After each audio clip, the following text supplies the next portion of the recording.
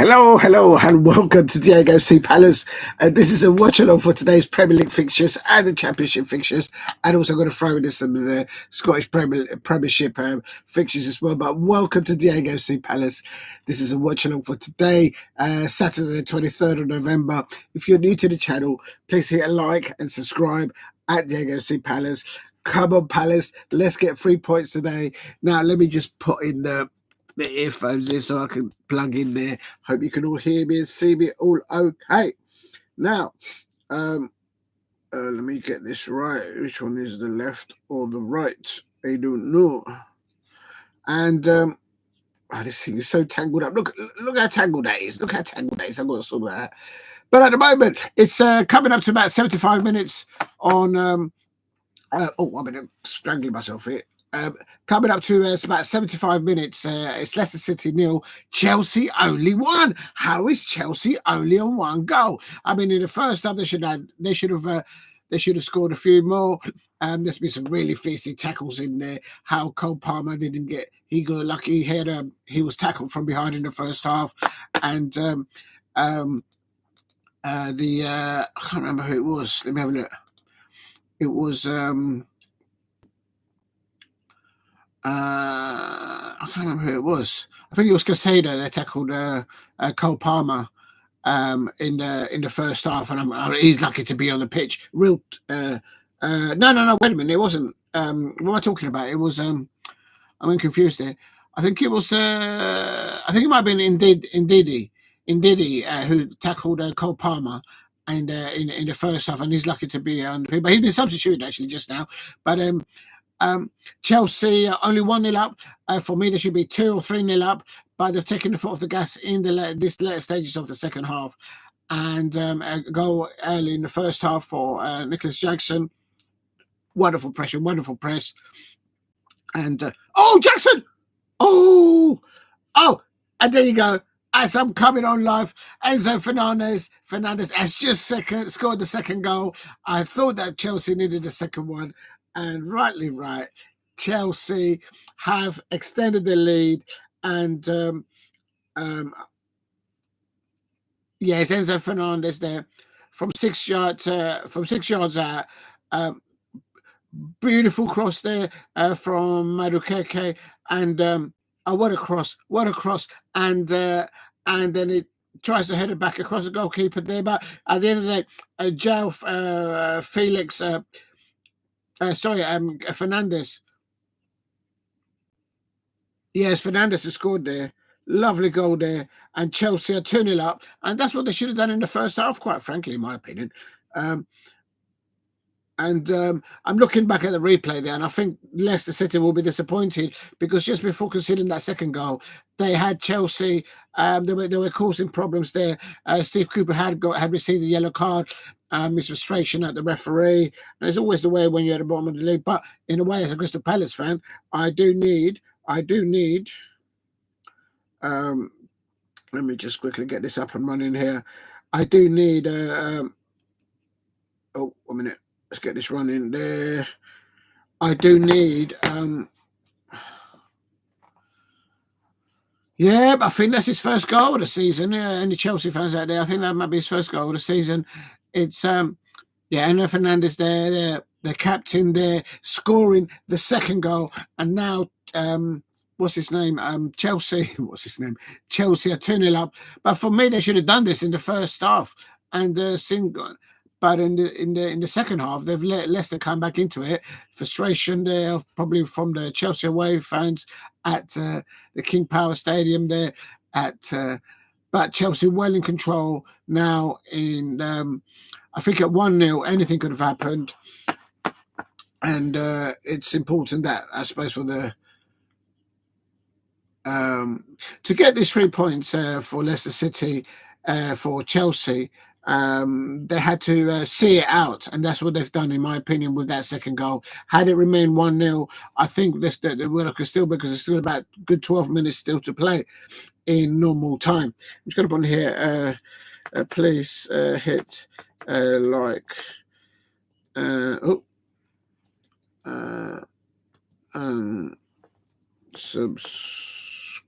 subscribe Whoop.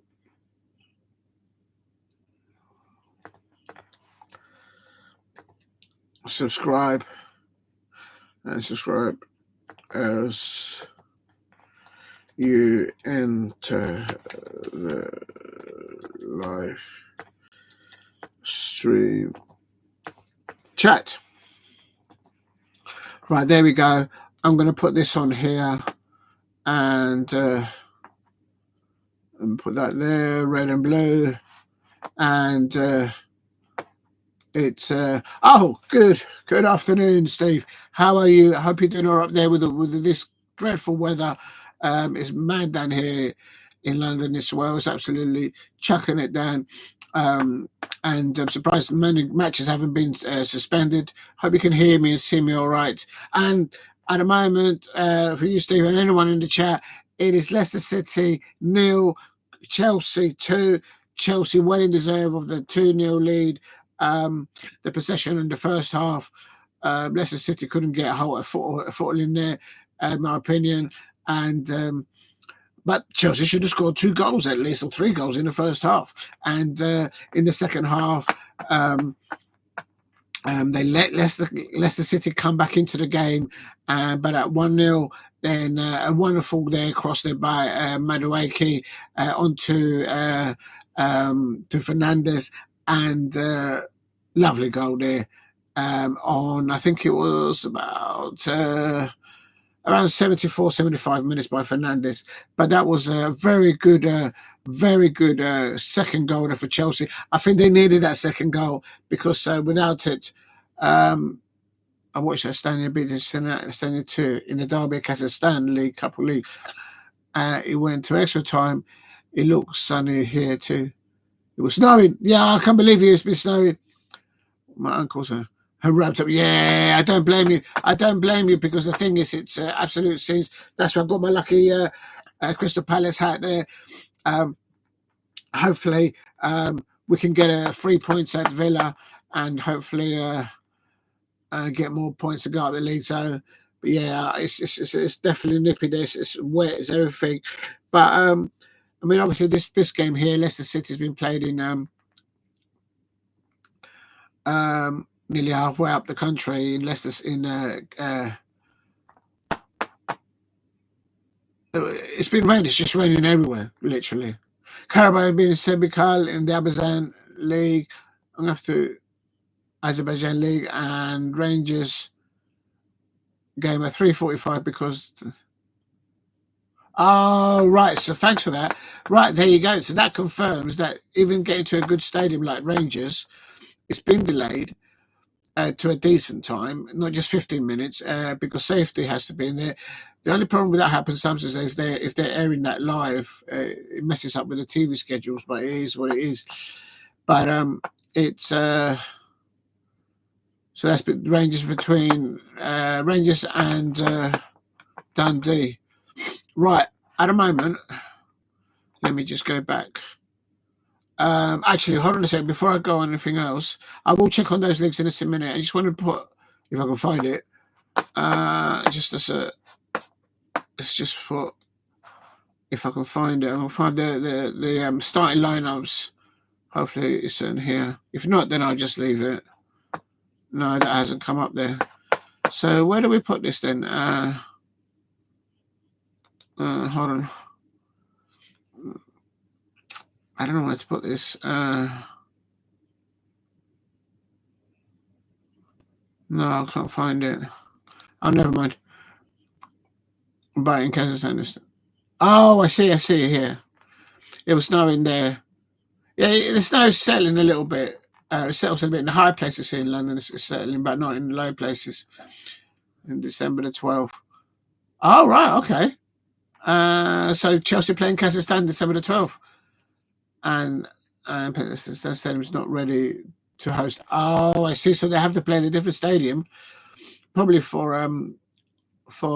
there's probably guidelines or regulations to host European football, and if their stadium is not ready, they have to. If Astania's stadium is not ready, they have to put it somewhere else. Right. Let me just have another bot chat here. Tables. Leicester City. I was trying to find the lineups, but it didn't come up. Oh, I got the Arsenal lineup. Do you know what? I'm going to start putting the lineups for all the teams because I've got about nearly an hour, so it's not too bad. It's Bournemouth, Brighton, Aston Villa, and my Palace. Let's have a butcher's it. Hold on a minute. Let's have a little shiver this. Yeah, Hughes is in the pivot. DeCordova there checking DeCordova taking the number 8 role, and then Will Hughes there as well with Mitchell Munoz on either side. Again, Oliver Glasner stuck with his guns. He's stuck with 3 at the back. I would like him to play 4 at the back. Just change it up a bit because we're just too predictable to their positions. But yes, what he's gone. He's gone for the youngster Devaney. Alongside, because obviously Eddie Nketiah is injured, and Ismail Sarr and Mateta, Jean-Philippe Mateta up top, and Daniel Munoz and Tariq Mitchell as both wingers at either side. Oh,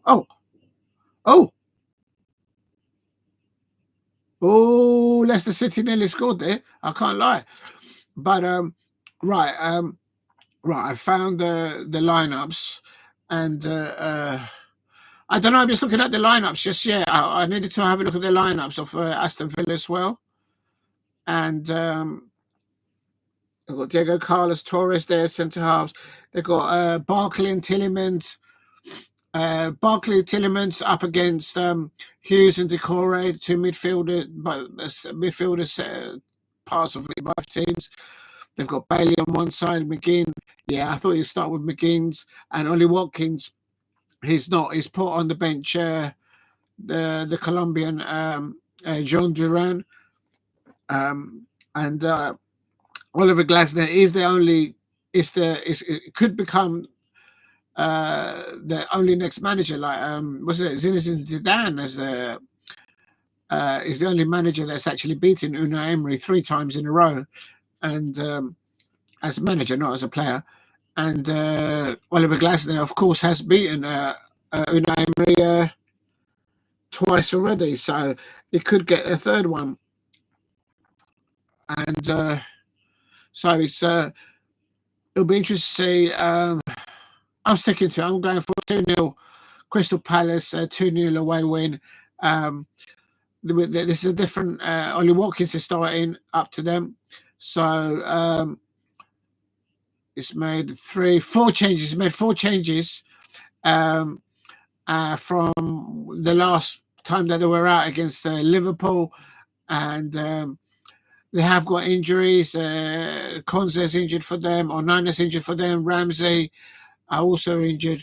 So he's had to reshuffle a bit because he's got injuries there, Unai Emery, and I'm just glad at my at my end we got Checky DeCordova back and Hughes in there. I would have liked Jefferson Lerma to be there ahead of DeCordova, but it is what it is. We've got the youngster Devaney there, so that's all brilliant. And let's have another butch. Let's have a look. Oh yeah, and Daichi Kamada's injured, of course, so he can't feature, of course. And Adam Moulton is obviously recovering from his operation. Come on, Palace, let's do this. Yeah, he played in Europe. Diego Carlos. Yeah, he's been about, no doubt. So it won't be easy. But if we could take a clean sheet and take 3 points, I'll take that all day long. All day long. With Leicester City losing today, that helps us as Palace fans because we need the teams in and around us to drop positions. I'm just trying to find out if I can find the lineups for both. Yes, I found them. So because I like to put it in the chat. So although the match is about to end, I am going to put it in there. Just bear with me quickly. I'm not going to mess about. And what I'll do is I'm going to start to put it in the I got Arsenal to go. Oh, Arsenal. I don't know, because the thing is with Nottingham Forest, the only thing that's jinx Nottingham Forest at the moment is that they've got Ayew on their thing. So is that at Nottingham Forest? Is that the Emirates, isn't it? Or is it at the... Yeah, no, it is at the Emirates. I don't think it's at... No, they've played at Nottingham Forest already. Yeah, so I don't know. I think since Ayew has started to work at Nottingham Forest, they haven't won a game. So they've lost their mojo the moment Adew's landed there. So I think this is a must win for Arsenal. They've got heavy schedule coming up, Champions League and Premier League, and Arteta is losing it. I think he's I think he's never had it, quite frankly, but I think he's losing that expression of that losing the change room with that, in my opinion. It's going to come to the point where his players are going to say, look, this guy can't do it for us anymore, and they'll throw him underneath the bus. But it won't because of the players doing it, it's because he's not doing nothing. Right, I'm going to put the in the description. Right, let me just crack on and do this 1 minute. Leicester City line.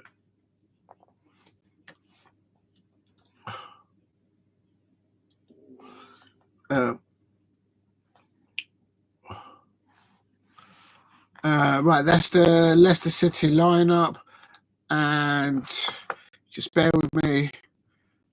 Where's Chelsea then? I've lost the Chelsea lineup. Who is it? If you're new to the channel, please hit a like and subscribe. The Chelsea winning 2-0 away at the King Power Stadium. We need, as a Crystal Palace fan, I need Leicester City to drop points and worsen off their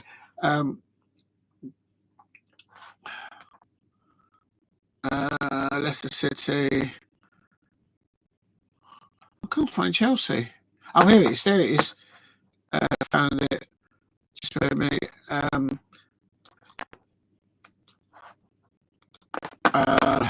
Steve Cooper, the Leicester City manager, got yellow card. Some of the decisions that go against you when you are fighting for survival in the Premier League, it beggars belief, I have to say. Chelsea line up. Right, that do. Right, now I can do that. I'm gonna. Oh, and Cuckoo nearly. Right, I'll do that. So that's in the description. Anybody there wants to see, I'm just going to put it in there so everyone can see it. Leicester City lineup. Oh my days. Copy.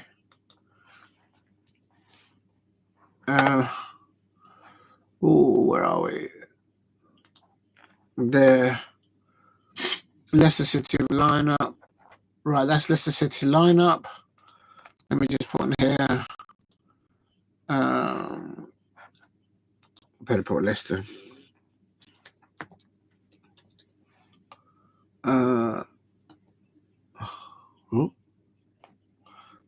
L-E-I C-E. I knew it spelled that right. They look right. Leicester. I don't know how to spell it. Unbelievable. Right, Leicester City substitutes. Right, that goes in there.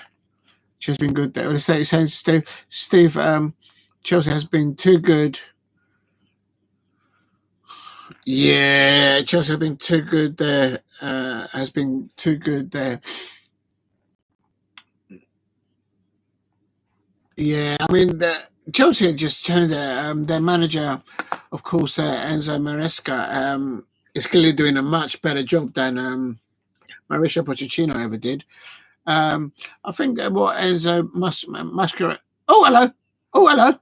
And that's he's offside. Oh, that was a penalty though. Oh, hello. That was a penalty. I think it is a penalty. Leicester City have got a penalty, so it may not be over. Will they get? This is what I'm talking about. Then that brings it. Let's have a look. Is that a penalty? Yeah, he knows the club well, so that goes against Steve Cooper because he knows that the opposite man. It's a penalty because I think, well, for me, it was offside, but then they just showed the replay and they're saying that it looks like it is onside. So I think they're checking it, but for me, I think it looks in. So that has to be a penalty. If the referee didn't give the penalty, then it's off or onside decision to be made. But if the referee gave the penalty, and then it turns out that he has to be onside, I would have thought that he has to give the penalty. But it's just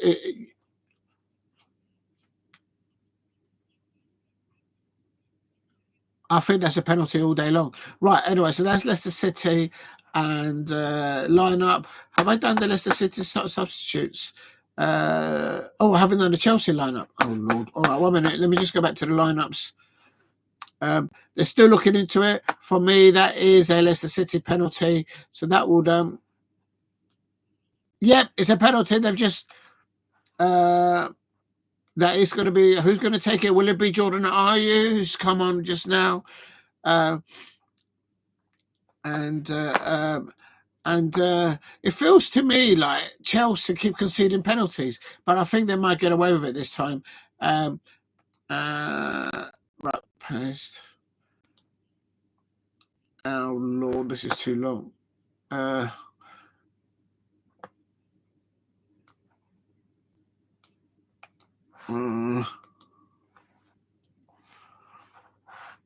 I think it's a penalty. I don't think it's a penalty. I think it is a penalty, but the referee has given a penalty here at the King Power Stadium for Leicester City.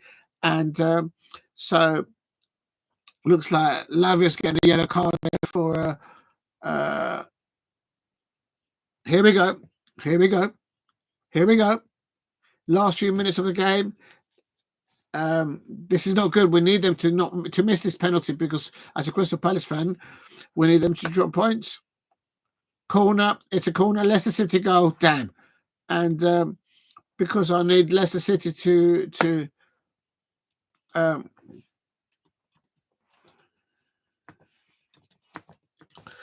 is there time for an equaliser? I don't know. Jordan Ayew from Crystal Palace.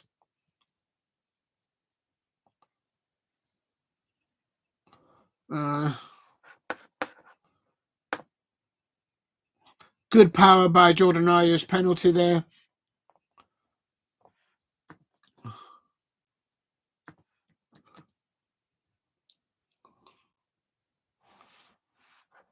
There might be time here, but I don't know. I don't know if it's going to be. Leicester City substitutes. Please keep hitting the likes and subscribe at Diego C. Palace. Trying to get to 2,000 subscribers, but this is the watch along for starting off with Leicester City versus Chelsea. Leicester City 1, Chelsea 2, and Leicester City, I think the first or the second or the third attempt on the Chelsea goal, and that's with the penalty included. I can't see them scoring another goal. So I think Chelsea have done enough here. It's a minimum of 8 minutes of additional extra time to be played. But for me, I think Chelsea have done enough here. And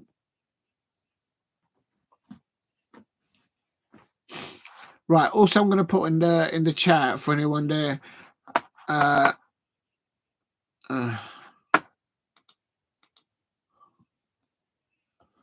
I'm just trying to find the lineups for the other matches. I'll find them. But remember, it's about probably maybe about 2 or 3 minutes still to be played here. My screen is completely frozen. What's going on? There is still about, I would say, 3 minutes, 2 minutes more of this minimal of extra time additional to be played. So obviously, because of the penalty, more time has been added. So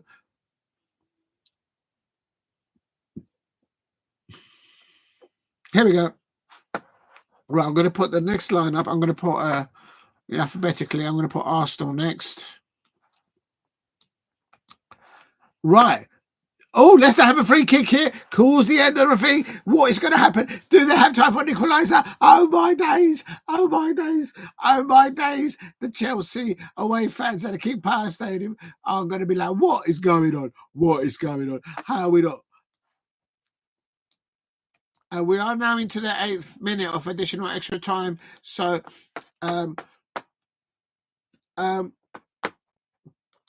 why they're just nonchalant with the ball. Just get the ball in there. You've got running out of time. There's Leicester City players.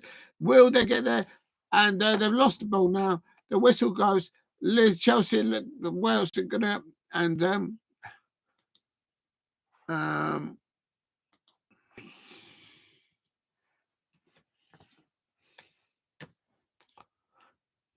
yeah, I can confirm it's finished. Leicester City 1, Chelsea 2.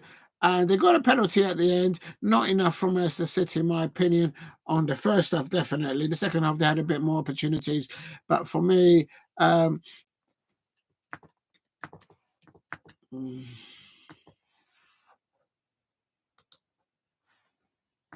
whoops.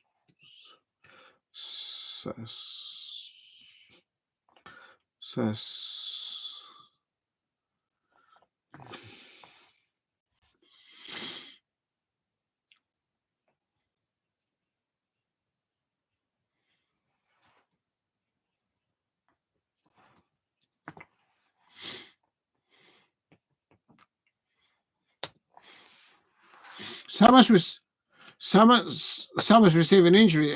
Someone's receiving treatment there. The match is finished, but someone's still on the pitch receiving treatment. So there is a player.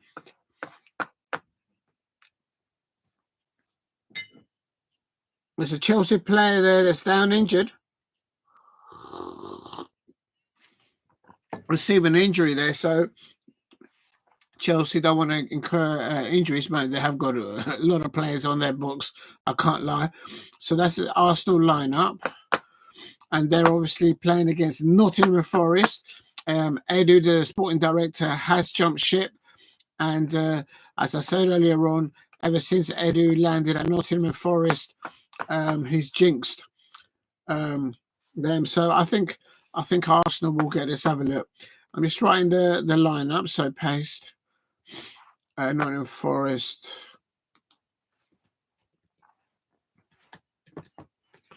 Lineup. Right, here we go. That's Nottingham Forest lineup and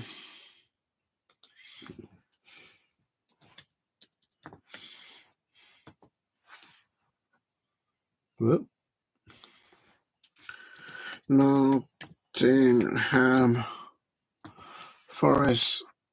Right, here we go. Right, that's done. I'm just going to do... Oh, Rice is in the substitutes. I just noticed. So Rice is not starting. So I'm wondering if he's saving him for the Champions League, or maybe he's saving him, or maybe he's got an injury. I don't know. Any Arsenal fans out there? But Rice is not starting for Arsenal. Now, having seen the lineups, I'm going to change my prediction. I'm going to go for a 1-1 because Rice is not started. I automatically thought that Rice would be starting for Arsenal, and he's not. I just realised. So, yeah, it is. Oh, big up to you, Steve. So I'm just doing the lineup. So be with me in a minute. I'm watching Valencia Betis for. Oh, Valencia. Yeah, I'll go through all those scores in a minute, and in the Scottish Premiership, there's some juicy games there as well, and goals in Betis now. 4-2. Oh, right. So there was. So when you write, it was 4-1, and by the time we finished writing, it turned into 4-2. Unbelievable scenes. Valencia. Was Valencia not the club that Gary Neville managed? I think it was Valencia. He managed there for a bit, and it didn't work out. I could be wrong. Right. All right. Let's have a look. So I'm going to do paste. Right, so this is Nottingham Forest. Oh, no, I just done a mistake. Hold on. I just have to delete this. Hold on, I put this in the wrong place. Why have I done that? All right, I'm with you in a minute. Just right. Let me go back to right. Nottingham Forest. Right. So that's Chelsea, Leicester City versus Chelsea, and then I've done Nottingham Forest. What have I done here?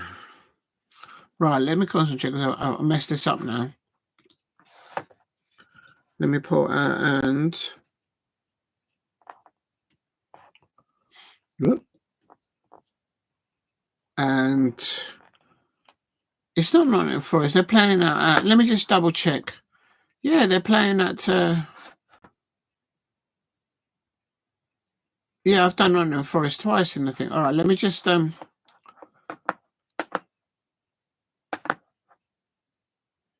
Yeah, I've done this wrong. Hold on, I'm just putting in the description. I put it wrong. Let me. What do I do now then? Cut to it. I suppose that's it. Yeah. Right now, I'm going to put the Arsenal lineup. I don't know what's happened. Oh, I put the Arsenal lineup on the dipstick. Anyway, let me just put it here. Copy. And then there. Paste. You know what? It's taking up too much time, this, and it's annoying me. I'm missing the actual commentary. The matches are going to start in a minute. Right, let me just hurry up. That's that. Nottingham Forest. Right, here we go. Copy. Right, save. Right, so in there I've put Chelsea, Leicester City. Now I'm going to do Arsenal. Arsenal always causing trouble.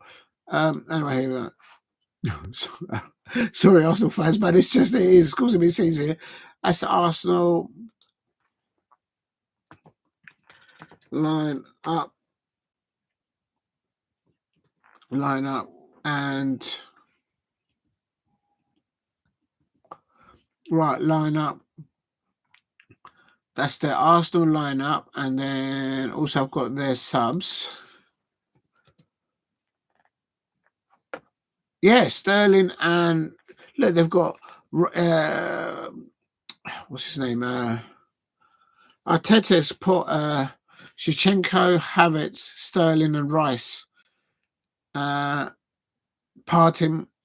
Martinelli on the bench, so it's not going with the strongest lineup. So he feels that at home he can put like Team B, I suppose, kind of. He must be thinking he's not worried about the Premier League right now. He's concentrating on the Champions League, I reckon. I think that's what Arteta's doing. Right, now I'm going to go and do that was so now let's do Nottingham Forest. If I can find it. Jesus, I'm going to be all day with all these lineups. Anyway, copy. And what I'll do is I'll put. I don't think this is going to fit in one go. No, it doesn't. I didn't think it would. So, Nottingham Forest. Copy.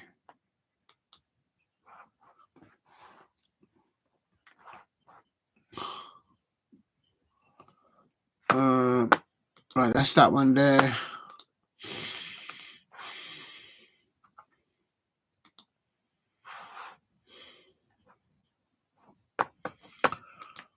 Okay, done it. Right, I've put Nottingham Forest, Arsenal, Chelsea, and Leicester City lineups on the chat, and also let me just double check. They're also on the description. Right, now I'm going to go quickly put Crystal Palace's game on there if I can find it. Oh, Lord. But in the meantime, please hit like and subscribe at Diego C. Palace if you are new. This is a watch along. I did a little bit of the Leicester City versus Chelsea, which ended at the King's Power Stadium. Leicester City won, penalty in very late doors. Leicester City won. Chelsea 2. Chelsea should have been well ahead in the. They scored the first goal in the first half, but for me, they should have scored 2 or 3 in the first half. But they took the foot off the gas, and they let Leicester City come into the second half, in my opinion, a little bit. But in all honesty, for me, very solid performance from the Chelsea squad, from their manager, and they saw the game out, in my opinion, by then scoring that second goal late in the second half. And but they didn't have to be like that. They could have. There was a player that ended up injured at the end of that match for Chelsea. Couldn't see who it was, so that will be worrying, I suppose, for Chelsea fans. No doubt, they've got a large squad in depth, but no one wants to pick up injuries, of course. All right, I found Bournemouth, Brighton. No, I'm going to do my Palace first. Here we go. Here we go. Got the lineup for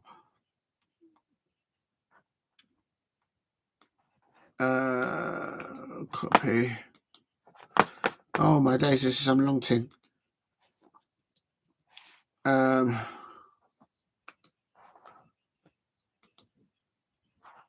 Right, let me just shut that stream off there, because that was the Leicester City versus Chelsea, which ended Leicester City 1, Chelsea 2. And in the meantime, what I'm trying to do is put my lineups for my match. That's oh, okay, here we go. Aston Villa line.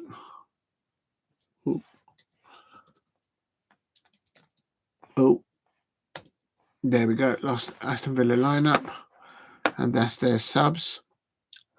Right, let's go and do the Palace. For the Palace, of course, we got Henderson. Hold a minute. Lerma did make Jefferson. Lerma did make the bench, so he's not risking him at the moment. So that means he's not 100%. That's interesting. But yeah, they're not taking chances on the players. If they're not fully 100% recovered, they take the hit, and that's what they're doing. And yeah, rather miss a player for 1 or 2 games than lose the player for 10 games. That's the state of quo. And yeah, that's what we need to do at Palace. Right, paste here. So I put in here Crystal Palace line. Right, here we go. Oh, this thing is doing my nut. What are you doing, man? Oh, don't go up there. Copy. Right, let's save that. Right, in the description, I put the lineup for I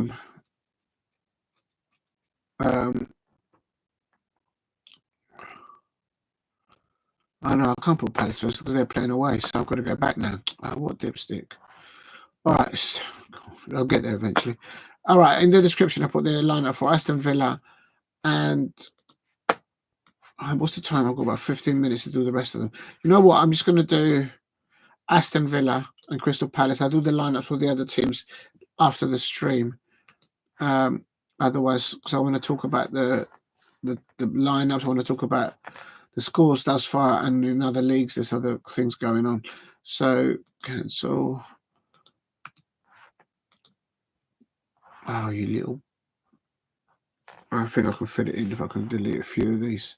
Just bear with me. I'm just putting the lineup for Aston Villa on the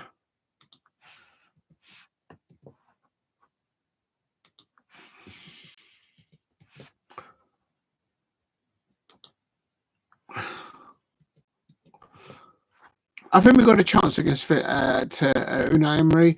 Oliver Glasner seems to always win against Unai Emery. I'm sure they don't dislike each other in personal, professional terms. It's just one of those. Sometimes it happens in football. You have a bogey team, and sometimes you have a bogey manager that you face, and you can never get any crumbs out of them, sort of thing.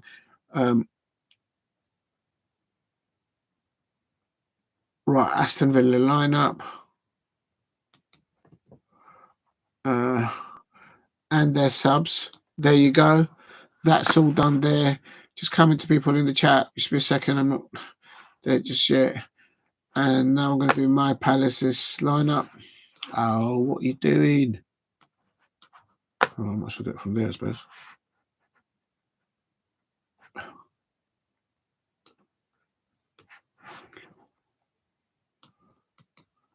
Copy.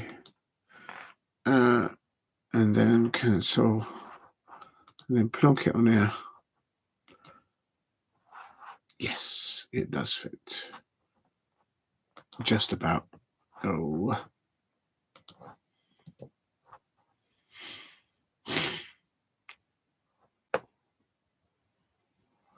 Where are you?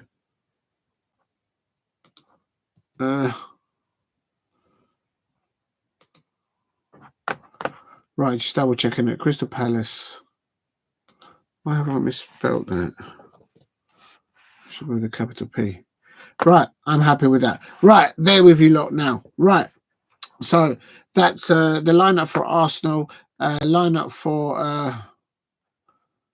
Nottingham Forest, lineup for Aston Villa, lineup for Crystal Palace, and earlier on I put in the lineup for Leicester City and the lineup for Chelsea. Not sure. Oh, that's the Leicester City substitutes. Chelsea lineup, Leicester City substitutes. I've done a boo-boo there. I did it. That was the Chelsea substitutes, but never mind. It is what it is. And right. Anyway. So back to the team there.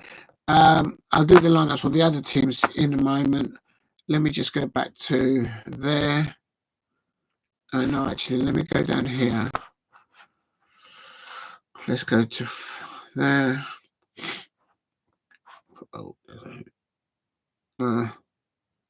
if I go in there, leave that there, and then if I go into, I'm just going to trial it. Hopefully, it'll work. If I can find it, there we are.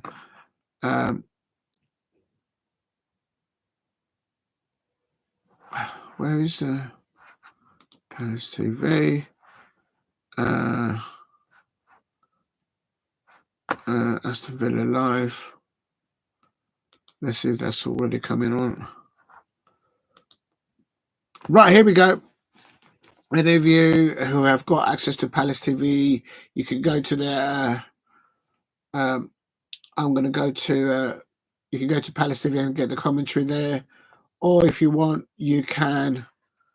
There's other means you can go and watch the match by getting a ticket, going to the site, going to the Aston Villa football stadium, which is of course Villa Park, and the away fans for the Palace fans there, they will stand in the Doug Ellis stand there. It was there 2 seasons ago. Yeah, it was 2 seasons ago. Right, and right, let me just have a little drink. So I've got the match going.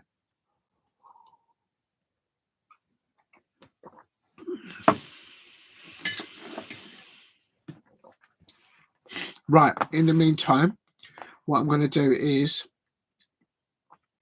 it's a big match for us at Crystal Palace. We need to start picking up points.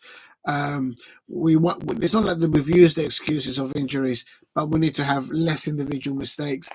We've got we now need to just get a knuckle in and get it done. And it's high time that we start climbing that table. The players know that they're better than what we've got there in respect to what we've got in the positions in the Premier League. And I'm happy to see at least Lerma make it into the bench. For me,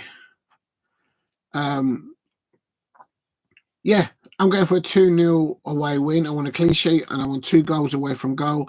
Odoi Oliver Glasner always seems to do us bad against the. He always seems to do bad against the Oliver Glasner. Oliver Glasner always seems to win against Unai Emery. Don't know why it happens, but he has done it.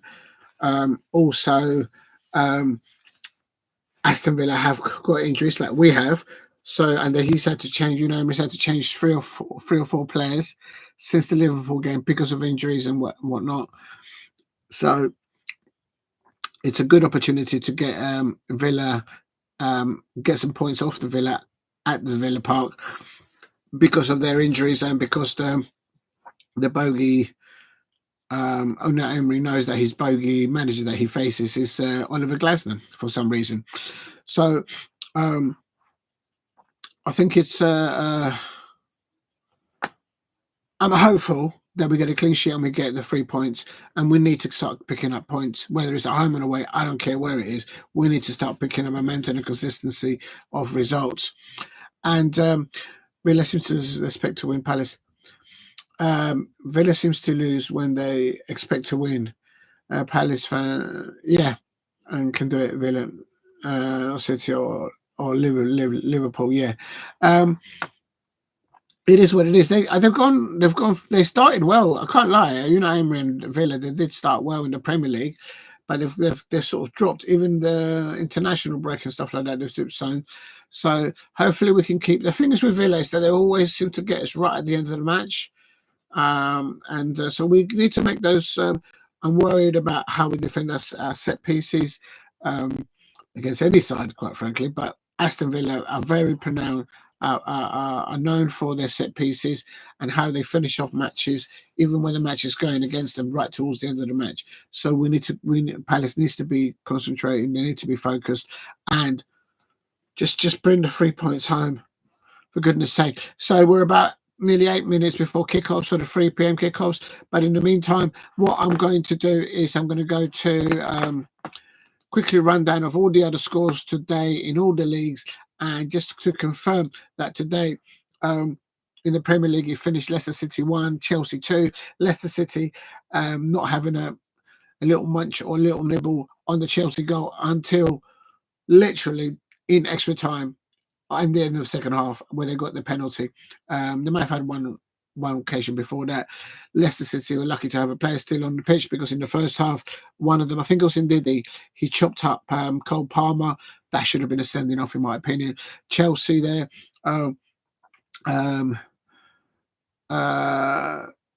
Well deserved their 2-0 win in possession stats and the way they played, but they came off the ball. Once they scored, they didn't push on for a second goal. They kind of let Leicester City come back into it. It ended Leicester City 1, Chelsea 2. 3 p.m. kickoffs is Bournemouth versus Brighton, Arsenal versus Nottingham Forest, Aston Villa versus My Palace, Everton versus Brentford, Fulham versus Wolverhampton Wanderers, Manchester City versus Tottenham. So that's going to be a juicy one down there as well. Later on evening kickoff. I might stay on for that. In the Scottish Premiership, we've got St Johnstone versus Kilmarnock. My prediction there is St Johnstone 0, Kilmarnock 2. Ross County versus Motherwell. I'm going for Ross County 1, Motherwell 1. Rangers versus Dundee United. I'm going for Rangers 3. Dundee United 0. There you go. I said it. I hope there's no Celtic fans out there. They're going to be fuming with me, I suppose. But I'm going for Faes now. Brendan Rodgers there to turn the corner. And no, what am I talking? Not Brendan Rodgers. That's. I hope that doesn't get clipped. Philip Clement, the Rangers manager, he's under a lot of pressure because of the way they started their Scottish Premiership campaign this season. This could be a point where they can turn it and make a turn of their with a statement. So I'm going Rangers 3, Dundee United 0. St Mirren versus Aberdeen. I'm going St Mirren 0, Aberdeen 2. I can't see St Mirren scoring against Aberdeen. That's just the way I see it. Dundee 0, Hibernian. I'm going to go for 1 because I always jinx the Hibs fans. So I'm going to go Dundee 0, Hibs 1. There you go. And Hearts. I'm going to go. Then the next fixture is the evening kickoff, very evening. Oh my days! I've just seen the times. Oh yeah, you're right, Steve. I'm looking at the times they're kicking off. Rangers. It has been delayed by 45 minutes. Steve confirmed it earlier on in the chat. Big up to you, Steve. That because of the players, probably the players and the fans trying to get into the stadium because of the madness of the weather conditions. So everyone has to get into the stadium safely there. So Rangers versus Dundee United is kicking off at 3:45. St Mirren versus Aberdeen is going to kick off at 4 o'clock. Dundee versus Hibs is kicking off at 17:45.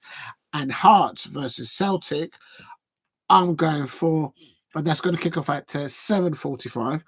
But I'm going for Hearts 1, Celtic 2. It ain't going to be an easy one, especially with the snow up there. And they'll probably have to use a pink ball or something, a ball of a different colour. So, because it's all snowed in up there. Real talk. In the Championship, I can confirm in the English Championship, I can confirm it ended Bristol City 0, Burnley 1. Also Coventry City 2, Sheffield United 2, Sheffield Wednesday 1, Cardiff City 1. Big point for Cardiff City there, trying to climb up the table there. Blackburn Rovers versus Portsmouth. That, of course, has been postponed because of the weather. And at 3 p.m. kickoffs quickly, Luton versus Hull City 3, Millwall versus Sunderland. Come on, Sunderland fans, away there at the Den. Get a result over Millwall. I'm going to do a prediction for this one. Millwall 0, Sunderland 3. There you go. I said it. I said it with chest and touching my little hat. I can't have Millwall going promoted. Can you imagine Millwall getting promoted and my Crystal Palace getting relegated? I mean, it's just, no, someone cancel football. Someone just cancel the football. Real talk. And then also you got Oxford United, 3 o'clock versus Middlesbrough, Preston North End versus Derby County, Queen's Park Rangers versus Stoke City. Queen's Park Rangers needs to pick up points. They're down there in the dungeons of the Championship. West Bromwich Albion versus the Canaries of Norwich City at 3 o'clock as well. Also want to confirm there's something else I wanted to talk about. Where is it? Yeah, the other ones were postponed in the Scottish Championship. So that's like the first division, just like I mentioned with the English one. The Scottish Championship, Eredivisie versus Livingston, that was postponed. Greenock Morton versus Patrick Thistle, that was also postponed because of the weather. Hamilton Academical. Oh my God, what's wrong with me today? I can't. My teeth are stuck in my mouth. Versus Raith Rovers, that was also postponed because of the weather. However, Argyle United versus Dunfermline Athletic, that's kicking off in about 45 minutes at 3:45. So that looks like that's still going ahead. So obviously they've had a pitch inspection up there, and that's the only one that's survived up there. I'm not going to go through the Scottish League One, the division below that, because there's too many down there. But they've also had 1, 2, 3, 4 matches also postponed down there as well in the Scottish League too. So, yeah. Right, here we go. Let's get back to the main event. Crystal Palace, they're about to kick off. Adam Walton is still missing, of course, for Crystal Palace. Eberechi, they're recovering from operations, from injuries.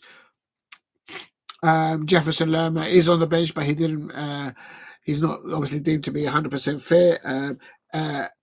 Oliver Glasner's gone with Hughes and with Checky Decore. If Jefferson Lerma is 100% fit, I would have started Jefferson Lerma over Checky Decore. But it is what it is. There seems to be a pecking order, but I think they should throw away the pecking order. You've got to prove yourself in training, and they're obviously going to Checky Decore. But the question will be, will Checky Decore, and I hope it does, don't get me wrong, will Checky Decore last 90 minutes? I don't know. Right. Big up to you, Steve, for Liverpool there. Bayern Leverkusen losing 2-0 at home to Hayden. Looks like Bayern not looking to be the team last year. Yeah, they've got that manager, Alonso, isn't it, down there? He was going to be the manager for Liverpool, but obviously Slot got in there. He slotted in before him. Aha. Anyway, we have Nikijak, Dinamo Zagreb second, and Dinamo Minsk beat later on Monday. They win the title. All right.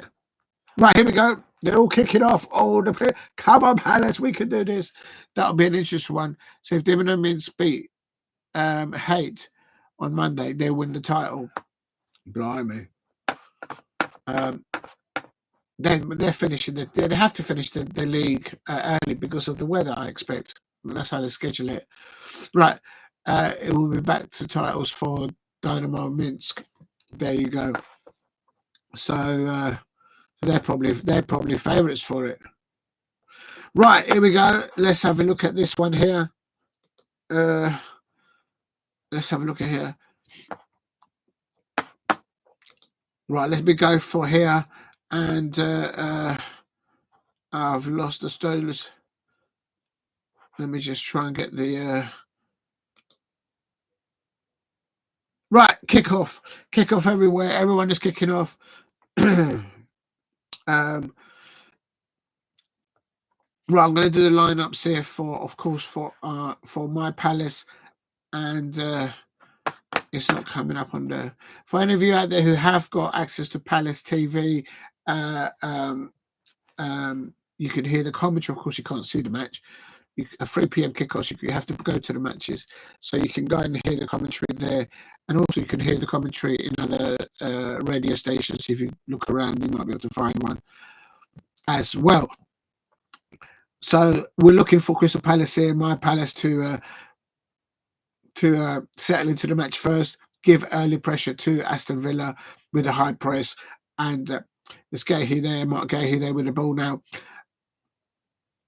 Oliver Glasner's gone weird again with a back three. I wish he'd change it to switch it up for a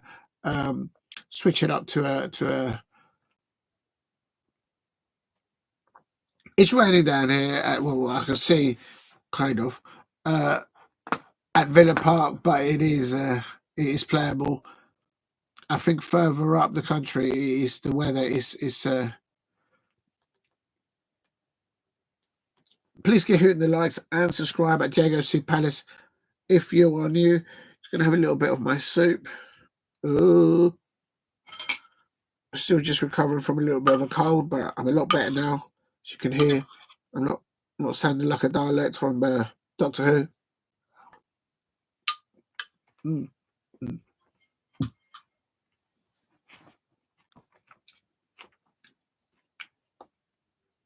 Let go back to Dean Henderson. Come on, Palace, let's do this. Get here on the ball.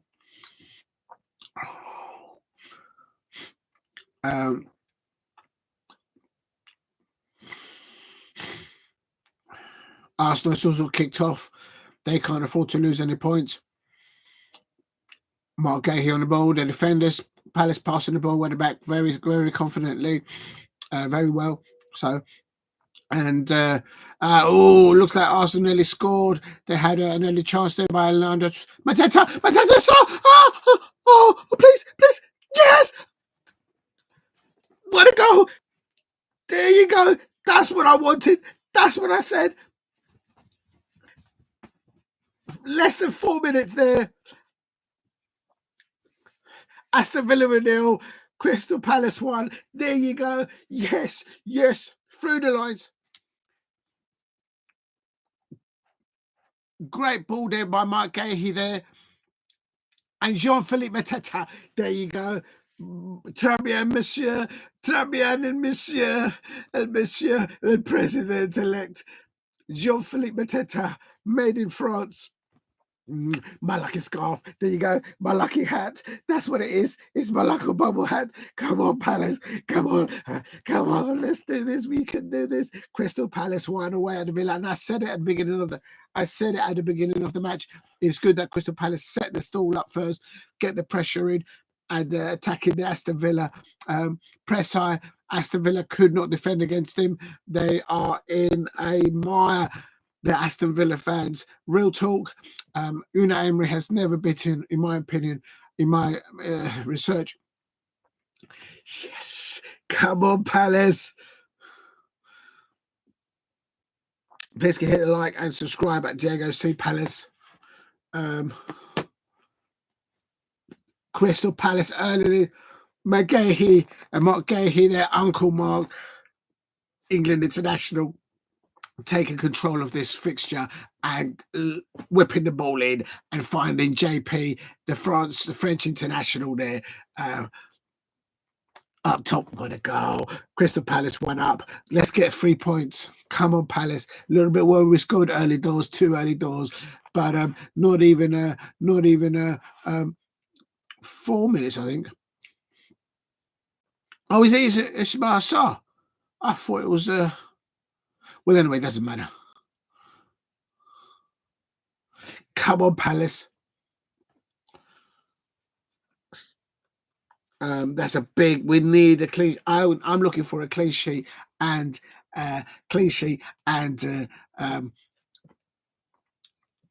Hughes on the box. Now Villa are pushing us now. Concentrate, Palace. Concentrate, Palace. Concentrate, Palace. I need to start putting this on because we're giving Aston Villa too much time off the ball there.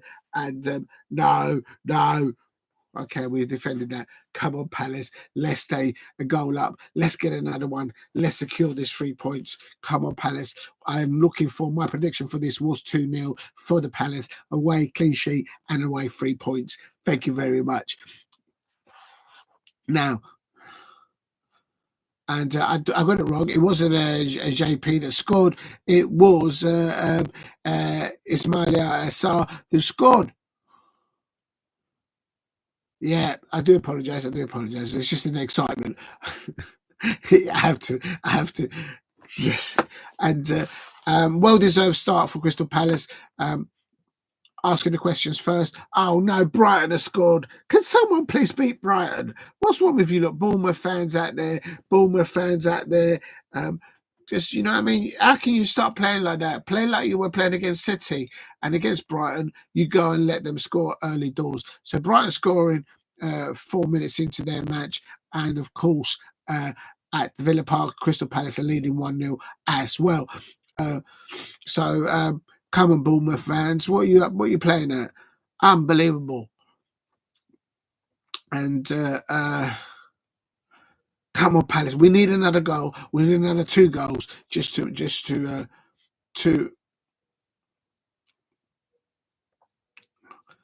and there is a VAR being checked at the Emirates, I think it was Mikel Merino that scored for Arsenal, but they're looking at it at VAR for, I think, offside, or maybe there was a foul.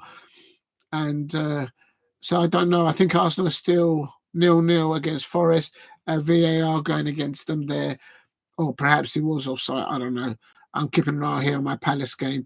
And come on, Palace. Let's get another goal. Let's get 2. Crystal. Let's get another goal. And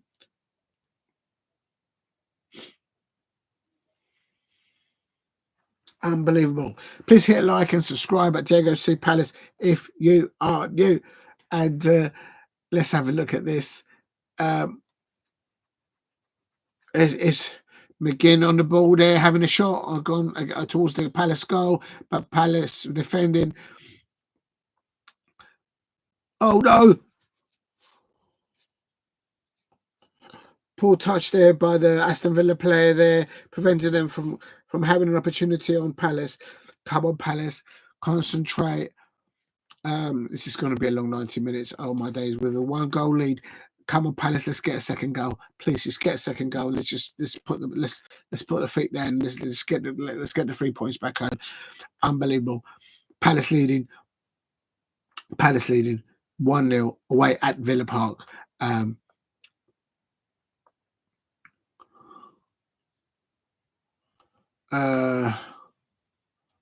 Wonderful goal there.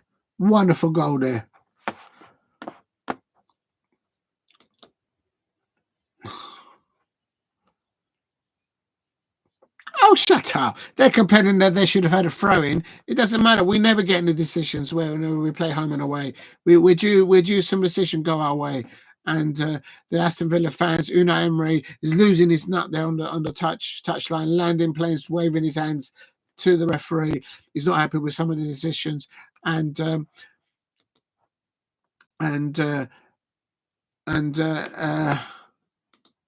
Ismail Assar scoring the first goal. Ismail Assar scoring the first goal there for Crystal Palace, and it's. I'm so happy that we're 1-0 up, and we need to. I'm just going to put it on the chat. There's we saw goal scorer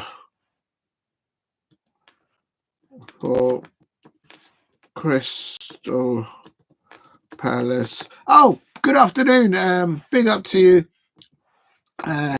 Shea Arsenal. Good luck against Nottingham Forest. I've predicted you lot to win before, but when I saw the lineup and I saw Rice and a lot of your first team players not playing, they're on the bench, and also the fact that Ayew has gone to Nottingham Forest, I think it'd be 1-1. I'm going for a 1-1. Arsenal 1, Nottingham Forest 1 as well. Yeah, I don't understand why your manager Arteta's put his best players on the bench, and also maybe you must have a Champions League on the week during midweek. I suppose that's the only thing I can think of. Anyway, Ismail scored for Crystal Palace, 4 minutes. So yeah, happy with the start, Steve. Absolutely. On Crystal Palace. Right, there he goes. I'm putting that on there. Big up to the Shea Arsenal. Forest 4-2 with my score prediction. Yeah, but I would have gone with something like that, Shea Arsenal. Before I saw the lineups, and as I was putting the lineups on the thing, I didn't realise, and I thought to myself, why are such a good players? Well, I think they're good players, but some Arsenal players may not. But some very good players are on the bench. And so he's basically putting Arteta's tinkering a lot with his players. And as I say, I'll have to look at the fixture. Oh no. Oh, Palace, concentrate, please. Please concentrate, Palace. Oh, my days. Diego Carlos, they're complaining for Aston Villa that his shirt was pulled. Shut up. We're talking about it's contacts pull. It's contacts pull. But I don't know. I mean, I think obviously Arteta feels that because they're playing at home and they're playing against Nottingham Forest, who lost the previous match, and they're playing against Ayew, who's jumped ship. Did he jump the sinking ship? I don't know, Shea Arsenal. I don't know. But for me, your team with Rice not in the team is a completely different team, and he's on the bench, so he's got no influence on the first half. So that's why I'm going for a 1-1 now, or a 0-0. But maybe I'm wrong, and maybe I reckon you might be right, and you might win by 4-2. Right. Wonderful to see Ismail Assar scoring that goal, and good start of the match. Player of the match for the first half is Ismail Assar. He looks absolutely in confidence there. I'm disappointed that Brighton are leading away at Bournemouth. Bournemouth fans, what are you doing? Why are you not playing like you played against City? Why are you not playing the way you played against us? Against Brighton, you're bottling it. Bournemouth fans, you are completely bottling it. Why are you not playing the way you played against Manchester City? Unbelievable. Arsenal are all in the lead, in a little bit that I can see there. But here at Villa Park,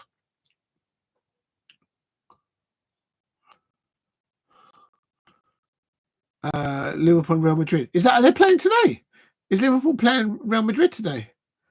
No, that sounds like a Champions League. Or if it's not, yeah, that sounds like a Champions League. So that's got to be during the week. I'm sure you mean that during the week. Oh yeah. I thought so. Yes, like wow, when they played, I missed that one.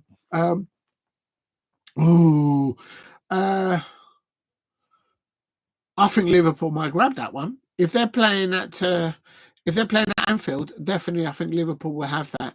If they're playing away at Los Blancos, La Real Madrid, the Galacticos. I got a hunch that Liverpool they're the top of the Champions League, they're the top of the Premier League. I mean, you don't the 10 games into the season or more, all about 5 or 6 games into the Champions League, they're top of the table. The table doesn't lie. So and there's a lot of pressure on Ancelotti. Come on, Palace, concentrate. Oh my days! Oh my days! Oh my days! Aston Villa playing the high line. And yes, there you go. Arsenal are 1-0 up. I told you that they will score 1 goal today. And that's Bukayo Saka. They're scoring. Not sure what minute. But Shea Arsenal, well done. Your side are winning 1-0 at the moment. And oh no, Villas are coming forward now. No. Oh my God. Ollie Watkins is about the only person that's really challenged the Palace goalkeeper in a way. Coming up to about 15, 16 minutes. It's still Palace 1-0. We've got to stop the supply up to Ollie Watkins from Villa. And they're looking good. I'm just panicking. Every time that we're defending, Steve, I just like, do you know what I mean? The old ticker. Do you know what I mean? The TikTok. I can't take it. And so I just got to hold on to my lucky scarf, lucky hat, and we just need to concentrate in defending. I'm worried against set pieces against Villa. Ollie Watkins is that a little bit of a nibble on the Palace goal, but nothing much to savour on. Will Hughes. Strength in the Will Hughes. Still Will Hughes. Oh, Will Hughes. Oh, to Sarr. Oh my God. Oh, the link-up play between Will Hughes and Sarr. Ismail Sarr. Oh my God. Oh, that could have been the second maybe. Lovely little work there for Hughes. Oliver Glasner has unlocked Will Hughes into the Premier League, and not just because of the injuries of the other players, but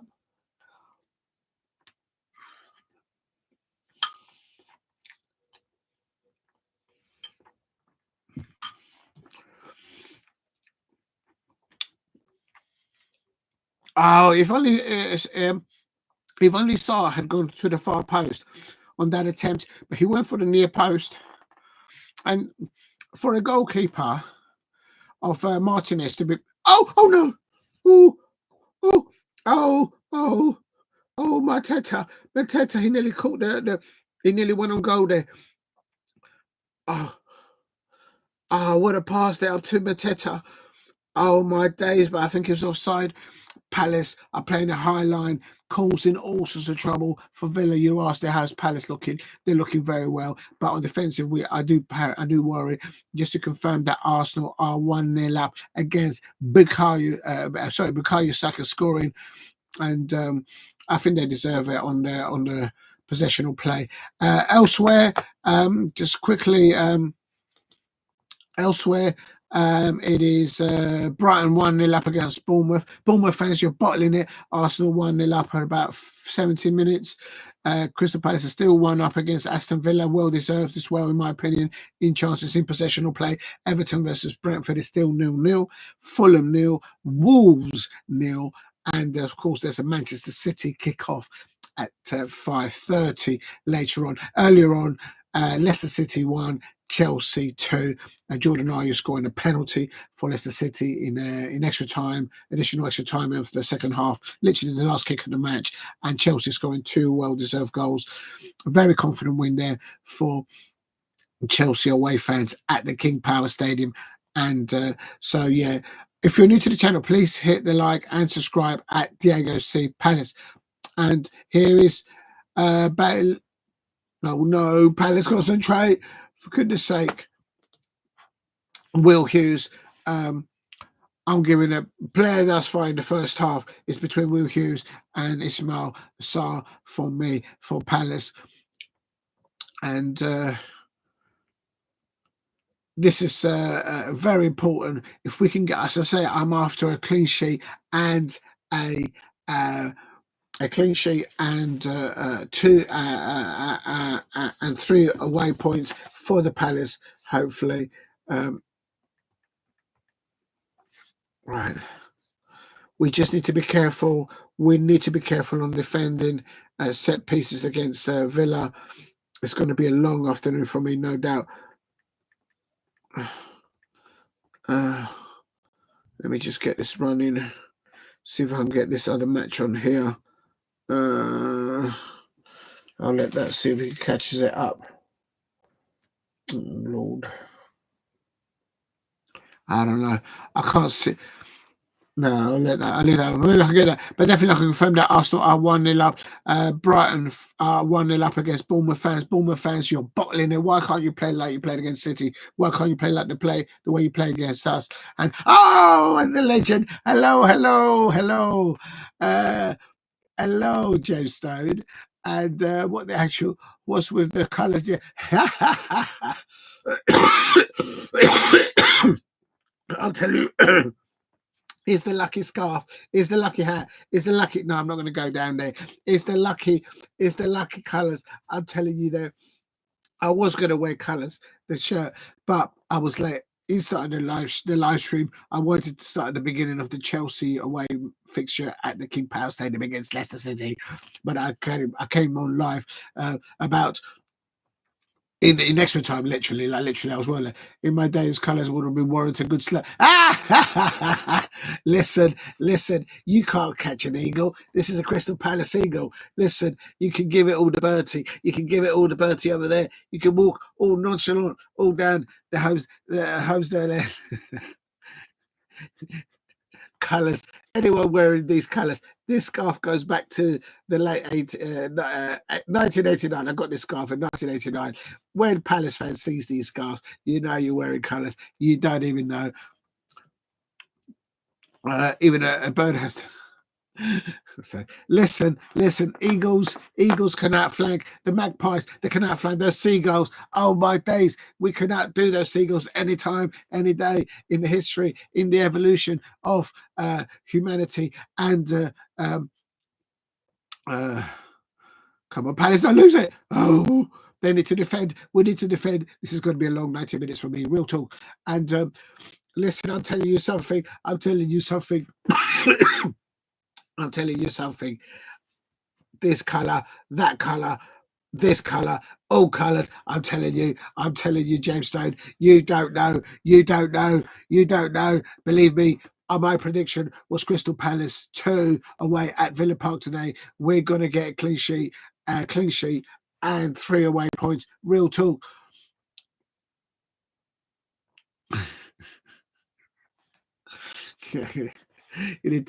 We need a pop wire. Listen, we're in it right now. Oliver Glasner, his coaching staff, all the players, they're in the trenches. Real talk, they're in the trenches. And now is the time for, what do they call it back? It's a phrase up there, stiff upper lip, and just get on with it. No, none of this of how other London Football Club football fans behave.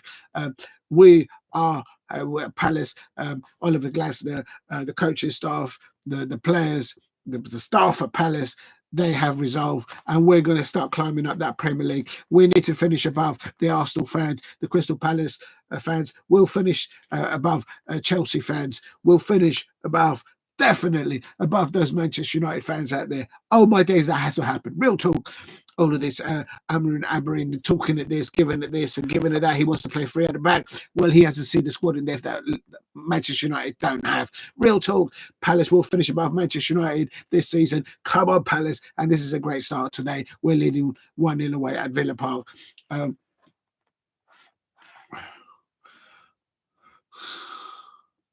Shalom. Peace to you, my friend. Amen to that. Shalom. That's right. Listen, I'm telling you, it doesn't work like that.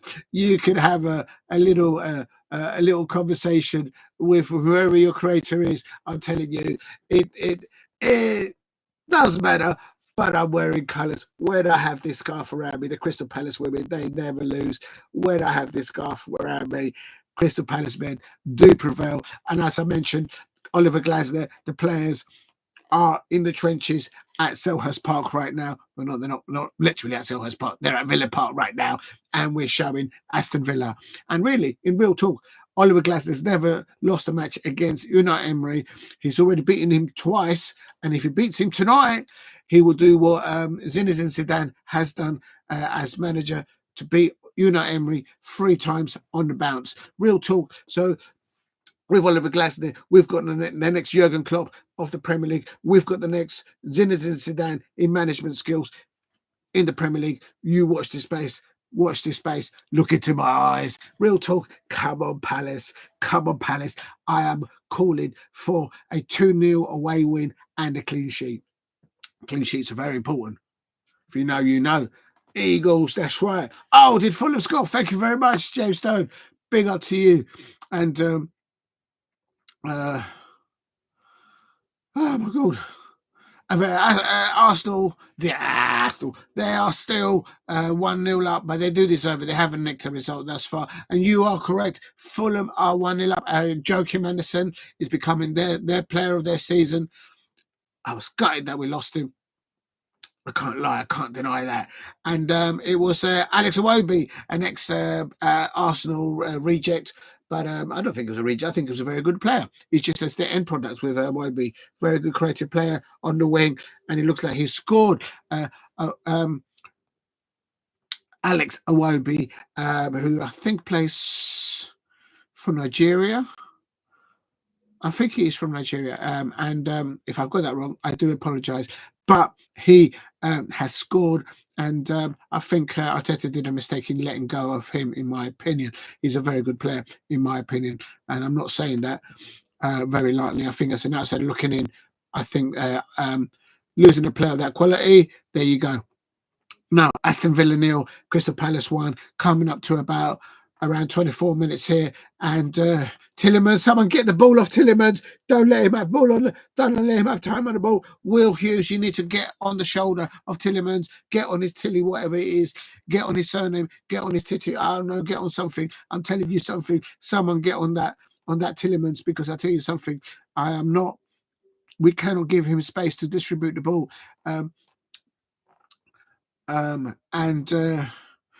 We're pressing high. We're asking a question. As Tyreek Mitchell, they're passing the ball back now to Henderson, they're our keeper. Come on, Palace. Come on, Palace. I'm not going to say yes or no because I could get the channel in trouble. But if you know, you know, James, all right? We're not supposed to say it. I don't know what the rules are. If you say something that you're doing that you shouldn't be doing, then I don't know if I could get the channel or this live stream flagged. So to answer your question, I'm just saying, look into my eye. There you go. That's what would be my answer. All right. Yeah. All right. Well, yes. I don't care. My Palace are winning. I don't care. Oh no. Oh my God. What? Oh my God. Henderson has just saved us. Oh my days. Can someone stop? Please, letting Tielemans having time on the ball to distribute the ball up to Ollie Watkins, because oh my God, that looks like he was going in for Aston Villa.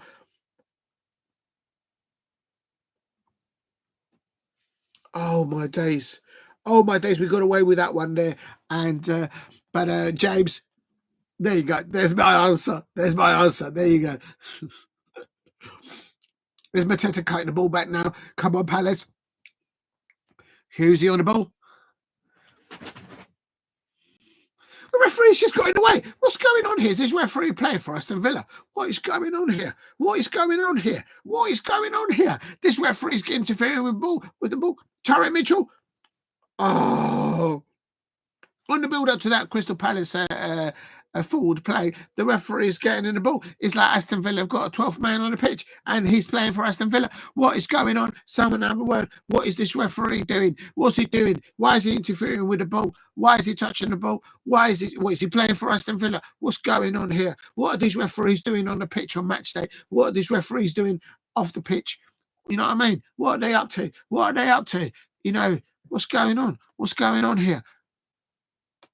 I'm sure he should be able to put it back and then we should have another go because he interfered with the ball. This referee is interfering when, as Palace were attacking, they interfered. The referee was getting in the way. Come on, Palace, let's get a second one. You're saying something there, James. I'm telling you something. I'm not going into what people do in their own time. James, what you do in your own time is your time. But I'm just saying, look into my eye. This referee is basically just interfering with one of our attacking plays. And Oliver Glasner is probably going, do you know what I mean? What do you say? What do you do? What do you do? You got the likes of Dougie Freeman, the best pound for pound sporting director in the business, and he does all that work pre-season. Oliver Glasner's there, they're doing a job. Players are doing the job. Crystal Palace away fans, they're doing the job. And then we've got a referee, as we're attacking the Villa end, he interferes with the ball, with the play. What's going on here? Unbelievable. You're going to get me in trouble, James. But yes, Eagles, absolutely. I hope that you've got your Eagle scarf out there.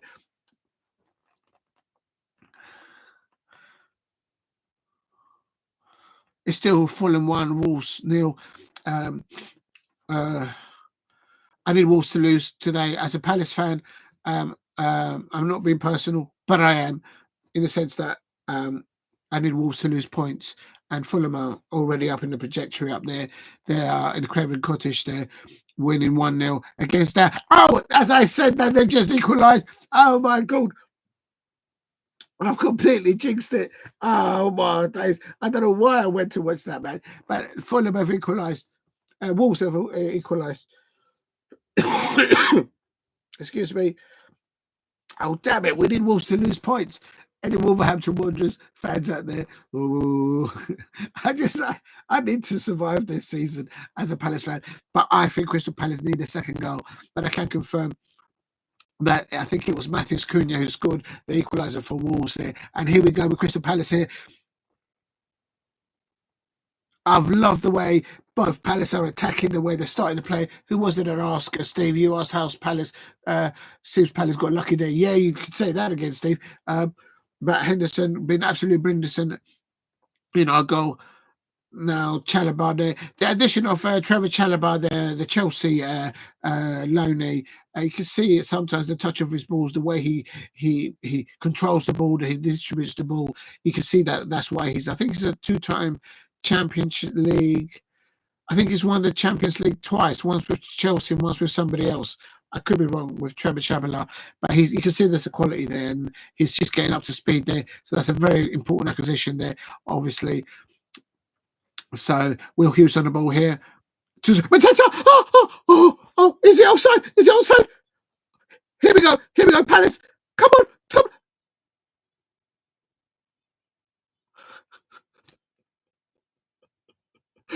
Mateta has just missed. Oh, but he's offside. Is he offside? Oh, he's offside anyway. That didn't look offside. What is line on? No, that's not offside. Ooh, but what a ball there. Up to Mateta.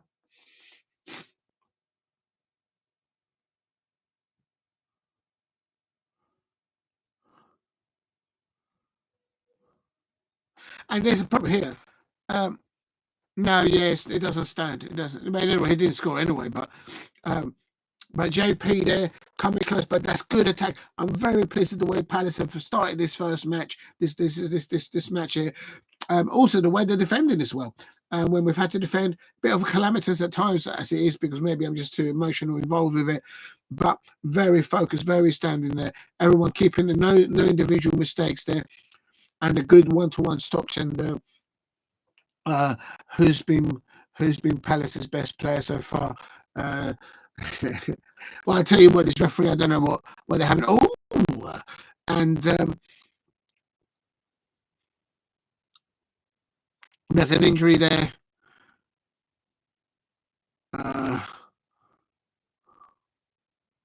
Referee, that's a foul, isn't it? How is that not getting booked? Why is this referee not booking the Aston Villa player?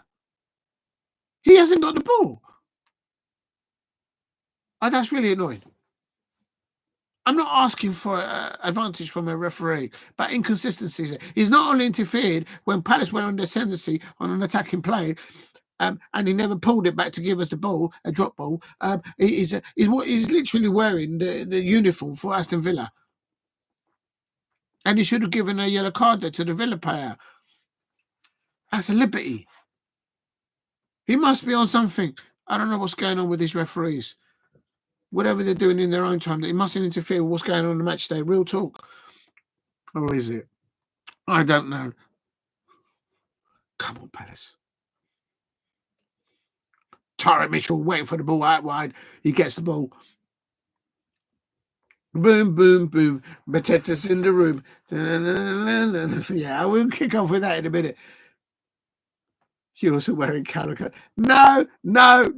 This is my lucky scarf, so don't do that. Don't go there. I know what you're saying. And actually, just to give you some not education, but some to inform you, we were called the Glazers. Come.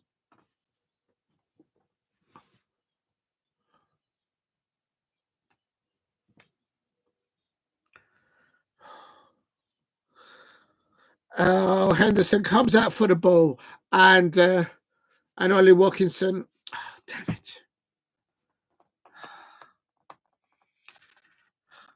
I think that was John McGinn passing the ball up, and Henderson came up, and Ollie Watkins just went around the keeper. Damn it! Unbelievable! That's attacking midfielders pass there.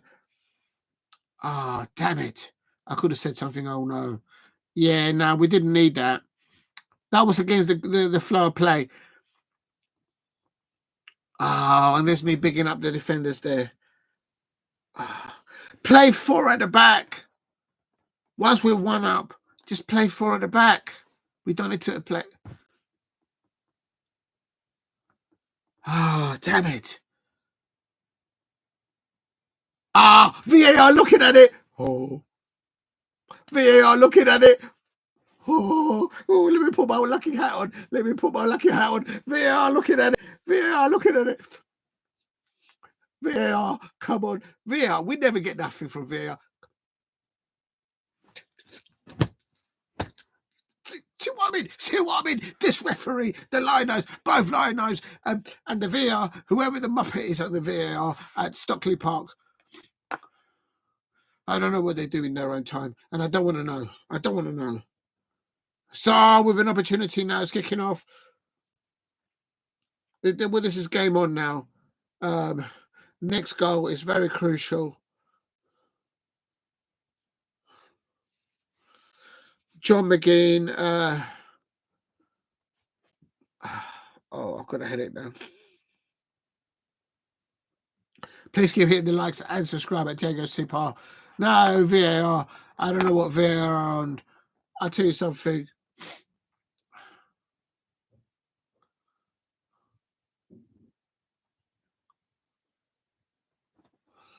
Rubbish. Absolute rubbish. Still Everton 0, Brentford 0, by the way. Bournemouth 0, Brighton 1. Bournemouth fans, you're bottling it. Absolute bottle jobs, a lot of you Bournemouth fans. Why can't you play like you played against City? Well, like you played against us, against Brighton. You're wide open. You're getting exposed there. Unbelievable. I knew it. Damn it. I knew when Unai Emery selected Ollie Watkins, I was thinking he was due something. Oh, I don't like him. I do like. I mean, look, when he plays for England, he knows how to score a goal. I can't deny that. But bloody hell.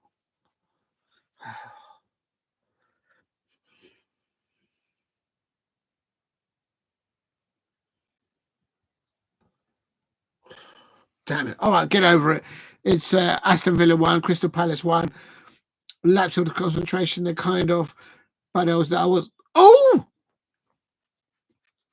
After. Oh my days. It's just come off the framework of the Crystal Palace goal. And Villa are pushing up towards the second one goal. We need to get to half-time, 1-1. Oh, my God, we can't even get hold of the ball. We can't keep hold of the ball when we get it. And right now, after Aston Villa scoring 1-1, oh my God, the ball comes off the post. Oh my days.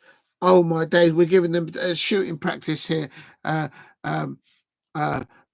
your expression there, James Stone. And we've got to stop doing that. We need to get into half time. And I feel it for the Crystal Palace away fans there after a brilliant start at Villa Park. And the last time I was at Villa Park, we started sharply. I remember Wilfried Zaha scoring for early doors, but it was ruled out for offside again. These referees, what are they on? 1-1 here. Aston Villa 1, Crystal Palace 1, and Ollie Watkins on the ball now. Passing it back.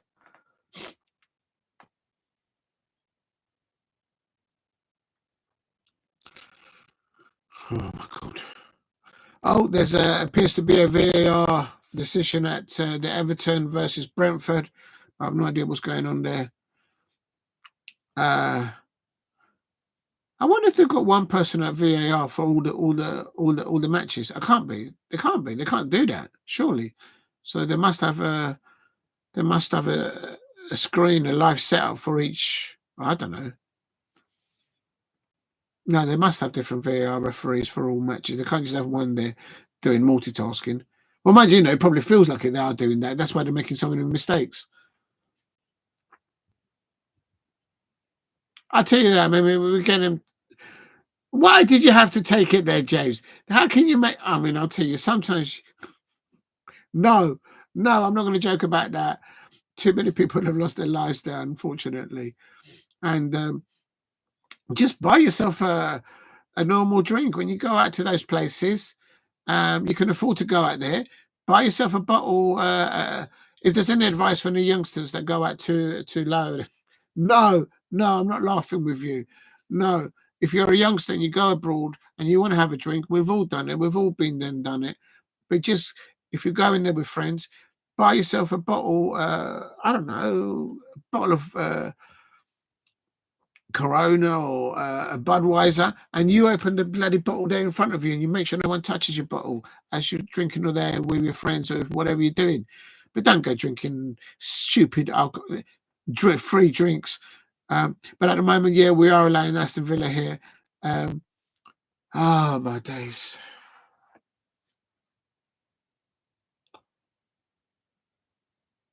Oh my God! Look at Villa's got a penalty. Oh my God! If Villa awarded a penalty here for this, oh no! Oh no! The referee's going. The referee's going. The referee's going. The referee's going over to the screen. I think they're going to give it. That's going to be a penalty. It's outside the penalty area. He doesn't get the ball.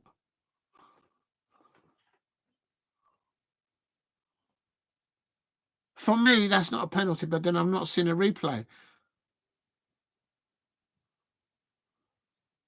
No, that can't be. They're looking at VAR. He's gone over to the Potsy screen.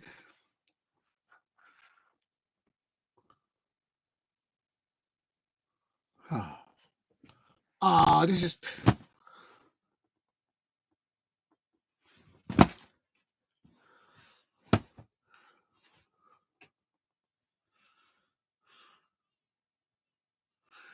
They've just given Aston Villa a penalty. There you go.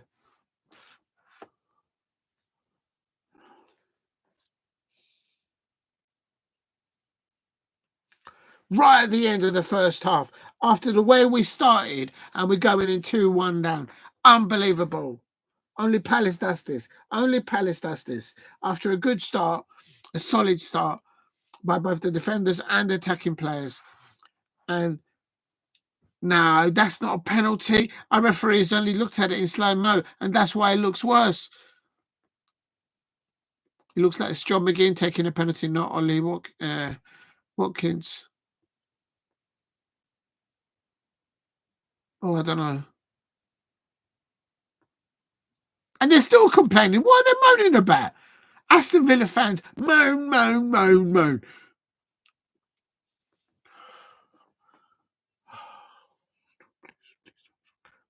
Please don't score. It's on the spot. They're going to take the penalty. I'll get on with it. probably only like 20 seconds or 10 seconds left in this half.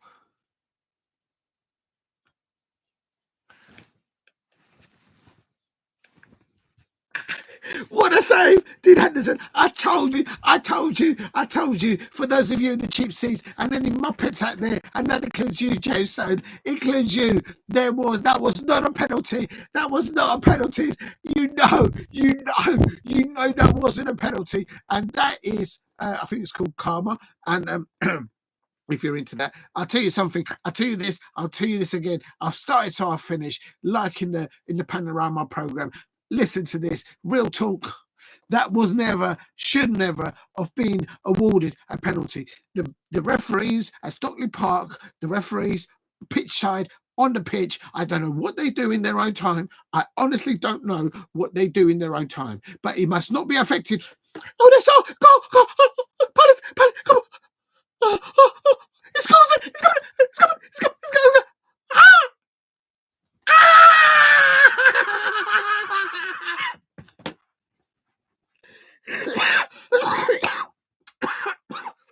I don't know. Palace has scored from saving a penalty that should never have been awarded a penalty by dodgy referees at Stockley Park, and on the Palace and Crystal Palace 2. Aston Villa in the mud. That's right. I said it. Oliver Glasner always wins against the Unai Emery. What a turnaround. That is how it should end the first half. Crystal Palace 2. Aston Villa 1. Mateta missed the ball. I don't even know who scored. I don't care where the Villa players are. All I know is following that should never have been. Love it. Yes, there you go. I told you, James Stone. And you're having a pop up my little scarf there. I tell you something. It's not a little scarf. Look at that. In your eyes. Look at it. I tell you something. Crystal Palace 2, Aston Villa 1. That's how we started this first half, and that's how we're finishing this match on top.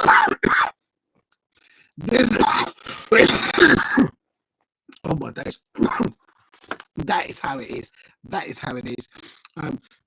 is following Aston Villa being awarded. Villa, that's right. It's a Palace goal. My days, you must be like, keep up, mate. Keep up. Listen, let me tell you something, James Stone. I tell you something. From that goal, from that penalty being awarded, that should never have been awarded by the referee, by Stockley Park. I don't know what these referees are doing in their own time, but it's clearly having an effect of what's going on in the match. Real talk, that should never have been awarded an Aston Villa penalty. It was never a penalty. They gave the penalty, and then Henderson, as always, wearing his lucky scarf, saved the penalty, and then from then on, gone on to the other end. The Aston Villa players were like trying to run back. Oh no, Aston Villa got the ball. Why is the referee not blown for half time? What's this referee waiting for?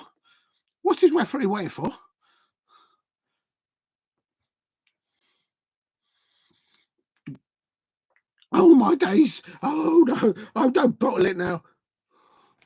Oh my days. Aston Villa on the break there, but it's still Crystal Palace 2, Aston Villa 1. It's counter play. Oh my God. It was the youngster Justin Devaney. Yes, come on, Palace. Definitely. There you go. Who said, was it you, James Stone, that said you can't win with the kids? Well, there you go. Look at him. I tell you something. Oliver Glasner has turned the corner. I tell you something, the last manager to win against Unai Emery 3 times on the bounce was Zinedine Zidane, and Unai Emery just can't win a game against Oliver Glasner. And Oliver Glasner has so far beaten Unai Emery twice on the bounce. This is the 3rd match, and it could be the 3rd win. So history has been made here. Half-time, Everton 0, Brentford 0. There was a VAR decision there going on. I haven't looked into that because this first half was some absolute scenes. What a first half. Oh my God, I would love to have been at Villa Park and the Dungelly stand there for the Crystal Palace away fans there. Oh, I could hear them singing absolute Sid. Oh, my fried cod. I tell you something. Saar, goal, assist, coming. Yeah, you're right. You're right there, James. And I tell you something, James. There's something about belief. And I told you, it's not... This is what it is with Palace, and I said it before. It's not the destination that's important; it's the journey that's important. And Crystal Palace players, there, the way they started this match, they knew that the backs against the wall. They were in the trenches. They are still in the trenches, and they got shoulder to shoulder there. They're standing together, and when it's time to go over out of that trench, the Crystal Palace players, led by Mark Gahey, our captain. Yes. The Aston Villa fans are booing the referee. Well, there you go, Aston Villa fans. Take it back. Because you're not wearing one of these hats. You can get this at the club shop. Go to the club shop at cpfc.co.uk. You can't get this scarf anymore. I got this in 1989. But you can definitely get this hat at Crystal Palace. You can get that wonderful and that beautiful shirt there at Crystal Palace. There's a lot of Christmas deals. Black Friday's coming on Friday. Excellent deals. Go and get your Christmas shopping at Crystal Palace. I've got nothing to do with the football club, but right now at Villa Park at halftime at the Crystal Palace club shop, the lines are open. Get online, buy your Black Friday's deals online at Crystal Palace. Nothing to do with the football club, but I tell you this much: is Aston Villa 1 point. Crystal Palace, Oliver Glasner winning again for the third time, just like Zinedine Zidane has won against Unai Emery.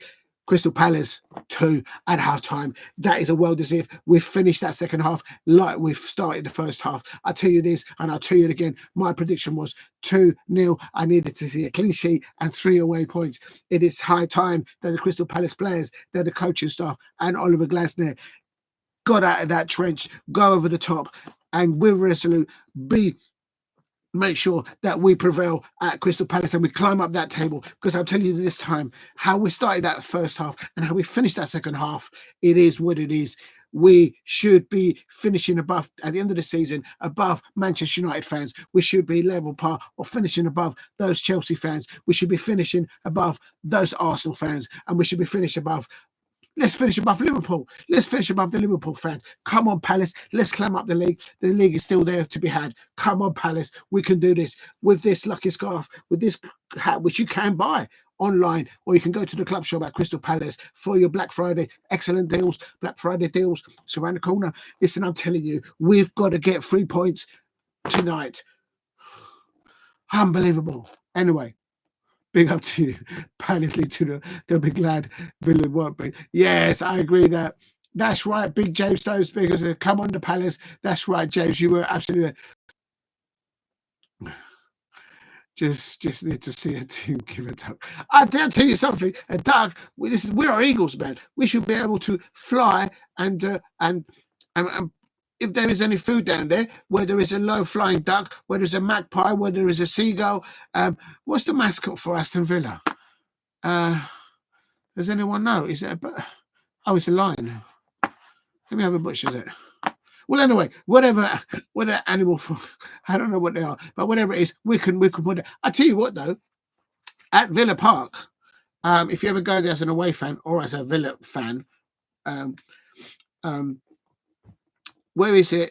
Say you've got, where Villa Park is, and basically you got the entrance where the away fans go in. That's the Doug Ellis stand there, and behind you is where the coaches for the away fans stand. So basically, you're standing there on the road, and there you've got the stadium. You got Villa Park there, and then the away fans just go in that section, say there, and then to the right, that's where the car park is, where all the VIPs and all the players and the coaches go in. Just to the right of that, and right in the far end of that, there is a booth there, and they sell one of the best burgers I've had on away trips. I'll recommend it. You can find it, as I say, if you're on the road, there's Villa Park, and then you've got the car park entrance where the cars go in and where the coaches are. To the right of you, if you look, that's where the Aston Villa club shop is. But between the club shop and the stadium on the right, and you've got the car park in front of you, right at the end of that, there's a little hut there, and they sell the best cheeseburger. I had it's not just the cheeseburger that they put in there. The burger was medium rare. The onions weren't overcooked. They were reduced rightly, and I put a little bit of mustard. It wasn't French mustard. It was English mustard, which is just, you can't compare English mustard to French mustard. If you know about cuisine, you just can't compare it. But never mind that. But basically, and also what they do is you ask for extra cheese, and they put obviously the burger comes with the cheese, but also then they sprinkle cheddar cheese. I think it was a mature cheese, cheddar cheese, just sprinkled on top, and then you put it on top. And if you know, you know. If you can't handle, you will eat that burger. If you can eat that burger, then you know you're on my levels. If you can't eat it, then you're probably eating it like Ed Miliband. I mean, if you can't eat a burger, I mean, how could you want to run the country? Real talk. You got to be able to eat a burger. And Aston Villa, I tell you something, at Villa Park, they do a burger. But right now, at Villa Park, Crystal Palace, we are Palace. We are Palace, Super Palace from Celeste. Can you hear the Villa fans sing? I can't hear her. That's right. I said it. We are Palace from Selhurst Park. There you go. And gobble, gobble, gobble. Well, then I'll tell you something there, James. So look into my eye. I gobbled it. I gobbled that burger. It was very tasty, very nice. It tasted very nice.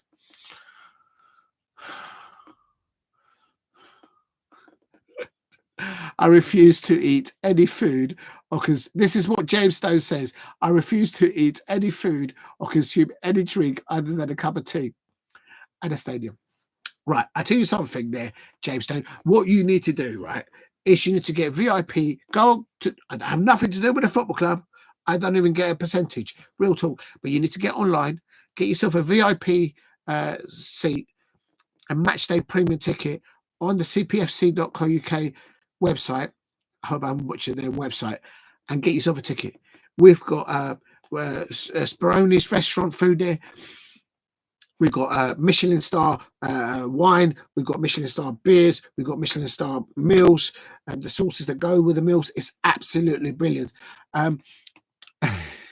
Listen, no VIP, Cartassian. Listen, I'll tell you something. We've got Sam, Big Sam, coming to do a speech at Selhurst Park, and soon you can get a ticket for that. The food that goes along with it. We have culinary experts working at Palace. We have all the sauces there, all the French sauces, all the best Australian sauces there. We've got wine from Australia. We've got wine from France, wine from the UK as well. We've got wine from Ireland. We've got the best malts. We've got malts there from Scotland. We've got malts from Ireland. We've got malts from Wales. We've got malts, the best, everything you can find. The best culinary experience that you can have is at Crystal Palace. Real talk. And I'll tell you this much: it won't make your belly go belly up. Real talk. It's good for your health. I don't give it. That's getting you back. That's getting you back for having it pop at my scarf earlier on. And it's not a Villa scarf. This is because back in the day, before I was even in my old man's ball bag, before I was conceived, I tell you something, Crystal Palace, they actually wore these colours, the Glazers. This is why I tell you that. A cup of tea only. I'll give you that if you like a cup of tea. Are you a PG cup of tea person, or are you a Tedley tea? Which cup of tea are you? Which brand do you go for? Yorkshire at home. There you go. I did a video on them back in the day at I've done a video on Yorkshire tea on my channel. If you look back, I can't remember what time were they. Nonsense. Yeah, no, I get what you're saying though, because the thing is, well, there's one thing is if you're driving away and you have to drive back, only at home. Yeah, everyone does that. I agree with you. If I have tea or coffee actually, away from home, I don't ask for milk, and also it depends. If you're driving, then you don't obviously then go get pint after pint or get drinks after drinks. You don't obviously, but Yeah, I've been to Selhurst. I tell you something, Selhurst Park, 20 years ago, it's changed a little bit. Yeah, I know. I remember you mentioned that you only go to away fans, and I think you're the gentleman that you go on the trains. Listen, if you can get away tickets, um, get the tickets and go if you can for the Palace, if you can. It's a wonderful experience. Of course, I don't want my Crystal Palace to go into the division below, but when you are a Crystal Palace fan, like I've been since 1989, and you go and you get relegated, and you go to places like Stockport County, you go to Portsmouth, you go places like Blackpool, I've mentioned that before, Preston North End. When you go to stadiums like that as an away fan, and I have to tell you this, where was it? Was it? No, I think it was the Stadium of Light, because it was bleeding out. It was freezing. It was cold. It was one of those matches during the cold period, and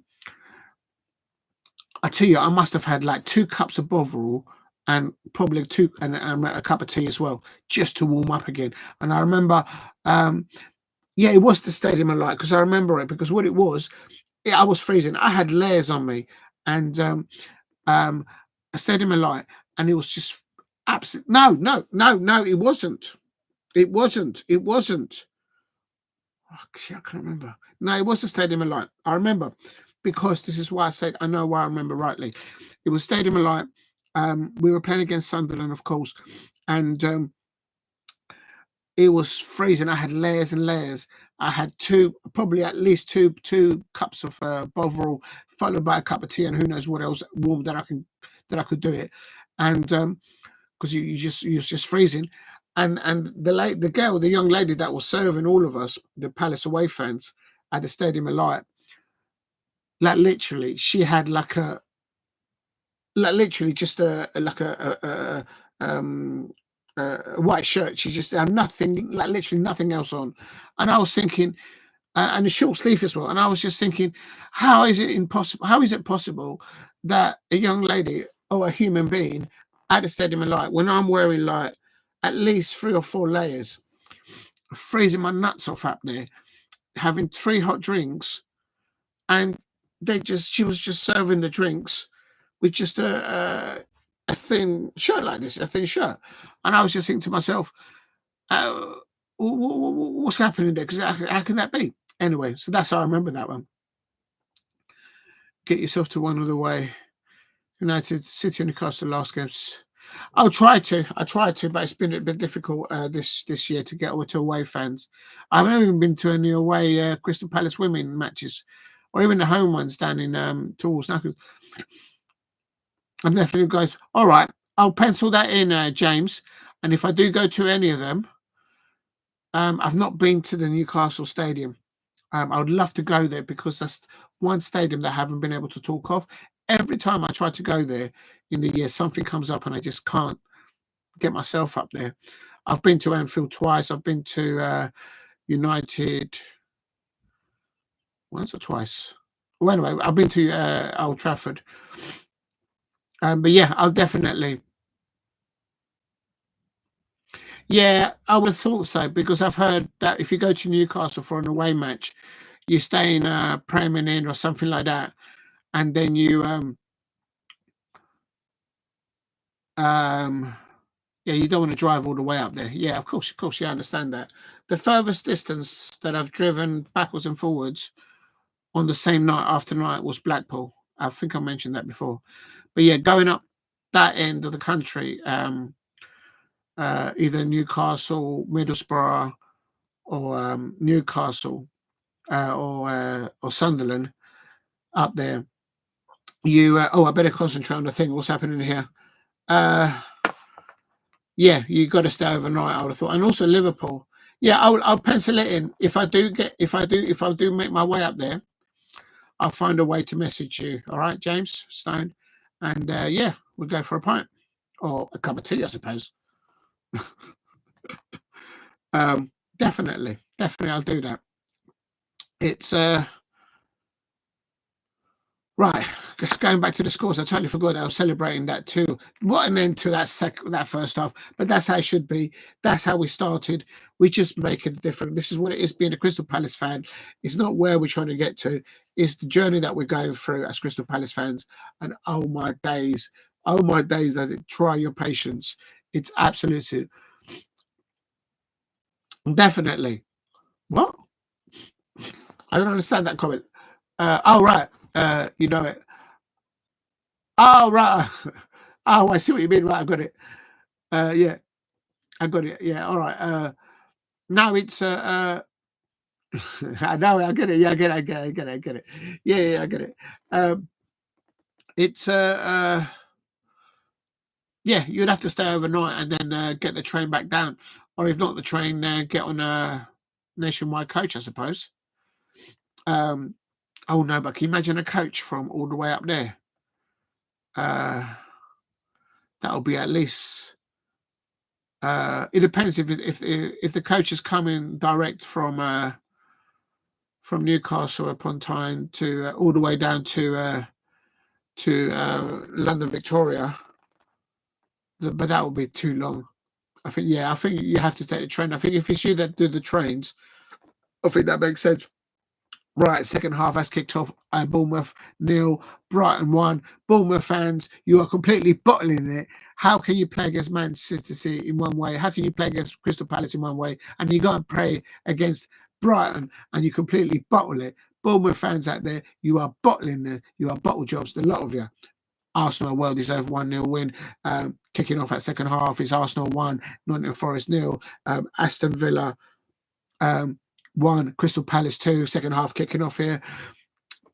What a save by Dean Henderson there in the second half. It was never a penalty. It was the referee at the VAR, Stockley Park, and the assistant VAR referees up there. It was the referee on pitch side and the linos. I don't know what they do in their own time, but I can tell you this much. Absolutely, it's having an effect on what's going on the pitch. Real talk. What is going on there? Someone send a memo. Everton 0, Brentford 0, still kicking off into the second half. Fulham 1, Wolverhampton Wanderers 1. Fulham, what's going on with you lot? I will need Wolverhampton Wanderers to drop points so my Palace can get away from that relegation positioning. And later on at 5:30, it is the Manchester City versus Tottenham Hotspur. I don't know if the match has been delayed or whatever because of the weather conditions, but I think at the Etihad they're very well organised up there.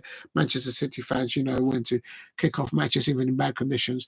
So, right, 3 hours by train from Liverpool. Yeah, I can believe that. And if that's a direct train, you're going to have to change 4 hours from London, I believe. Oh, well, there you go. It depends also what time you travel. I would have thought that if you travel, oh no, oh hello, Crystal Palace, oh, please, score, oh, nearly, but anyway, yeah, if I do, I'll have to look at the schedule, and if I can, I can, if I can't, I can't. I will keep in touch. But that sounds a good one. But it's you have to, yeah. Oh my days! Oh my days! Oh my days! Oh my God! That Villa nearly equalised there. What are you doing, Palace? Defend.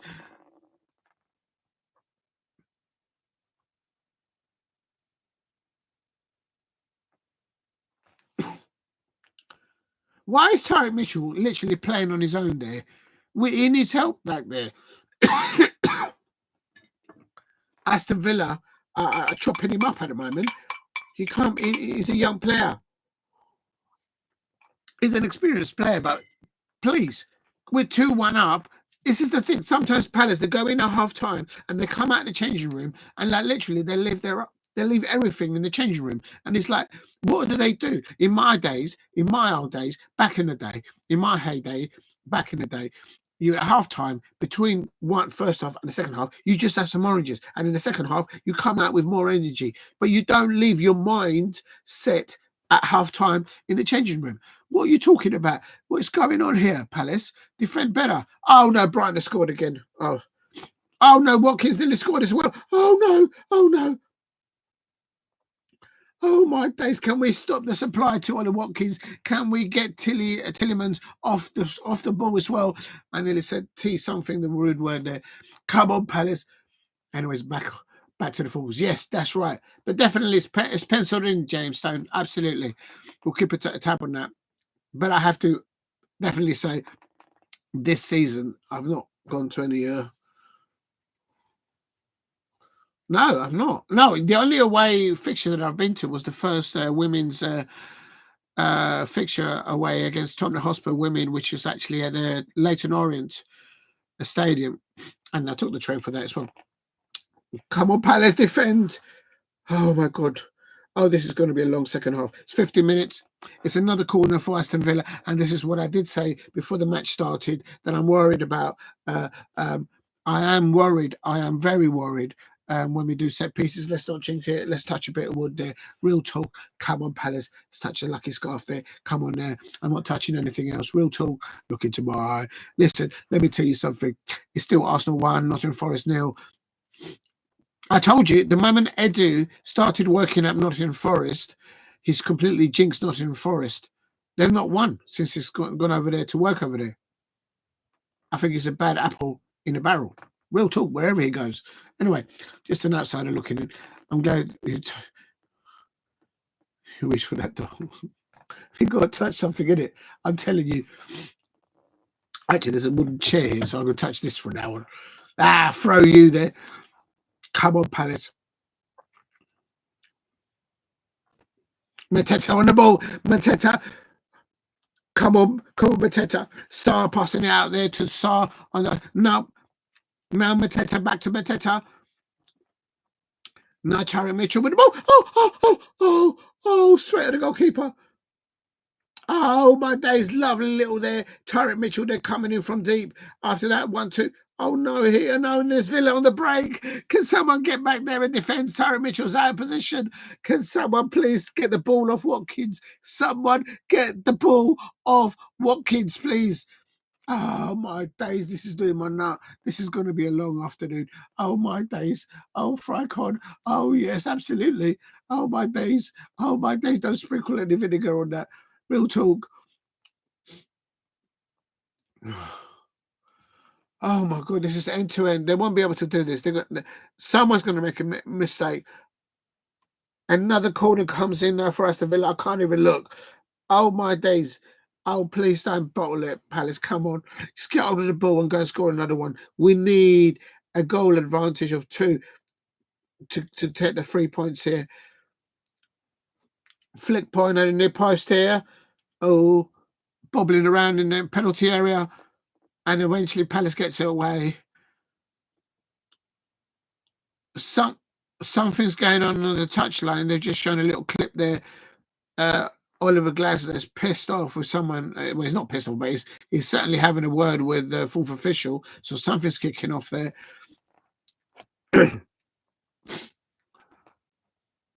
We have to win today. We've not won. We've not won away. We've not won away this season.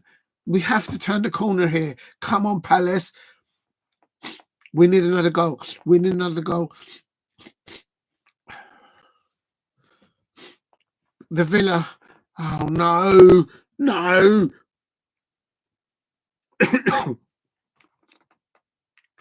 Oh, no. Don't tell me Wolves have scored. Complete bottle jobs, Fulham. What's going on there? I need Wolverhampton Wanderers to lose points. Oh, my God. We're so imperative that we grab these 3 points.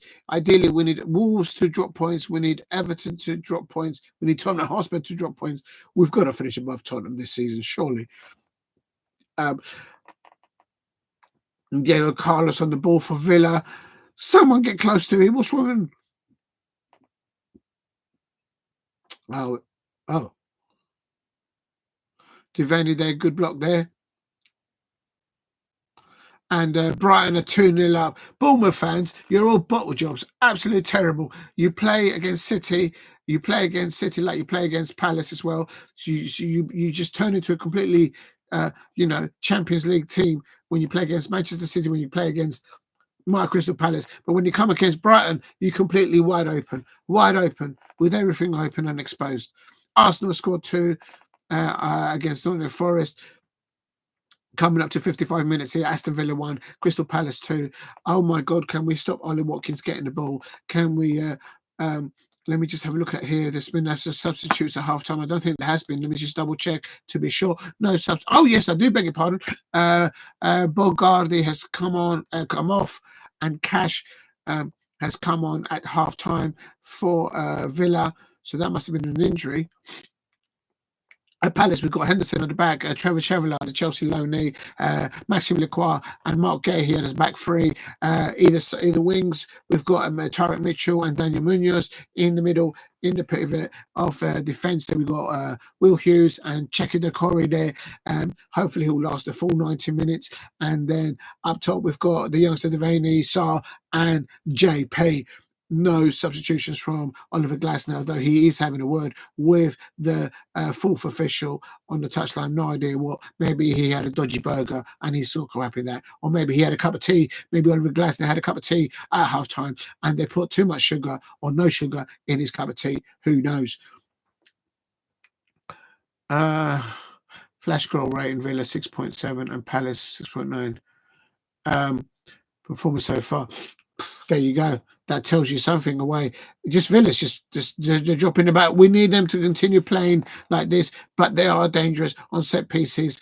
And this Ollie Watkins, we gotta stop the supply. I said it at the beginning of this match. Stop the supply to Ollie Watkins and close down when Tielemans and Barkley have the ball. Come on, Palace. Let's get 3 points. We need one more goal. Please hit a like and subscribe at Diego C. Palace if you are new.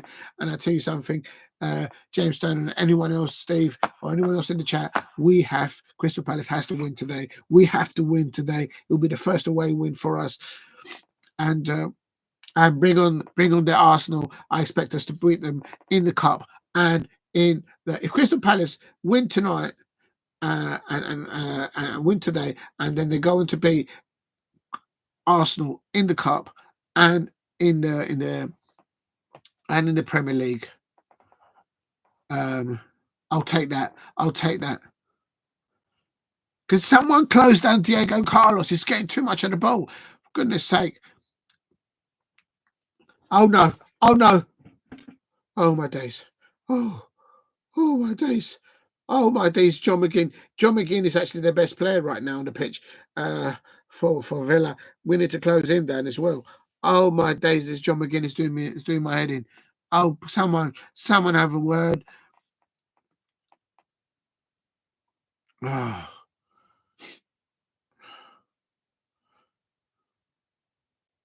Come on, Palace, let's get one more. I'm wearing this lucky scarf, lucky tie, lucky hat. Come on, Palace. Wearing something else lucky, but I'm not saying what. Oh. Swimming in. No, what are you talking about? We need to get swimming in.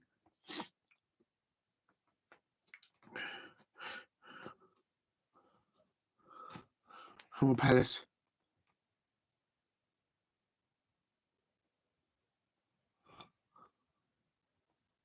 Madsen on the ball. Oh. Close him down. Let's passing it off to Diego Carlos. The link-up play between Diego Carlos, Tielemans, and up towards Ollie Watkins. We need to stop that. Jeez. That's right, come on, the Palace. On the left wing here.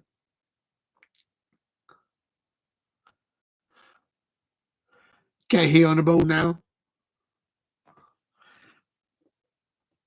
Both captain. There's a duel there between Gahey and McGinn. Oh no! Tielemans got the ball now, and he picks up Bailey. Oh shh! No! And Mateta's got the ball now. Gone in the midfield area. Mateta's got the ball deep in. He's coming up the ball. Oh. Referee? referee, that should be a red card for Diego Carlos for Aston Villa.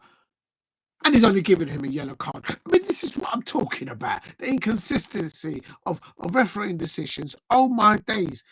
I said it before and I said it again. I don't know what these referees at on pitch side and also at Stockley Park, I don't know what they do in their own time. But I tell you something, some of these decisions, how is that Diego Carlos only got a yellow card? Send him off.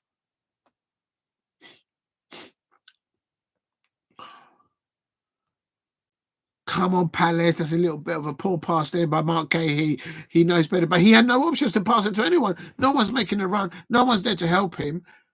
We've got to stop this individual mistakes. Yeah, they're off. That's right. They're definitely on there.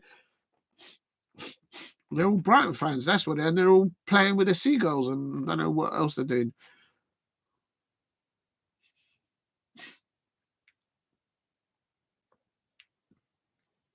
I can see that's Jefferson Lerma there on the touchline getting warmed up. So he might be coming on for, I would say, Cheikhou Doucouré. Another foul.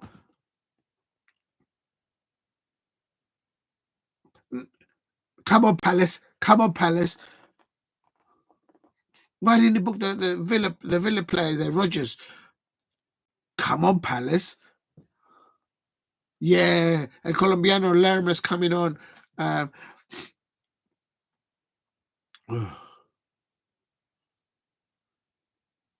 Lerma's on the touchline, worrying about Cassius on the ball now at the moment.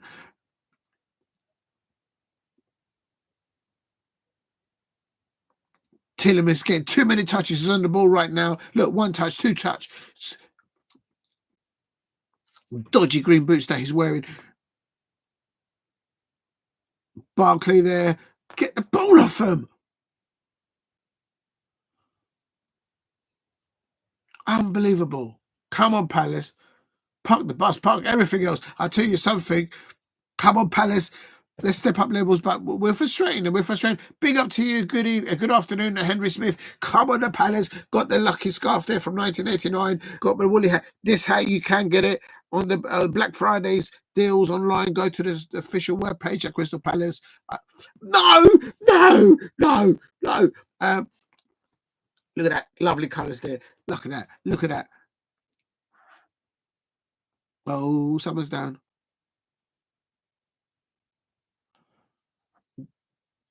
Dean Henderson coming out to block the ball, and Ollie Watkins is on the deck. Everyone's down. Big up to you, Henry Smith. Thank you very much for dropping in. Bless you for dropping in. And I tell you something, the way Crystal Palace started the first half and the way they finished the second half, I mean, how the referee and how the VAR referee at Stockley Park awarded Aston Villa a penalty. It was never a penalty. I don't know what these referees are on in their own time. I don't want to know. I don't know why anyone talks about it. I'm just saying, it's affecting what decisions they're making at Stockley Park and on pitch side. It was never a penalty. And our hero, Dean Henderson, saving the penalty from that bish bash bosh. Palace went at the other end and finished the first half, how they started the first half. Oh, my days. But is the destination of getting 3 points of this. But I tell you, this journey of getting there, it does take it out of you. But I've got my lucky scarf. Come on, Palace. We have to get our first away win today. We've got to turn the corner. I need my Palace to finish above Brighton fans. I need my Palace to finish above Liverpool fans. I need my Palace to finish above those Manchester United fans. Look into my eye. I need my Palace to finish definitely. We should finish above Tottenham Hotspur fans. Really talk. And we need to finish above those Arsenal fans. The next matches, Palace need to beat Arsenal in the Cup and in the league. Come on, Palace. Yeah, I agree. Both did Henderson. The game is the game. You know, there's a saying on the street, the game is the game. If you know, you know. And real talk. You know, that's what Liverpool players do. Come on, Palace. If I were me, just have a rest, and when the play comes, it kicks off again. We need to. The only thing that worries me about this is that clearly now Aston Villa going to have extra time and additional time. And we all know what Villa did to us back in the day. Let me touch a bit of wood here, touch a bit of wood there, and touch a bit of wood over there. If I can reach it, there you go. We know how Villa can finish against us in additional extra time. I agree with some of the comments. Someone said, park the bus. Listen, we need to park the sink. We need to park everything. Real talk. No, the way Crystal Palace supporters coach bus is parked literally opposite the car park, opposite the Doug Ellis stand at Villa Park, and they should rev the engines and park it there in the defence. Real talk. But you know what? That's not Oliver Glasner's style. He will be wanting. I would change the formation to a 4-4-3 now, just to secure the win. And as you say, secure the win. Yeah, well done, Devaney. Absolutely well done. I think I'll give it the player of the match to Devaney or to Henderson, quite frankly, at the moment. And Sar's also a good goal for him there.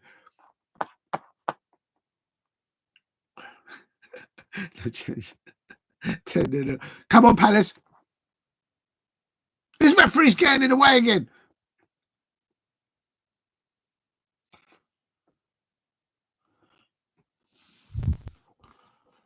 Barkley with the ball. Can someone get the ball off Barkley and Tielemans? Stop them distributing the ball. Oh, my days. It's not difficult, is it? Oh, no. Crystal Palace. And then we're pushing forward. Come on. Come on, Palace. Come on. Come on. How is that not a foul? How have we not got a foul there? Oh, he's going to foul. Ismail Sarr was just chopped up. This referee, I'll tell you something, this referee needs some of this. This referee needs some of this. I'll tell you something. I don't know what they're doing in their own time. These referees at Stockley Park and wherever, they must be getting the leather straps, and I don't know what they're spanking themselves with. But I'll tell you something, whatever they're doing in their own time is interfering in what's going on here. How did Ismail Sarr did not get a foul against him? For him, I should say. Oh, my days. Oh, my days.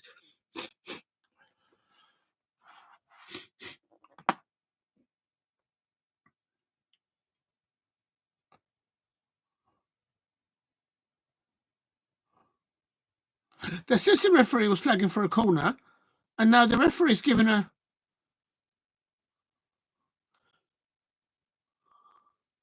Madison's been given a yellow card.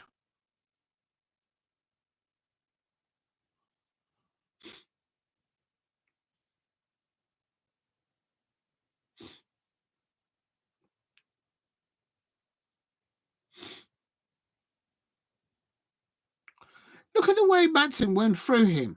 That's got to be more than a yellow card. It's a goal-scoring opportunity as well for us. And if he's able to square it, these referees, these decisions, how is that not a red card? He's just giving him a yellow card. Ian Madsen for Villa, she's got a yellow card. He was in a goal-scoring opportunity there, and he's only got a yellow card. And, oh, my days. What's going on? Has anyone checked? And the ref not got any hidden Villa tattoos? I tell you, mate. I tell you what the Villa, this Villa referee is doing. In his own time, he's probably getting someone to hit him. Up the what's it? You know what? That's what they're into. I don't know what else they're up to, but I tell you something. They're taking the bubble. I mean, there's taking a bubble and there's taking a piss. I mean, but this is those two and something else and more. Real talk. Stockley Park, what are they doing? Are they on a cup of tea? Are they having a cup of tea with James Stone? Do you know what I mean? Have they, is the VAR referee gone out to get the cup of tea? Unbelievable.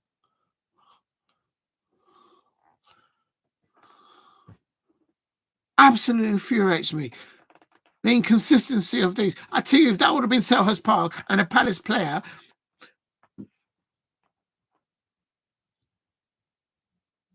Oh, it was a goal kick. Come on, Palace.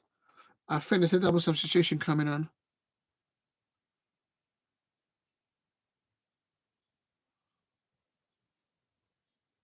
It's a double substitution by Unai Emery. He's blinked first.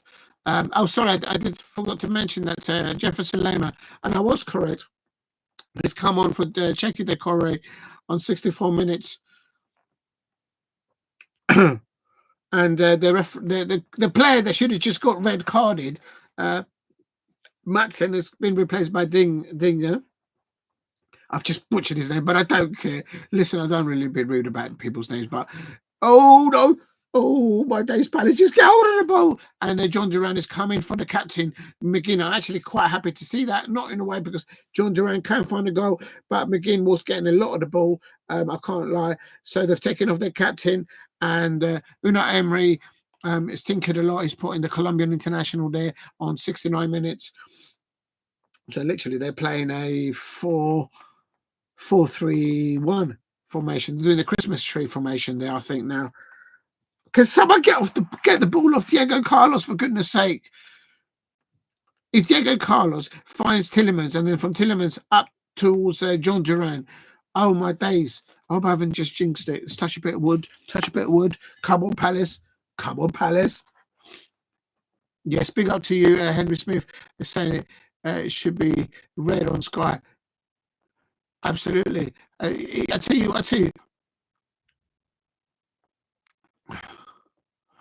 Only 20 minutes of my life, of my days. I thought it was less than that. I thought we were going, oh my God, I thought we were approaching 80 minutes. Oh my God, my head hurts.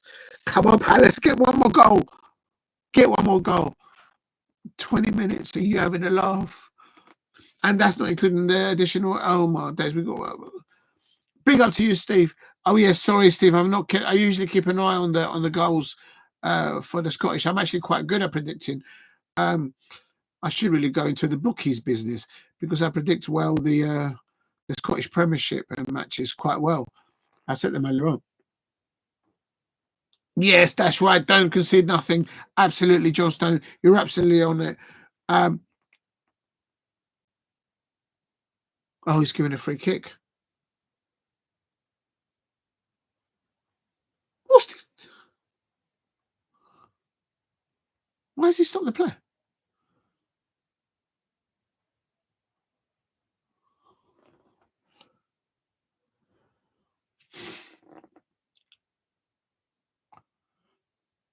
He's not a corner. It's a free kick to Palace. Come on. But it's the free kick is there by the flagpole. Oh, Lamo jumping up for it. Oh, it's Ndidi. Oh no, Villa breaking now. Please, someone track back. Why are we pushing up so high? Oh no! No! No! No! Oh! Oh! Oh! Oh! Oh! Oh no! Are they gonna get... Ollie Watkins looking for the referee. No, that's nowhere penalty.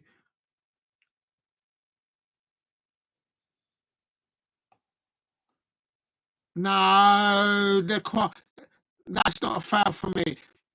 Lequade on Ollie Watkins as they were tracing back. Oh no.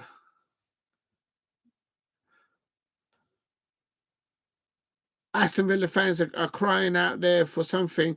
For me, I think that was a fair shove by Maxime Lacroix on Ollie Watkins.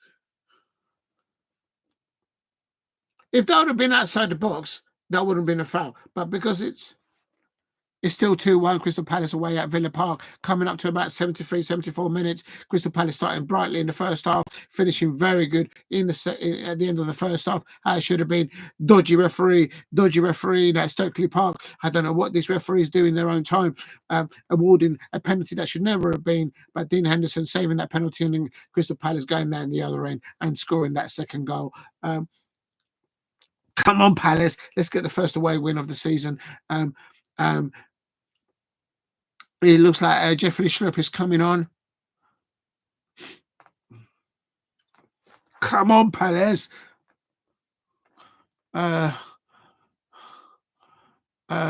What's this? 17 to go. Oh, no. Oh, so.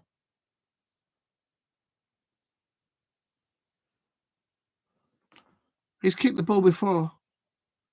the players started to play, but they were doing the substitutions. What's that?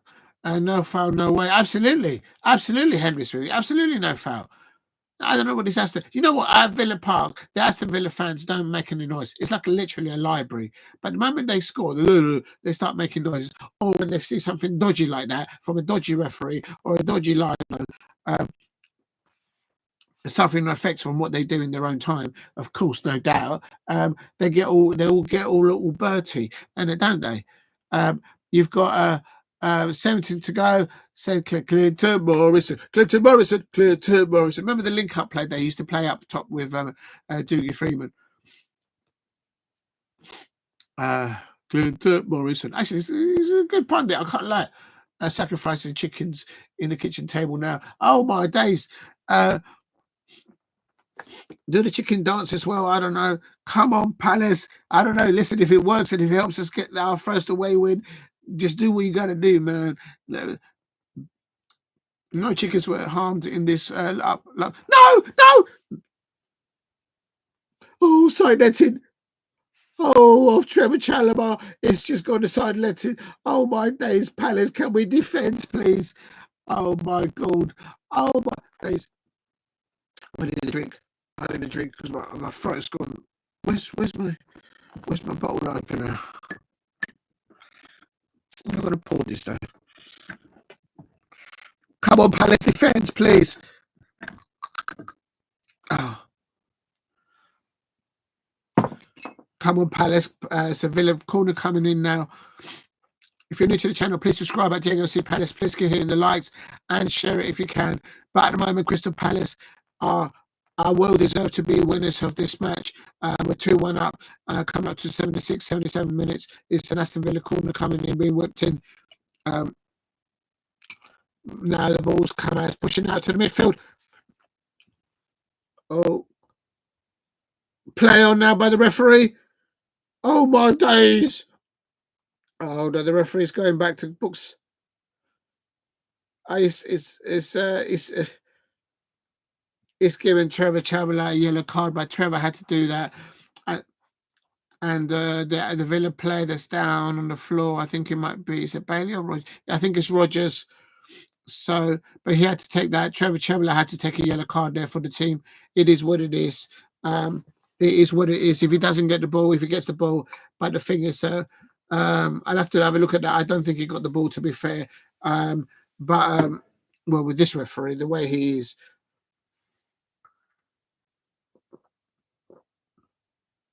Cheers to everyone. Please keep hitting the likes and subscribe at Diego C Palace. Come on, Palace. Just.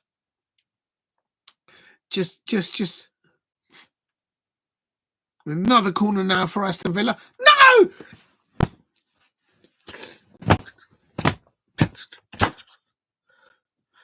Fucking Ross Barkley. I knew it from a set piece. Another corner from Aston Villa. And I tell you something, I said it before and I'll say it again.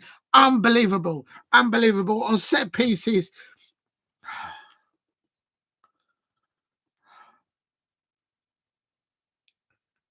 This is a near post header. Go back and have a look at that. Near post. We should not be conceding on the set pieces when we're 2-1 up on our first potential away win. Conceding a goal on a near post. Oh, my days. Oh, my days, Palace. Why do we defend like meerkats? Sometimes on set pieces, we defend like meerkats. We're like this, like in the wildlife program. We're like this, looking to see what prey is going to come and juke us up. What is going on? Oh, I think there's more goals in this match, no doubt. And I'm fearing the worst. Oh, my God. On 79 minutes. Oh, my days. Why can't we defend set pieces? What are these players doing in training? What are they doing to me? Come on. No way. Come on, Palace. Let's get one back. Let's go ahead. Come on, Palace, please. And now you can hear the Aston Villa home fans. I told you, when they score, that's the only time they give it a bit the Bertie. Come on, Palace. Let's get another one. How can we defend like that on set pieces?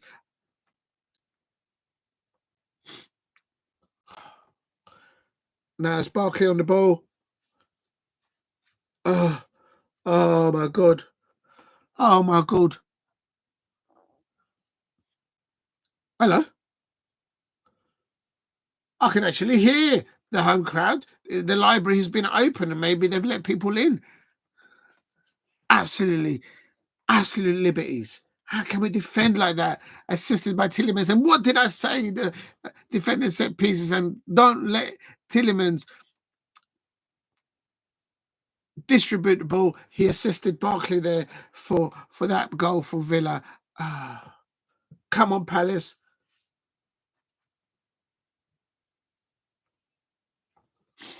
How is that not a booking on the yellow on the Villa player? And now the referee started to wear his Villa shirt again. Slot came on for the Devaney, by the way, on 74 minutes, if I didn't mention it.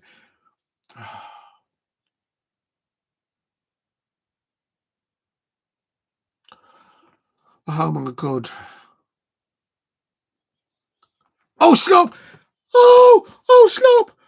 Oh, my God, Slop! Jeffrey Slop! A post! Oh, I think Martinez got the goalkeeper for Villa, got a hand to that. Jefferson Lerma out to, what a ball. Jeffrey Slurt. And,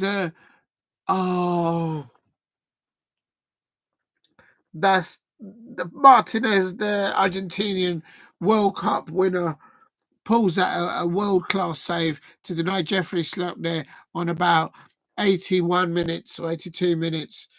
That should have been 3-2. Oh, my God. Come on, Palace. Oh, now Aston Villa got the ball on the left-hand side. Can someone close them down, please? Tielemans on the ball. Now goes to Cash. Come on, Palace. Let's get the winner here. Come on. I'm fearing the worst. Come on, Palace.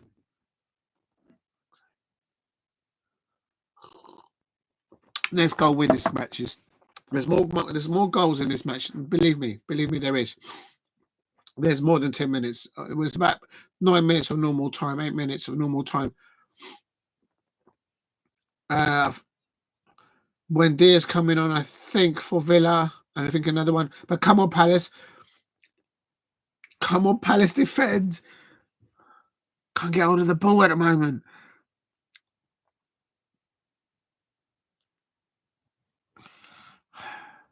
Overall, it hasn't been bad, the defending, but on set pieces, oh my days, how can we concede that second goal on the near post? Oh, I'm still fuming on that. Please keep hitting the likes and subscribe at Diego C. Palace.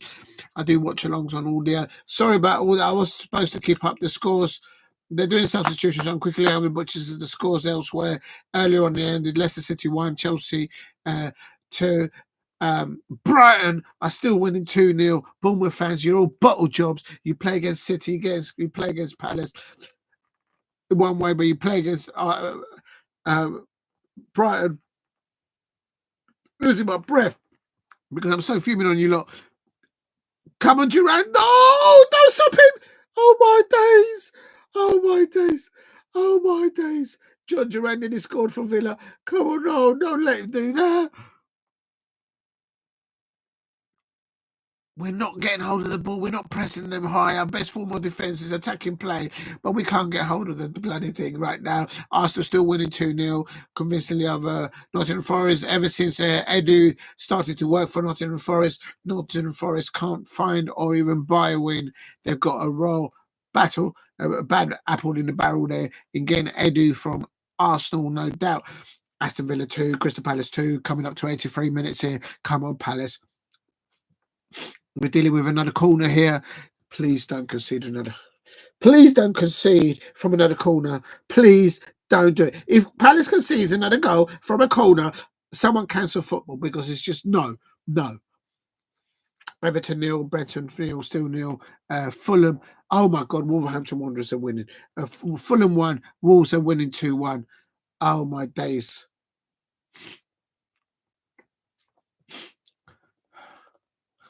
Last season, we all know this is why I'm fearing the worst. Last season, Aston Villa in the last second of extra time in the second half, Villa scored that goal. And come on, Palace, let's give them the medicine of their own testing. Come on, Palace, we can do this. No, yeah, cool, the Villa, no. This is like that match when we were at Selhurst Park, we were playing against West Ham. We did win it 4-3, but every corner we conceded, let's not jinx it, um, every corner, oh my days, no. Will Hughes there. Who's? Well done, Will Hughes. Who's? But Aston Villa still back with the ball. Oh, come on, Palace.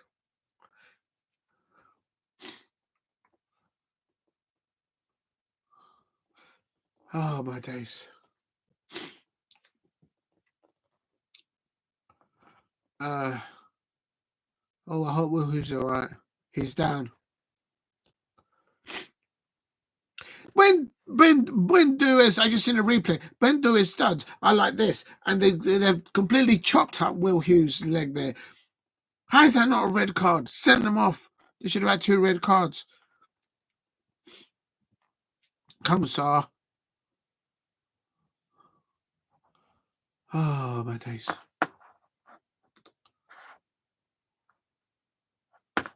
Come on, Palace.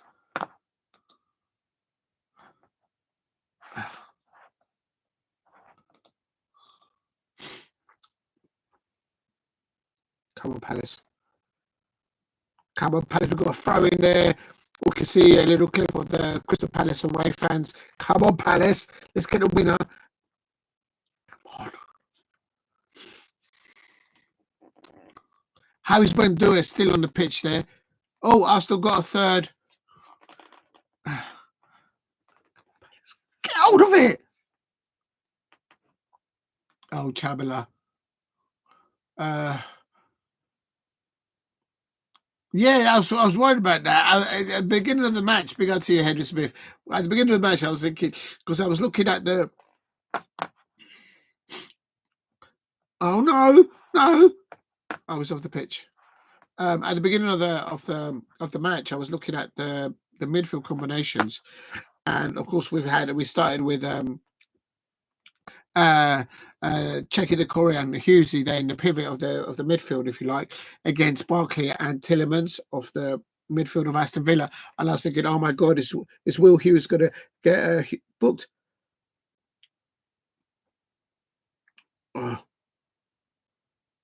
Oh, the referee's just booked us. What the? That's not his fault. This referee.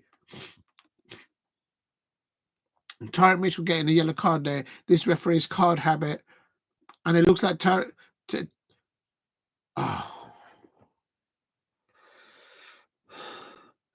This referee is giving cards out to Crystal Palace players like he's next to nothing. I swear to man, I don't know what he does in his own time. I don't know what kind of card game he plays in his own time. I'm not saying anything. I'm just saying, come on, please. Man's dealing the cards there to Crystal Palace players like nothing. Come on. I know, I saw that, James Stone. Wolves are 3-1 up. Oh. And Brighton are winning this well. I swear. Okay. Someone get the ball off Diego Carlos, please. Just press him. No one pressing him against him there.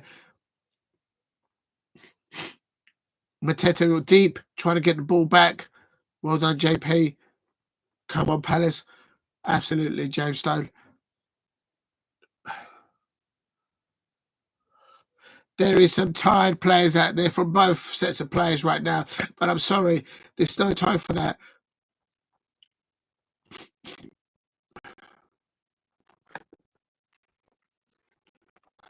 Palace double substitution coming on.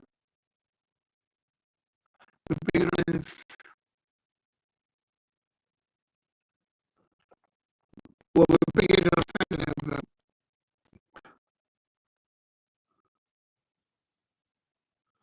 Come on, Palace. We've got to get the winner here. We need 3 points. I thought it was Klein that's coming on. I think you're right. Someone mentioned park the bus, and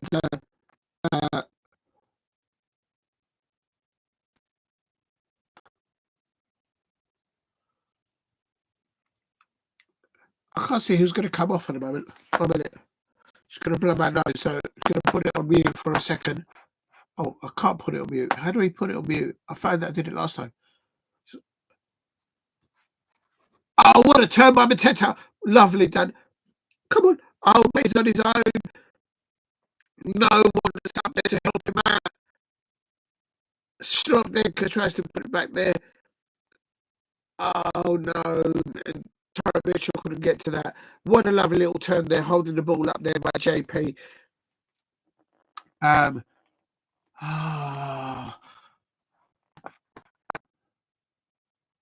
John Philip Mateta had Diego Carlos in his pocket all match long.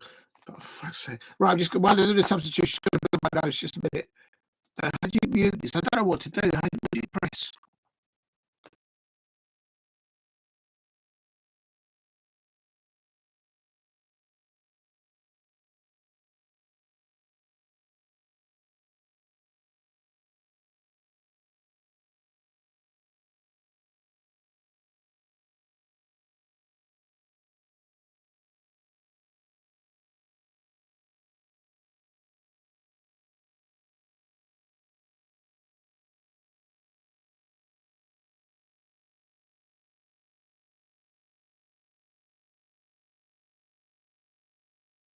Somebody asked, yes, it's 6 minutes.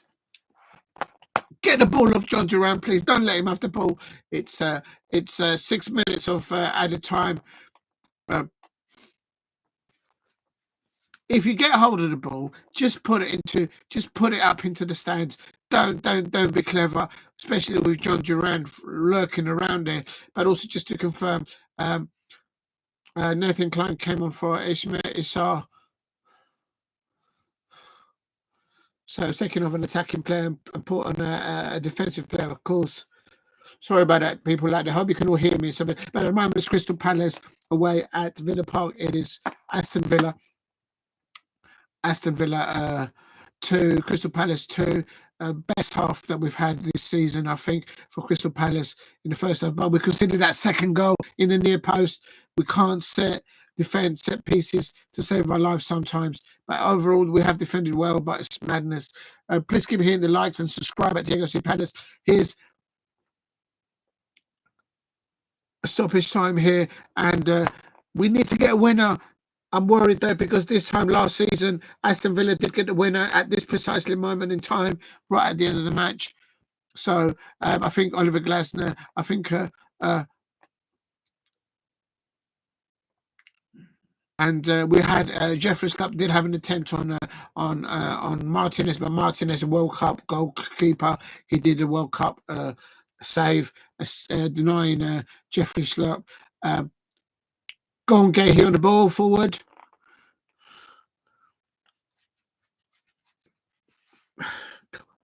We've got about 3 or 4 minutes left of the additional time. Come on, Palace. Come on, that's right. Come on, Palace.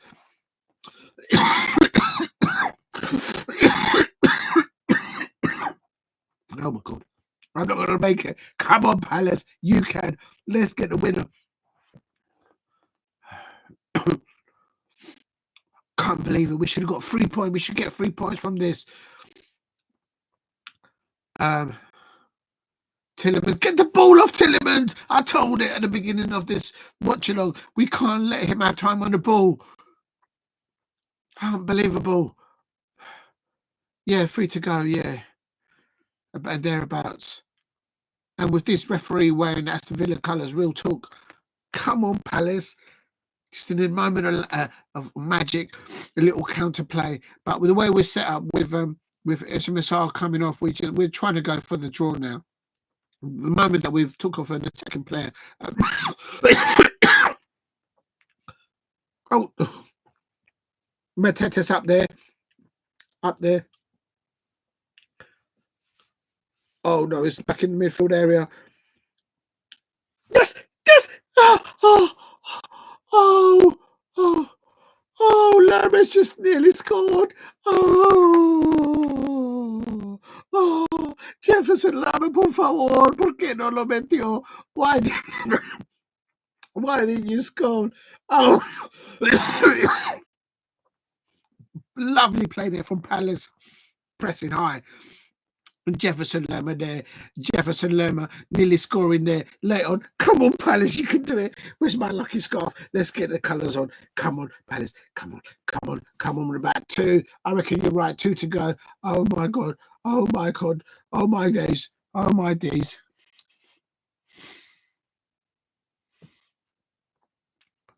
You can hear the Palace away fans. Oh. Come on, Palace. Come on, Palace. Come on. It's a goal kick now.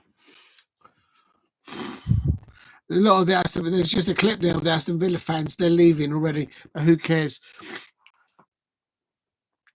Come on, Palace. Let's just try and get a nick. I think it's going to be 2-2 for me. I think the moment that I saw an attacking player being substituted, but how did we concede that second goal in the near post? But come on, Palace. There might be a slimmer of a chance of a last opportunity there. Jefferson Lemon nearly got about 1 to go, maybe 1 or 2, I'd say. And no ways, Wolves has just scored another one. Oh my days! Please, we got to get a point from this at least, because they've picked up 3 points. I presume that with what you're saying, that means Palace is still in the bottom 3. Come on, Palace!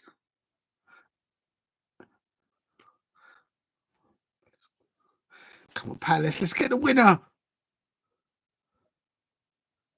No, Villa on the ascendancy here. No, don't let it happen again. No, it can't happen again. It happened last season. They won it on this moment. Well, they cannot allow it to happen again. No way. There's too much pressure on Oliver Glasner right now. No way. If Villa find a way to cross the ball, they might get the winner. No. Chalobah getting the ball. He blocks it. He's falling ball now. Chalobah, come on. Oh no, Diego Carlo gets it away. No. And that's a clearance. Oh, yeah, we're still at the bottom. I thought so. Oh, we come away with a point. And respect, I'm seeing shots there. The players there, they've left everything on the pitch. You can't deny that. They've left everything on the pitch, but how they'll be disappointed. The Crystal Palace players will be disappointed. The way they conceded that second goal, it is one of those. And well, to be ahead, to be dictating the game, and then from a set piece, from a corner, then to allow the ball to drift in between the goalkeeper and the inner post. The Crystal Palace players will be disappointed with that. But of the overall performance, I think they'll be pleased with the progress that they've done. I think the way we started the first half, the way we finished the first half, very important. And I'll tell you something. I started, so I'll finish. I'll tell you this. Crystal Palace, we're turning the corner. We're making it harder for the difficult. And we've been ahead twice in this game. And for me, and Ollie Watkins there, that equaliser from Watkins, kicking the guts there. And then awarding Aston Villa a penalty that should never have been awarded, in my opinion. And even the VAR referee awarding it. I don't know what the referee at Stockley Park, the VAR referee at Stockley Park, the referee here at the match was doing in their own time last night. I don't know. But, I mean, how was that awarded a penalty? But they awarded the penalty. And what happened in Henderson, Crystal Palace, red and blue, saved the penalty, and then from then on, and then from then on, at the end of the first half,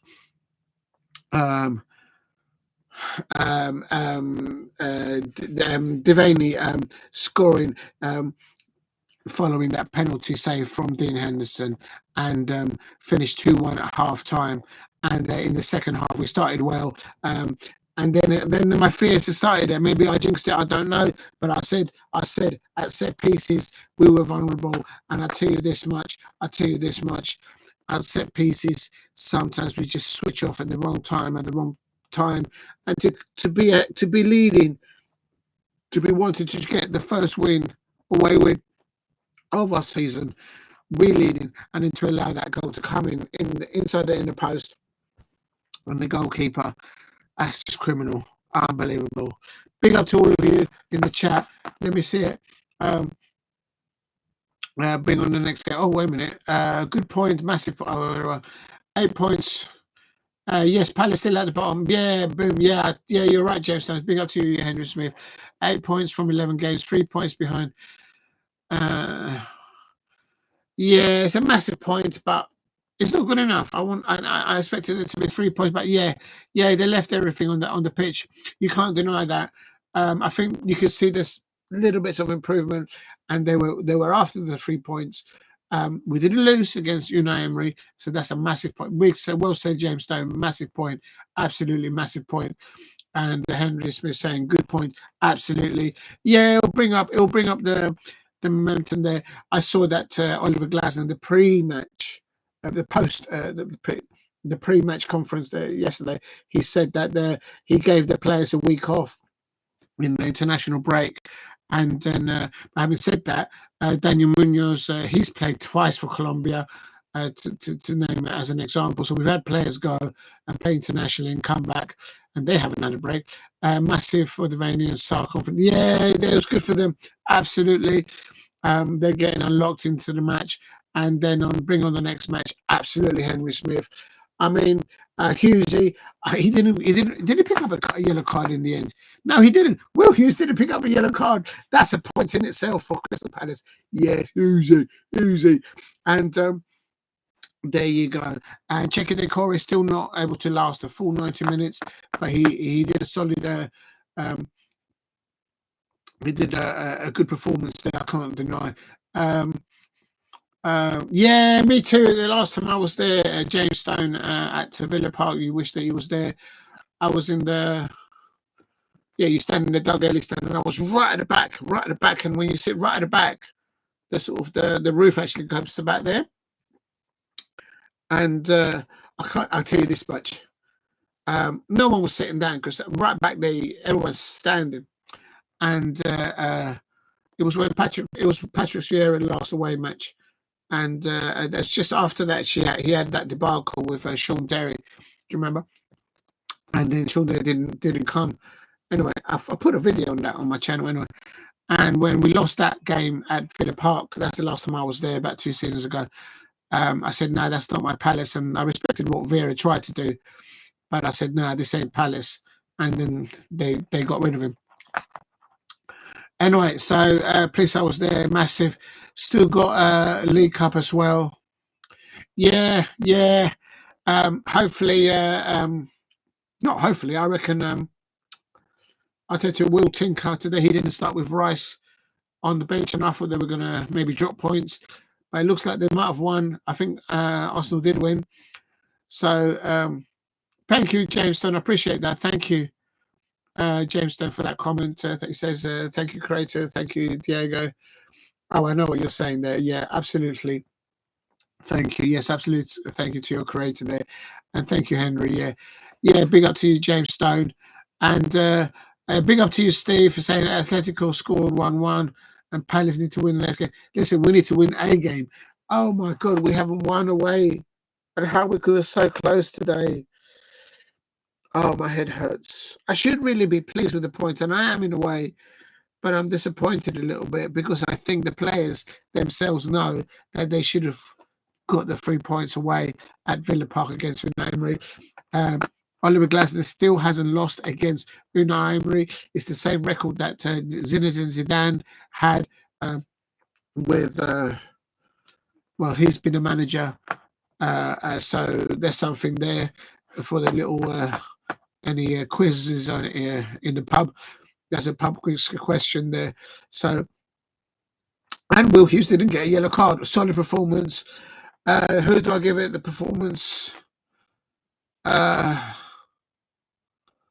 Who do I give the performance to? Yeah, I'm going to give it to Devaney. I'm giving the man of the match to Devaney. I'm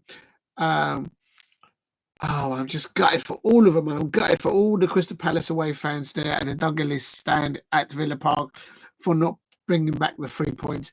They would be, the way Crystal Palace fans will be saying to themselves, that's 3 points that we dropped. 2 points that we dropped.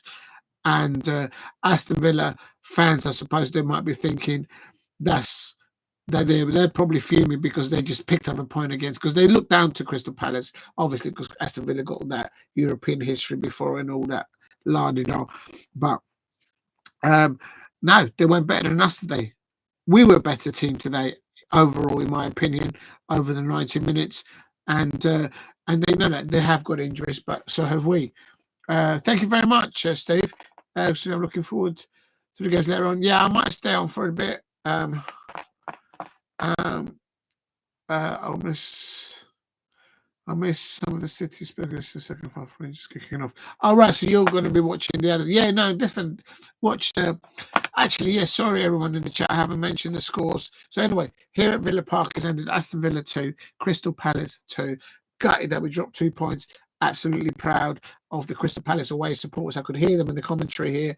And what I was watching, and well done to the Crystal Palace away fans at Villa Park standing there in the Doug Ellis stand. And I tell you this much, I'm sure Oliver Glasner will be happy with the performance of his players, of his coaching staff, in starting to turn the performance, the way it feels, the way it looks, the way it smells. And I'll tell you something, it's a good formula. I think someone mentioned that in the chat. Big up to James Stone and to Henry Smith for mentioning that it will be a furthermore of good.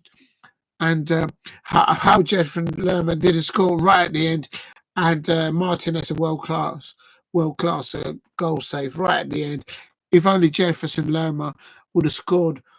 Oh my God! But apart from that, I expect Villa fans not to be happy with drawing against a side like my Crystal Palace, but I don't care. All I know says my Crystal Palace today, we dropped 2 points, and it should have been 3 points for me, and it ended Aston Villa 2, Crystal Palace 2 at Villa Park. Right, I'm going to go to, how do I go to the scores? I have no idea. And my thing's frozen. Scores fixtures, there we are. Right, full-time results today. Earlier on, it was Leicester City 1, Chelsea 2. Leicester City scoring a penalty deep into extra time. Jordan Ayew scoring there as a substitute that came on at the end of the second half in extra time. Chelsea well deserved a 2-1 win, although after scoring the first goal, they did let dip a little bit. In the first half, Chelsea should have scored 2 or 3 goals, real talk, but they sort of kept it down, kept it low, their pressing play, and letting Leicester a little bit come into the play, but Leicester not really causing a lot of troubles on Chelsea goal anyway. By the end, Leicester City 1, Chelsea 2. Chelsea are the dark horses for me. I think at the end of the match, there was a Chelsea player that was down injured even after all the players left, so I hope that player has recovered well. Bournemouth 1, Brighton 2. Oh, that's making my Saturday even worse. How you Bournemouth fans bottle it. You play against Manchester City just like you play against Crystal Palace, and you don't let Manchester City or Crystal Palace have a nibble at the cake. But you play against Brighton and you're wide open, exposed, no protection used. Who knows what STR you get? I don't know, from the Brighton fans there. I'll tell you something, Bournemouth fans, you're all bottle jobs, absolute bottle jobs, ruining my weekend there. So that ended Bournemouth 1, Brighton 2. And someone please beat Brighton. That's all I ask. Unbelievable. Unbelievable. Unbelievable. Anyway, Arsenal finished 3-0. Actually, I'm having a look at this because we are going to be playing them soon. Arsenal, Rice started on the bench and he never came on. Declan Rice never came on. Partey came on at half time. Ethan Nweri, the youngster, scoring for Arsenal. The third goal. Thomas Partey as a substitute coming on and scoring, and Bukayo Saka scoring that first goal. Quality first goal. Nottingham Forest nil away at the Emirates. Arsenal 3. And I tell you something, ever since Edu, the sporting director, left Arsenal and started his job at Nottingham Forest can't buy a win right now. And they started the season very well because they were top 3 a few days ago, before the break, before the break, the international break that we just had. So Nottingham Forest fans out there, I'm telling you, you've got yourself on the payroll a bad apple in your barrel right now, and his name is Edu. Not because I say so. You can't buy a win right now, or even a draw. That's 2 losses. The moment that Edu signed up for you, I can tell you that some more later on. But definitely Arsenal 3, Nottingham Forest 0. Right.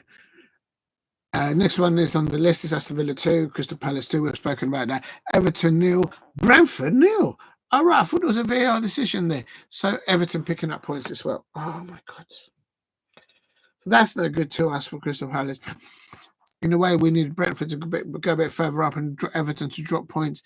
Fulham 1, Wolves 4. 4. I thought you lot said they Wolves were 1 and 3-1. Now they're 4. Oh yeah, you did say it's 4. Unbelievable. Fulham 1, Wolverhampton Wanderers 4, and oh my days. Right, and then Manchester City kicking off in 20 minutes. Unbelievable. Right, I'm gonna go to the table and here we go. I bet you we're at the bottom because I think someone confirmed it. Oh my God. We're still we're still in the bottom 3. We picked up a point, so we've gone ahead of Ipswich Town. Now tomorrow, Sunday, Manchester United are away at Ipswich Town, but Ipswich Town are just coming off a win against Tottenham Hotspur. I haven't said that everyone beats Tottenham Hotspur fans these days. I mean, I wish my Crystal Palace would play Tottenham Hotspur home and away, Manchester United fans home and away, because we always get points off these clubs. So will Ipswich Town get points off Manchester United tomorrow? We need Manchester United fans to win tomorrow. Manchester United fans out there, please don't bottle it. I'll say it again. Please don't bottle it against Ipswich Town, because I need Ipswich Town to not only lose tomorrow, but get a more worse goal difference than the one that we certainly have. Will what's his name? Ruben Amorim. Will he be able to change it to I think they look like they're going to stop playing the 4 at the back and they're going to play 3 at the back, similar to what Oliver Glasner does with 2 wing backs then. And will they be able to do that at Ipswich Town? There's a storm going on at the moment. Will the storm only affect the Manchester United fans tomorrow? Manchester United fans out there, I'm not asking for any favours. I'm not asking you with a pretty please. I'm not even asking you to put cream on top of you know what.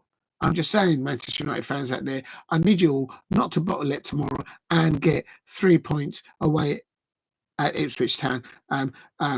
You cannot allow the Tractors to do one over you. In fact, the Tractors, they're on protest right now. They were in protest in London a few days ago. And do you know what? Come on, just leave the farmers alone. Leave the farmers alone. Unbelievable. Anyway, but it is Ipswich Town tomorrow versus Manchester United. We need Ipswich Town to drop points. Also, Southampton are playing tomorrow. So I presume they're playing... what's the fixtures tomorrow? I have no idea. I know...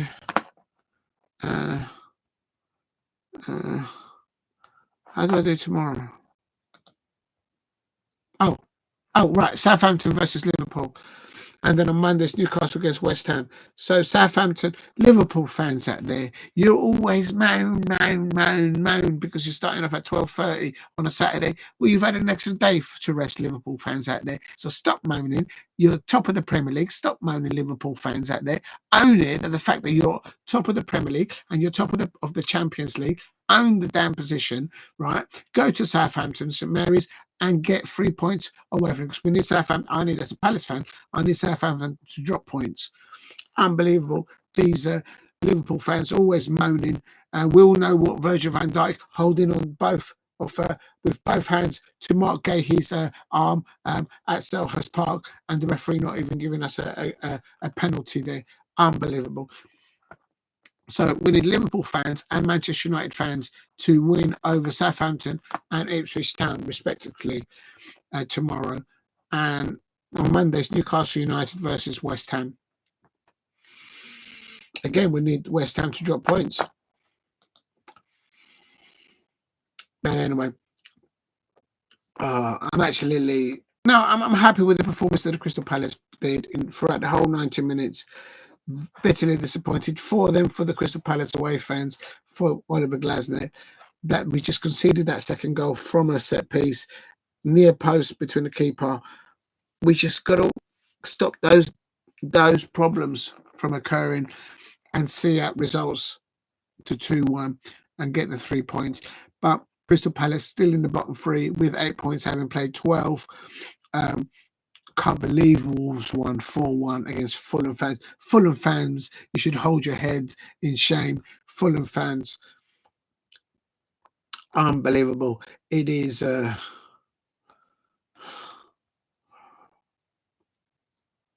Crystal Palace. Let me just have a look at something here, of course. Yeah, it ended that. And then the next one is Humming Newcastle. Yeah, I've got to go to that one, hopefully. And then away at Ipswich Town, yeah. Oh my God. We got to get at least a point against Newcastle next Saturday. Oh, that's a massive game. Massive game for us. Right. What time are we playing? Oh, we're playing at 3 o'clock. Good, that's a good time. Right. I just want to say thank you very much. I'm not going to cut off because we've still got one more match to go, if I'm not mistaken. Big up to you, Steve, mentioning the other fixtures. I'm going to go to it now. So I mentioned the results for the Premier League. Manchester City versus Tottenham Hotspur. My City fans, please don't let me down. I need Tottenham Hotspur to keep dropping points. If Palace can just get wins on the trot, we should finish above Tottenham Hotspur fans this season. I wish Palace would play Tottenham Hotspur every day, every weekend, because we always get 3 points off them. Anyway, and I mean, the way they lost to Ipswich Town, oh my days. We've got to finish above them. So Manchester City fans out there, get 3 points against Tottenham Hotspur. That will help by Palace. In the Scottish Premiership, it has finished as Ross County 2, Motherwell 1. I had predicted for that one a 1-1, if I'm not mistaken. Oh my God, St Johnstone 1, Kilmarnock 0. So I got that one wrong. I had predicted Kilmarnock to win.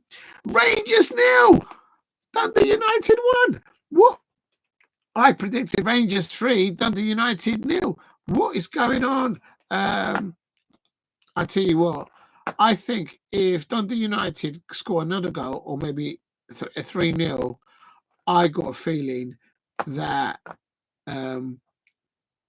Philip Clement, this might even be his last game as the Rangers manager, because that how is Rangers? Steve, thank you for mentioning. I think you mentioned that Palace need to win this one. We'll miss the City game since I'm watching the Rangers is kicking off. Yeah, well, my uncle's watching it. Almost another Dundee United goal. Oh, there you go. Thanks, thanks for that, Steve. Yeah, and when Manchester City kicks off, will be so you'll be doing both. Yeah, I'm going to do the same here as well. Big up to you, Steve, and anyone else in the chat. I predicted Rangers to turn around their season in this fixture, but Dundee United are winning 1-0. I'm going to go into that because I want to see the lineups. I'm going to be nosy, and I'll go on to the other matches in a minute.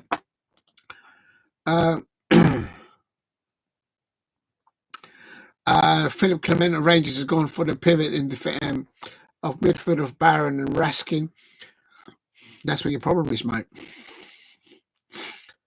Butland is still in goal for Rangers, but obviously he couldn't get hold of it. Balogun is in the substitutes there. He's got some options there. But quality, maybe squad in depth, maybe not so much for Rangers. So maybe they've got to do something in the transfer window. But the manager, Dundee United, of course, Jim Goodwin, they're doing very well. And just quickly going to have a butchers at the table as it stands. Dundee United are on the same points as Rangers. I got that well wrong because I had predicted, although Rangers have got a game in hand, but Rangers, I predicted Rangers to be winning 3-0 there, and they are completely bottling it. Right. So at the moment, 62 minutes, it's Rangers 0, Dundee United 1, and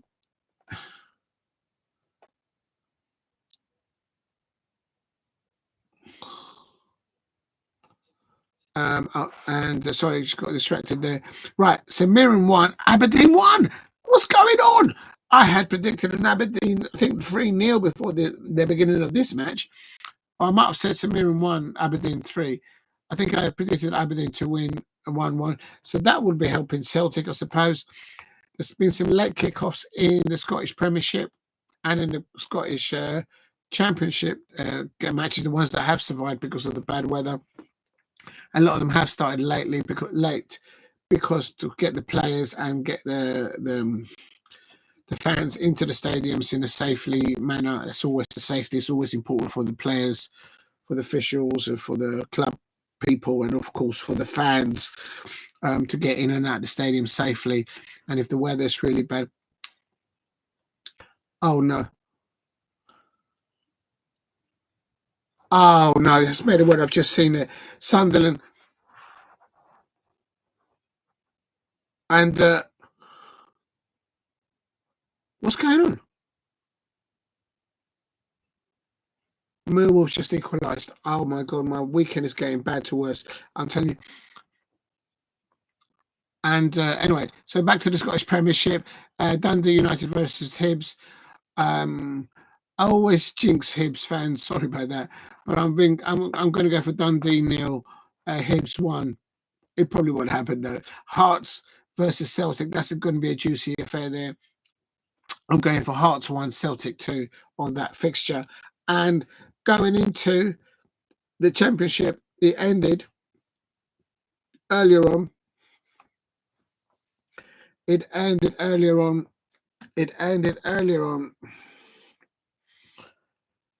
Unbelievable. Earlier on, it ended Bristol City 0, Burnley 1. That was earlier today. Coventry City 2, Sheffield United 2, Sheffield United 1, Cardiff 1. Blackburn Rovers versus Portsmouth was postponed. Millwall, at the moment, let's have another look at it.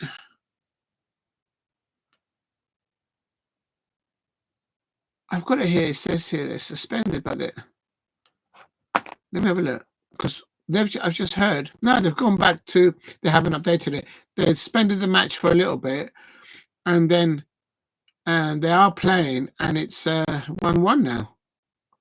Oh my god! Now, if Millwall get promoted and we get relegated, cancel football. Cancel football. I mean, it's just madness.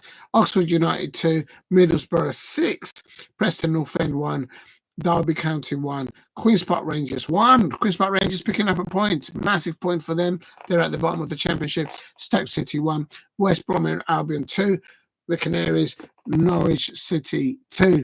So a lot of draws there. And right, it's about to start. The fixture at let me just double check at the Etihad there. They are.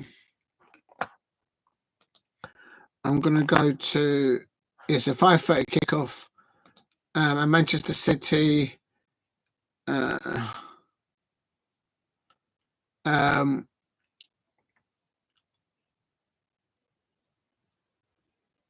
so 5:30. There's no delays between Manchester City and Tottenham Hotspur, and I'm going to carry on for that. You got Manchester City to go 2-1, 2-0.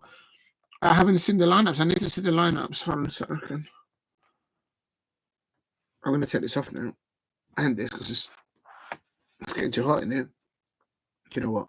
I'm going to take this off because I'm sweating a bit. Unbelievable. How Palace couldn't get the 3 points today, I don't know. But I'll tell you something, we should have.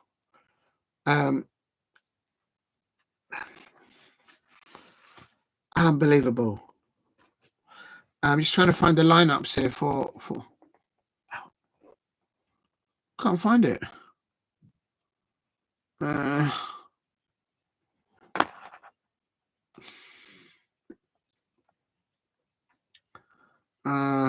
can't see it. I'm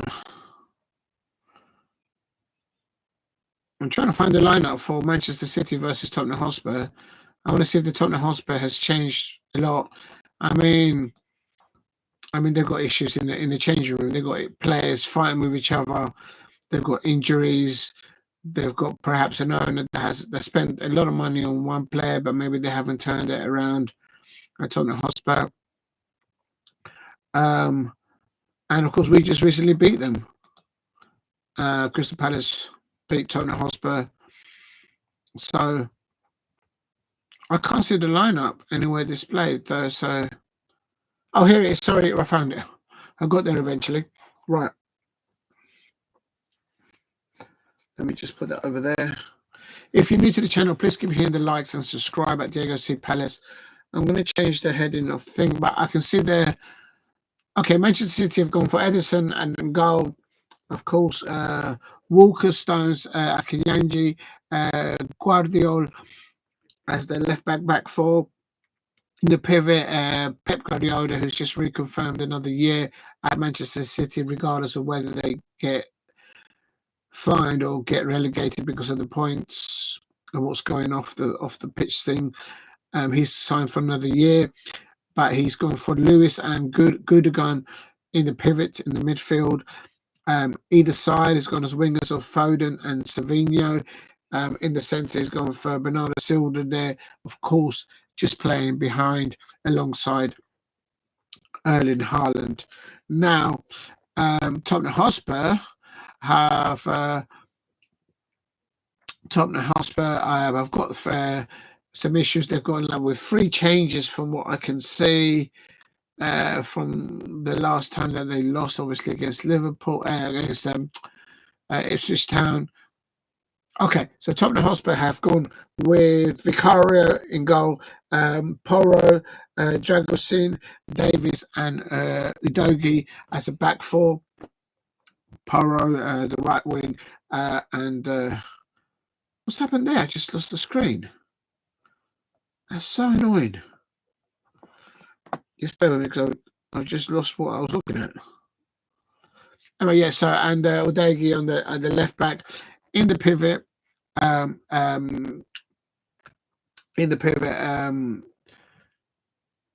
Angus Postecoglou has gone for Busoma and Sarr in the midfield there. Left winger, or if you like, and the right hand side. The left hand side has gone for Son Heung-min, and on the right wing there, he's gone for Kulusevski, and of course in the middle there, he's gone for Maddison and Solanke up top. So really, that's Bissouma, Sarr versus Lewis, Gundogan, and so you asked me. Oh yes, well done, Palace. Can enjoy the Saturday evening. Yeah, I agree with you, Steve. Sorry, James Stone. All right, having looked at both lineups for Manchester City and Tottenham Hotspur, I'm going for Manchester City. They're Etihad. They need to turn corners.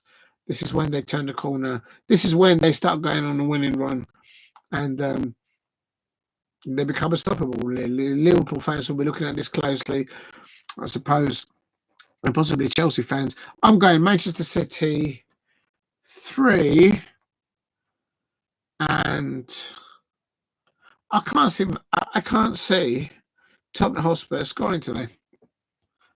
They've got so many off the field issues. They've got injuries, and on top of that, I can't see Tottenham Hotspur scoring today against Manchester City. It'll be Manchester City 3, Tottenham Hotspur 0, and it could even be worse. So that's my prediction there. Big up to you, Gemstones. City to win over 2.5 goals and Haaland to score. Yeah, I agree. There you go. I've only just read your message there, and you're absolutely right there. I mean,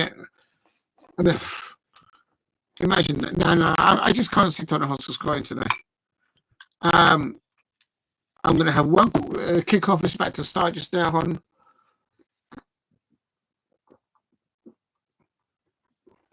Players are coming out to the pitch there.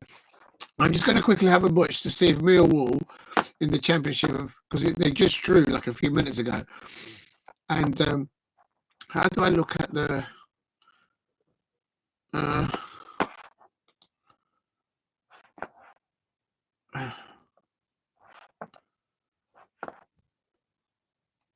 please just 1 minute.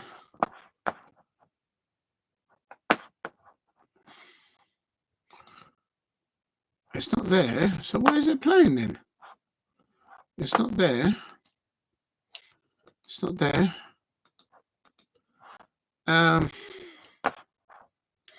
Just a minute. I'm just trying to stop this. Oh, it's live there. There, I've stopped it now. Oh my god, got my senses back. Right. Yeah, I'm giving player of the match to Devaney. Well done, Justin. Well done. But real good confidence for him, no doubt. Right, now I'm going to go quickly to... Oh, my back. I'm going to go there, put that there, and then I'm going to go there to try and get the match up. I'm just coming a little bit behind now, so I'm going to go there. Oh, my days. Let's see if it's playing there. If not, then I'll have to go to plan B. I'm going to change the heading on the thing now, because obviously it's... I better do it now, I suppose. It's...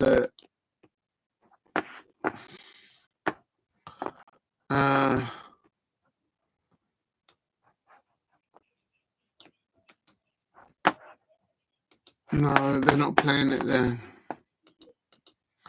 Right, okay, just bear with me. I'm just trying to change the title.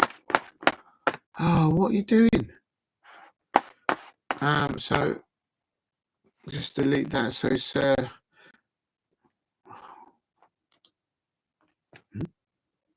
So I put Manchester City. Oh,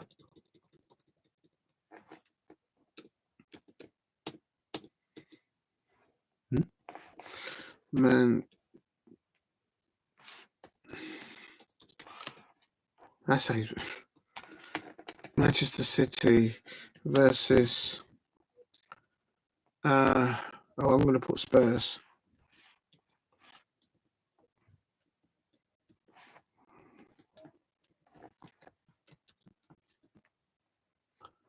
Otherwise, it won't fit. And then also, I'm going to put on here, if I can. Oh my god! What was the first match? It was Leicester City, wasn't it?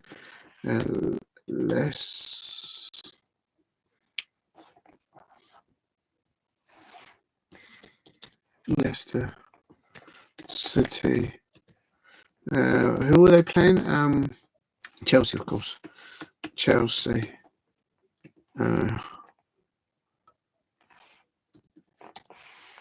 Watch. Long. Right, here we go.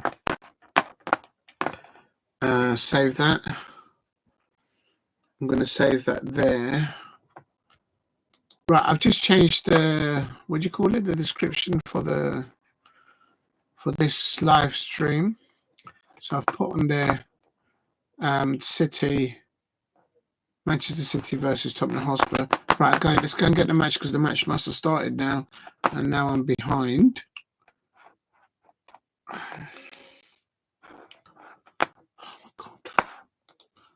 It's still 0-0. About 2 or 3 minutes been played thus far, and Yeah, I haven't missed any goals. Just a free kick there going off there for Gundogan. And Spurs have switched off there. She's gone past the far post there. So Manchester City nearly scoring their early doors there. And there you go. There you go. Early signs. That's what I went for. Manchester City 3, Tottenham Hotspur 0. And it could even be an embarrassment to Tottenham Hotspur. They've got so many off the field issues. It's Angus Postecoglou got a lot of issues there. When he went to Tottenham Hotspur, he started really brightly last season. So I'm not so sure what's happened there. I suppose talk to a Tottenham Hotspur fan, they'll tell you what not. Have they invested enough in their transfer window or not? I don't know. Have they bought big, and what they have bought, was it good enough in the transfer window before the beginning of the season? No. And here comes Foden now. And the thing is frozen. Okay, so it is what it is. I'll leave that there. I'm going to see if I can get I'm going to go to plan B to try and get the match. So in the meantime, please give me the likes and subscribe at Diego C. Palace. I will put the... Ayew goes Haaland. Erling Haaland had a few opportunities there, in my opinion, and he didn't get it. Right, let me just try and get the... This is what you have to multitask.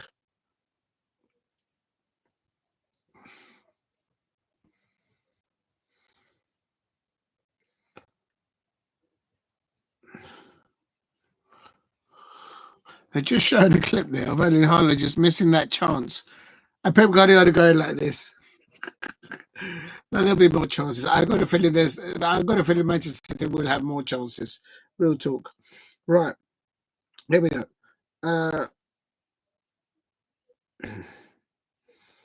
Let me just... if you're new, please hit a like and subscribe at Diego C. Palace. Trying to get to 2,000 subscribers. And also, please hit a like. How many likes are we on? I don't know, about 3 or 4 likes. Let's try and get to 10 likes, please, if you can. Right, let's go to there. No. And then put in here Manchester City. Let's see if we can get him. Better turn this down, I suppose. And where are they? I might be able to get it. I don't think I will, though, but we'll try. Can only try, I suppose. If you're new to the channel, please hit a like and subscribe. Just trying to get the matches up. That hasn't worked. Oh.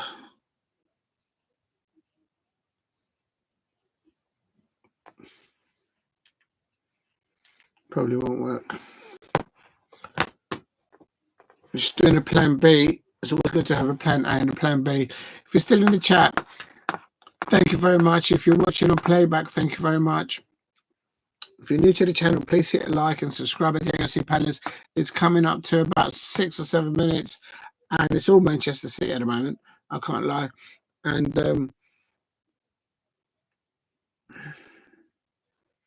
it's very foggy there. Good about now. He couldn't get out of the ball there.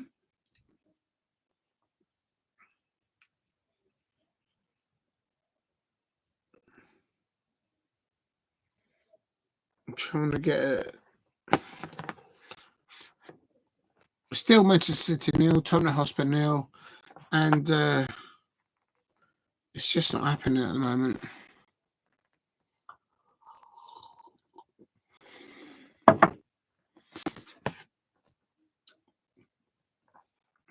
Right, while that's going on ahead, I think this is going to be, if you're a Tottenham Hotspur fan out there, I think it's going to be a very, very, very, very long evening. It's although we're still in the afternoon, but it's all Manchester City. it's Manchester City. It's all Manchester City. I don't think Tottenham Hotspur players have actually touched the ball in the first half. And we're coming up towards the 10-minute mark. And real talk.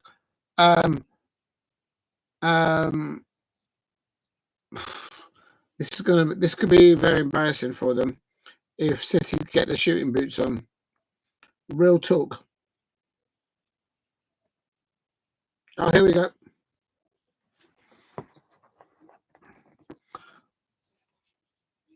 Right, I'm about a minute behind if anyone's out there.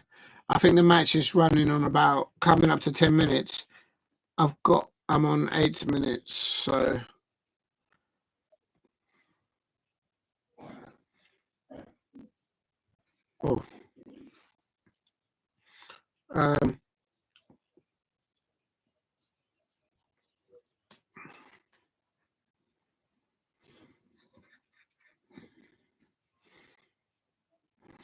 I'm going to leave that one off for a moment. Please keep hitting the likes and subscribe at Diego C. Palace. Just watching here. The where do I put this now? I've got plan B going here because the other one I couldn't see the match properly. Right, Kulifaski, I am about a minute behind. Oh, God, my eardrum's gone because I've been having the earpieces on for 2 or 3 hours. And it's still Manchester City 0. On my one, I've got 9 minutes, but I think you guys will be on 10 minutes. It's still City 0, Spurs 0, and there's a goal kick there for City. The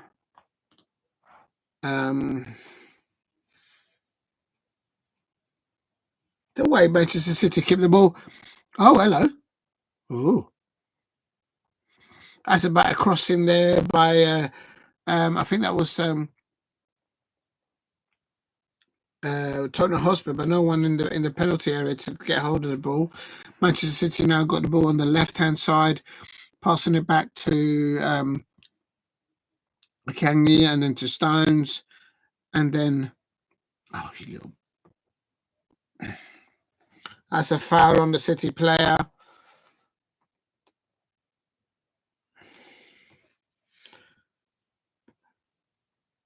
And Postecoglou's on his touchline there. He's got pressure on his end. What Premier League manager doesn't have? What? Oh, you got some buffalo wings or chicken wings there. Oh, yes. Enjoy. Definitely enjoy your chicken wings there, and the dog. You mean you go mad for it? The dog is probably rolling his eyes, saying, "Oh, here we go. We got chicken wings. It's chicken tonight. Chicken tonight. Chicken tonight again." That's probably what the dog is singing to himself. The poor little dog. And I was sitting there on the break on the left-hand side, going into the penalty area, and Haaland has just missed another sitter with Vicario. He hit the ball. Alan Haaland, when he has a one-on-one with a goalkeeper at the moment, he hits the ball with a goalkeeper, whichever side he's playing at. He just can't find the left or the right-hand side of the bleeding keeper. He's absolutely... What's going on, City fans out there? Why is your Erling Haaland not able to score as he used to? And mad for it. Yeah, so there you go. Make sure you share those chicken wings. Need something... After all that nervous expression. Yeah, I know. I've got some food downstairs. I might actually go down and get something. I might get a little. I've got some beef on the. I've got some food that was in the oven. I'm going to go down and actually. You know what? I'm actually going to go and get a bit. Actually, watch this space. That's your fault, James Stone. You started with the chicken wings. I'm going to go and get my tea. I'm late behind everything today. I'm going to take my plate downstairs.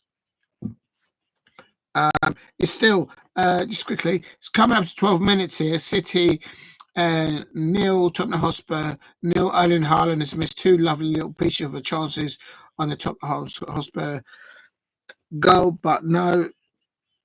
Excuse me. And ball over the top there for Tottenham. That's the only way they can release the pressure. It's Tottenham Hotspur from when they get it deep. He's played the ball, but it's a ball. Shulazewski on the right hand side. Oh, Tottenham Hotspur! Tottenham Hotspur has scored! Oh my days! Against the run of play. James Maddison with the darts celebration has scored. How can they score? How can they play so rubbish against my Crystal Palace and against Manchester City? Well, this is how Crystal Palace needs to do it. Kulusevski there on the right hand side.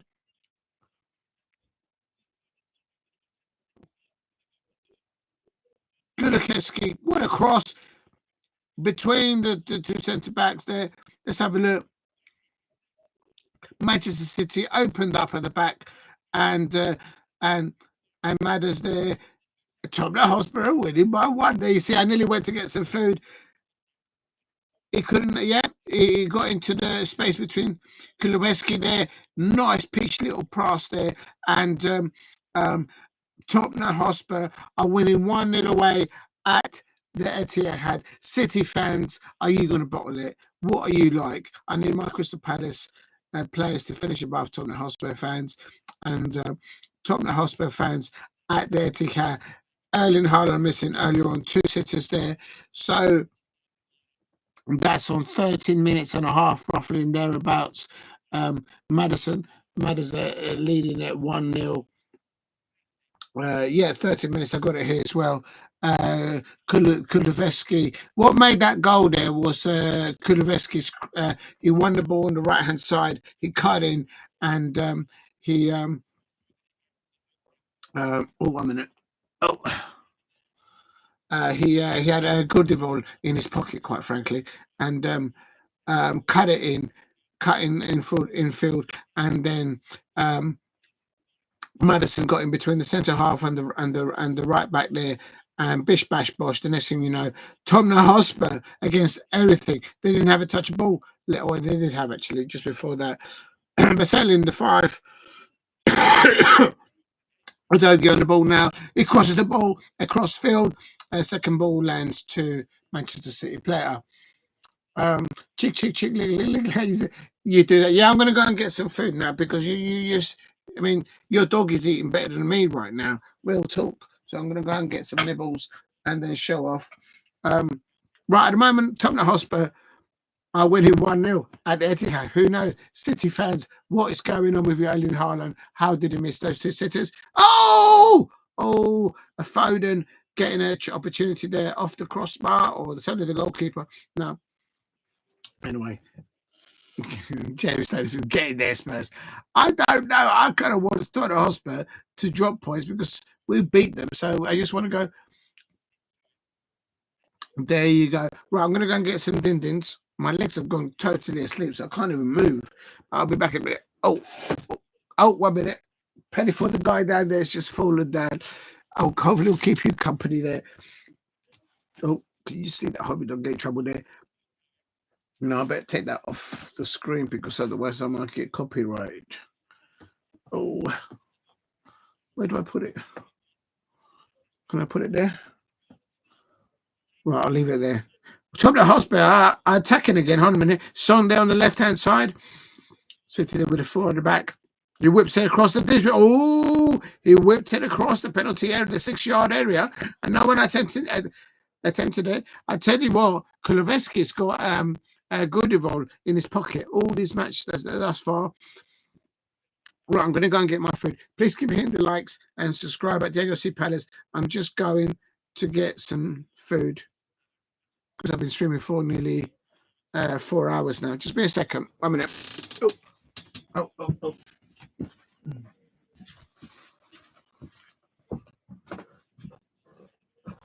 my God. Oh,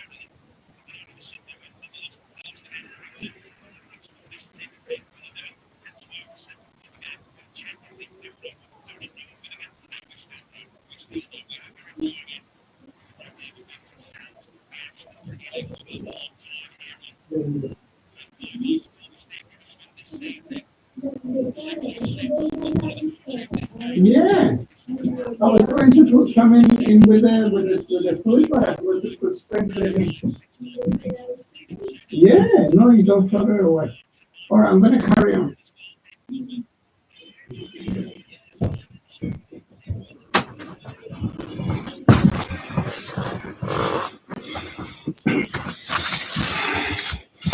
Right, back. Return of the Mac.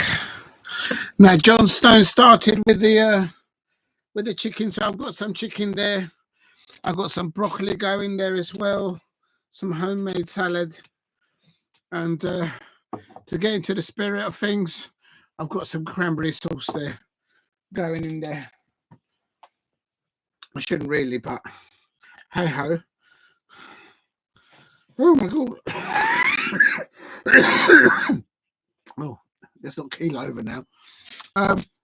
What's the score? Oh my days! Oh my days! Oh my days! Look at that! Look at that! I'm sweating now. Oh my days! It's 2-0. No way. What do you mean, James Stone? How dare you say Millwall got a point? How dare you? Don't get me started. Listen, I'm not going to let you ruin my chicken tonight with homemade salad and broccoli.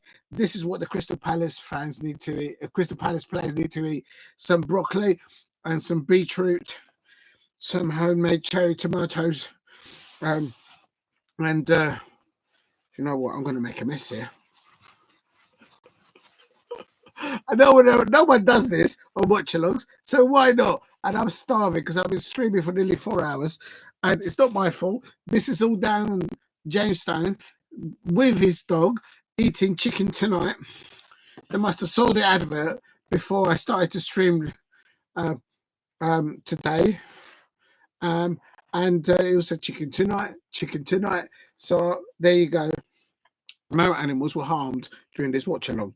It's a free-range chicken, and it is what it is. I'm getting stuck in, mate. But yeah, happy with the points with Crystal Palace. I can't lie. I've lost a lot of energy, so I need to get the carbs back in. But I can't lie. We should have got the 3 points. We dropped 3 points there. But we're turning the corner. I can't deny the spirit and the endeavour. But come on, what is going on, Manchester City fans out there? It is at the moment Manchester City 0, Tottenham Hotspur 2. What is going on?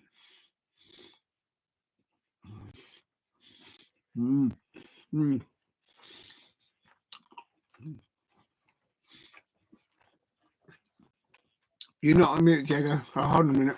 Thanks a lot. Home to the Geordies next week. Must get some. Yeah, hopefully. I hope that we get a goal and we get 3 points. We need to get something against the Geordies. The thing is that Joelinton, oh my god, it's always that he always ruins my match day because obviously he plays for Newcastle and he always has a game against us, isn't it? So hopefully he'll have a day off. I don't know. Are Newcastle in Europe? Are they? Could they be? Maybe they might rest some players. I don't know. I'll have to have a look into that.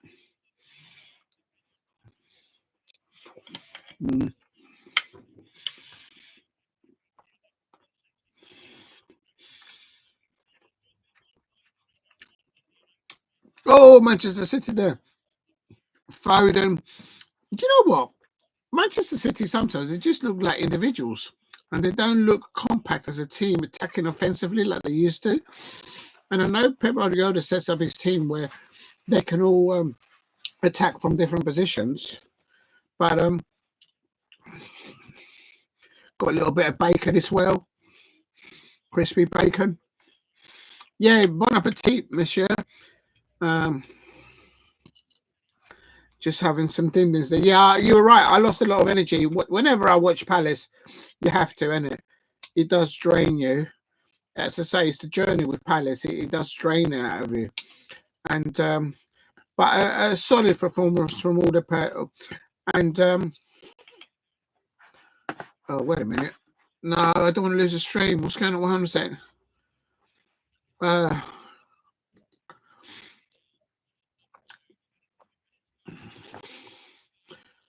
Oh, shoot. Why are you doing that? Anyway, yeah. So yeah, I'm happy with the point. I'm a bit disappointed that Crystal Palace didn't get the whole 3 point. Well done, the youngster Justin Devaney. I'm giving it player of the match for him. And I said 2 matches ago to Oliver Glasner, of course, I don't know anything about football, play the youngsters. They're playing really well for Darren Powell, the under-21 coach. And here comes Ton Hosmer. Oh my God, they're going to score a third. Oh, Solanke just got over the crossbar. What is going on? It's like watching Real Madrid versus Manchester City. What is going on? Manchester City 0, Tottenham Hotspur 2, and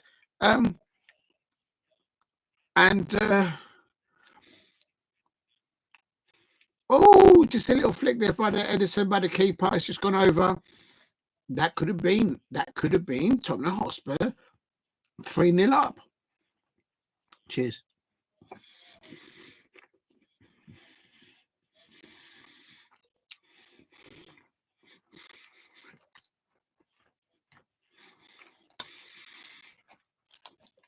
Oh, wait a minute. I shouldn't be opening the cranberry sauce, but hey ho. Palace got a point away at the Villa. It's not bad. You can smell the berries. You can smell the ground that it was grown, the berries here. I do like my cranberry sauce. I can't lie, this time of year. I started a bit early. We're not even in December yet. We're already started with the cranberry sauce. That's not my fault. That's your fault, James Stone. You and your dog having chicken tonight. And it's City now. And Haaland has missed a touch. What is going on, City fans, with Haaland? With your Haaland? Haaland. What's going on with your Haaland? He's not playing the tune at the moment. I mean, I wouldn't swap Haaland with my JP. No, thank you. I've got to turn my evening around. Palace dropped 3 points today. Could you imagine if you had to choose between having Erling Haaland or Jean-Philippe Mateta? But you know what? The way Jean-Philippe Mateta is scoring right now, or where he's performing, I'd rather have him. Thank you very much. If you're new to the channel, please hit a like and subscribe at Diego C. Palace. I've done the watch along a little bit of Chelsea getting a win away at the King Power Stadium. I've also done the watch along for Crystal Palace. Man, oh, Savinho! Oh, Savinho! I think it was offside anyway. And Crystal Palace winning. Well, they were winning at 1.21, but we considered a goal in the post from a set piece, and 2 players offside. Erling Haaland there was offside as well, and anyway, so but yeah, Crystal Palace ending 2-2 away at Villa Park, and again, Oliver Glasner has never. I don't think he's ever lost against. As he managed the team over against Unai Emery.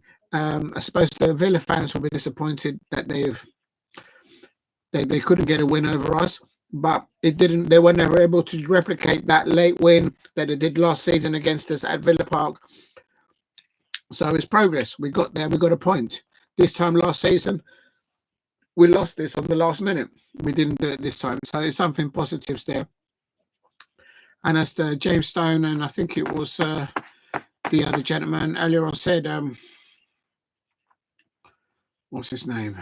Henry Smith said earlier on in the chat, it'll do good morale to the youngsters. Justin Devaney there, scoring there, and Saar as well. So well done. Then well done, Devaney. Yeah, good for him. And as I say, there's other youngsters there. Oliver Glasner, who just played them. Carl Walker there on the ball there. Lewis, I'm going to stay with it now. Carl Walker on the right-hand side. He can't get past. That's a foul. That's a foul, surely. Udogie fouled. Well, I don't know. Right, just have a little munch.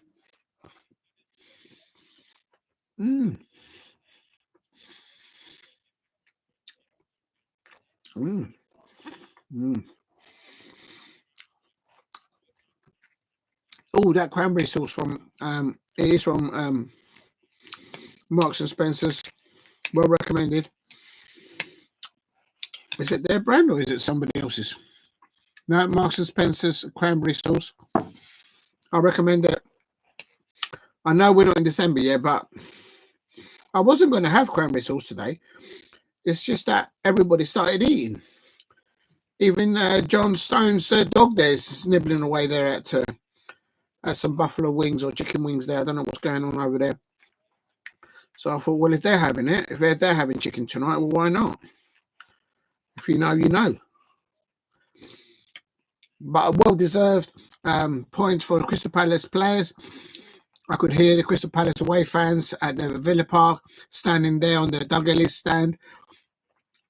And they're a little bit disappointed that they didn't get away with the 3 points, but it is what it is. Sometimes the referee, I can't lie to me, the referee and the VAR referee, how dare they give a Villa a penalty at the end of the first half?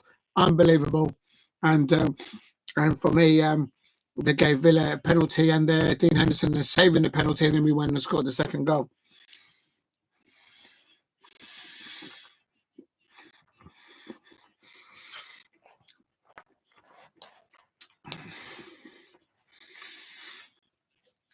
Yeah, I agree now. It's 50-50. Steadily, City are waking up. And you think that after Pep Guardiola confirmed that he's going to stay for another year, hold on.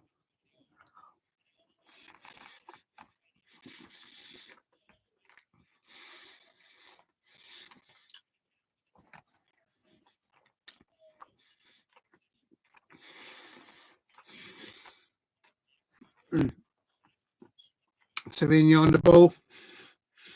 I agree, it's 50-50 now. But having Pep Guardiola make an announcement that he's going to stay for another year, I don't think that means that he's going to stay for another year. It just means that if anyone comes in or if he decides to jump, you've got to remember that Pep Guardiola doesn't own Manchester City. He's an asset to the club. So if he thinks of moving, if you were the owner of Manchester, not the owner, but I suppose the sporting director of Manchester City, and had to say when Pep, or a little say when he goes and when he doesn't go. Pep Guardiola is an asset, so if he's thinking of leaving, then slap another year on his contract, and then if anyone comes in for him, or if he decides to jump ship, then people have to pay up for it. Is just reinforcing the value of your assets in your company, I suppose. And Pep Guardiola certainly is a big asset to Manchester City. Can't have him walking out on a free. Mind you, I would have thought that he's probably earned the right to leave on a free, but there you go. Foul against Domino Solanke there. But yeah, Manchester City just edging it now, I think, with the possession. And Gundogan, they're happy. Tottenham Hotspur are happy to let Manchester City play the ball in front of them. This referee keeps getting in the way. Is it related to the referee that we had at Villa Park earlier on today? And here comes Manchester City there. And Savigno there. And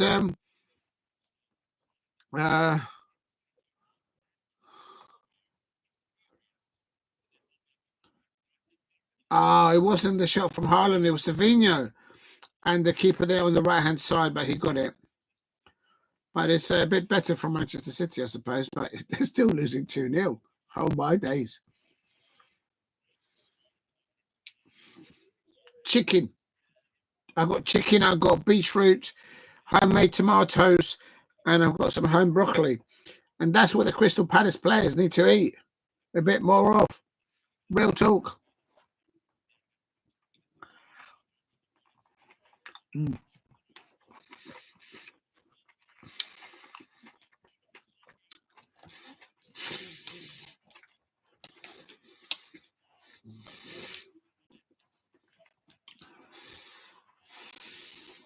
Oh, and I've got a bit of bacon as well in there. Oh, hello. Oh, Savigno. Is that a foul on the goalkeeper? It's within the penalty area. It's not a nasty foul on the goalkeeper.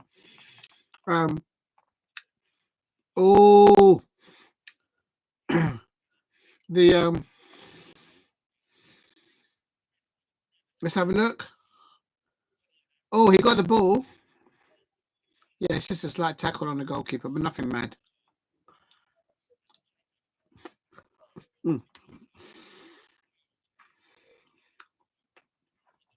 It's still Manchester City 0, Tottenham Hotspur 2. What is going on, City fans out there?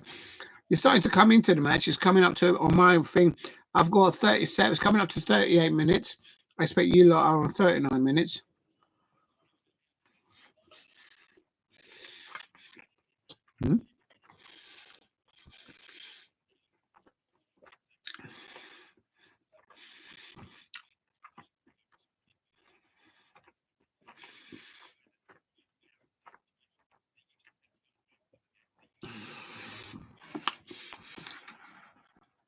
Okay, for me. No, there's nothing like that.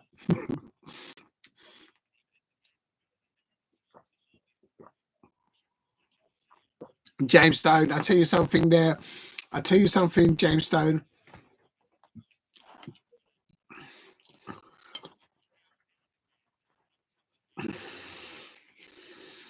You've got to be ready. This Palace fan here has to be ready for Newcastle next weekend. We need to get points. We need to get points.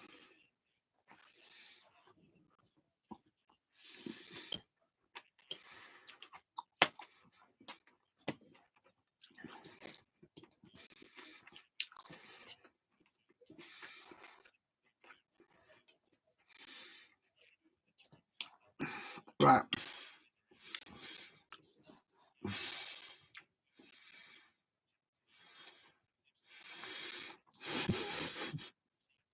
You keep it up, James Stone. You keep it up. I'll tell you this much. You wait and see. Eddie McAteer, he's going to score a shitload of goals when he comes back from injury and prove people like you. That's right. Prove people wrong.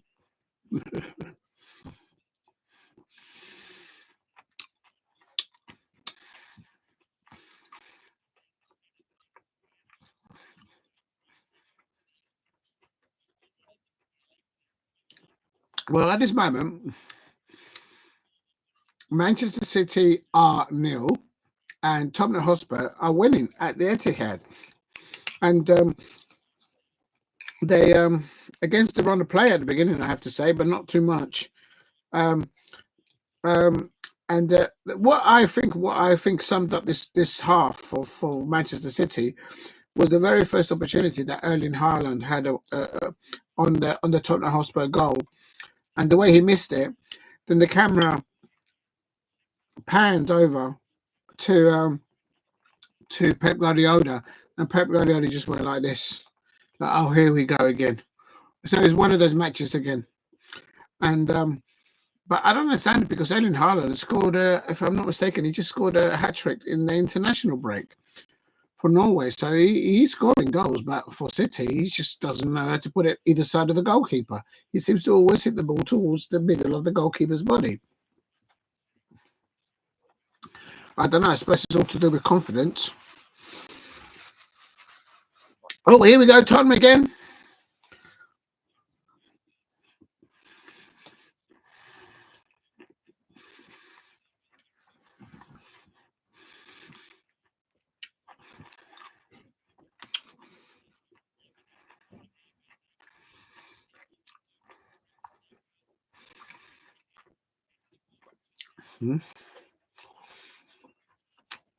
Wow.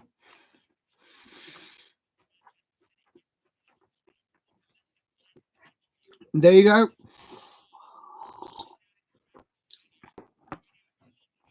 Oh, hello. Tottenham. Oh, my days. If they had a bit more quality, Tottenham Hotspur would have been like 3 or 4-0 up. Real talk. Oh, good header, hold-up play by Erling Haaland there on the break. And the Tottenham Hotspur players defending the numbers. And although Tottenham Hotspur are 2-0 up, I just got a feeling as a neutral that at any moment during this match, Manchester City can just turn on their engine, turn up a few gears, and then just bang, bang, bang, and get a few points, get a few goals, and completely. Haaland is down injured. Is he looking for a penalty? No, he's getting back up. Good, the one on the ball there. Stones, McAteer, Guardiola, Bernardo Silva, and Foden there, wasting the ball.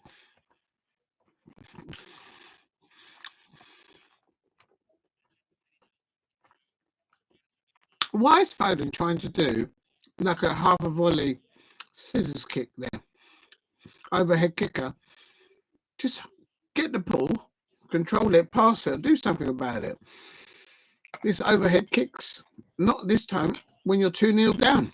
It's not the time, mate.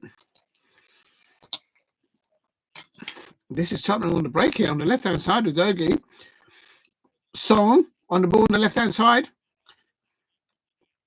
On the side of the penalty area here. Oh, he loses the ball. Song gives the ball away. And Manchester City now get the ball. And look, Son doesn't even run back. He's just like, there you go.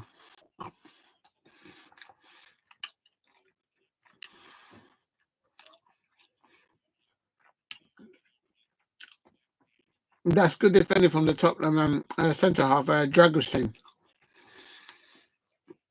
He saw the danger from Manchester City out there on the left-hand side. Was this Hermansen? Berlin got 2-2 draw. Las Palmas currently 0-0-42. What? What? It was called once. Listen, Eddie and Ketchup will prove me right and he'll prove you wrong. You wait and see. Real talk. Come on. What is going on there? It's coming up to, I can barely see the number here. 44, coming up to 45 minutes. So the end of the first half. Pep Guardiola is taking off his coat. He looks worried. I've never seen Pep Guardiola look so worried. But make no mistake about it. This is the Etihad. This is coming up to the end of the first half. And Manchester City are losing 2-0 to Tottenham Hotspur. Have a bite of that.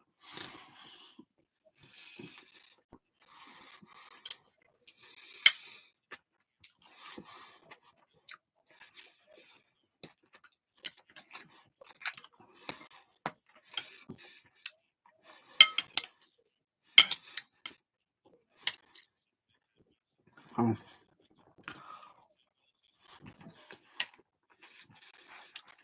Mm.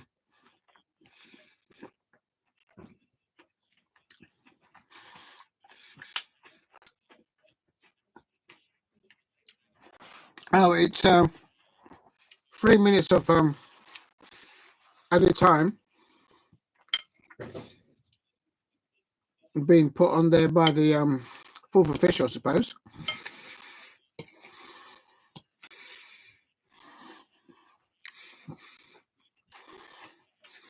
I tell you what, if Tottenham score Hotspur, if Spurs score a third goal before the end of the first half, I'll tell you what. Oh, that's a foul on Madison, surely. Free kick there. Madison's there. Down on the floor, injured. And Carter Walker coming over and chopping up Madison. Madison scoring the first goal and doing his traditional darts celebration. Sorry, scoring the first goal and the second goal. What am I talking about? He scored both goals. The second one I actually missed because I was getting downstairs getting the chicken and the cranberry sauce. Free kick here to Song there over the ball with Maddis. Just keep the ball in the corner. Just see the half out. Don't lose the ball.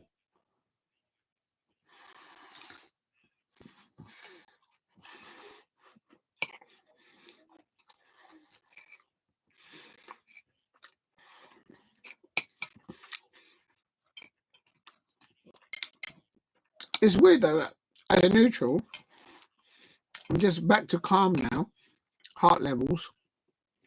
But watching Crystal Palace play, I'm all over the place.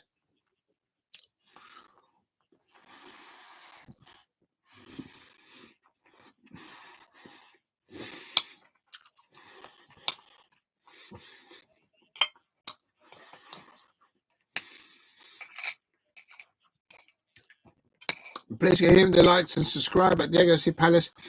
It is Manchester City 0, Tottenham Hotspur 2. At the Etihad, at half-time, here comes Manchester City on the right-hand side, possibly the last chance in the first half.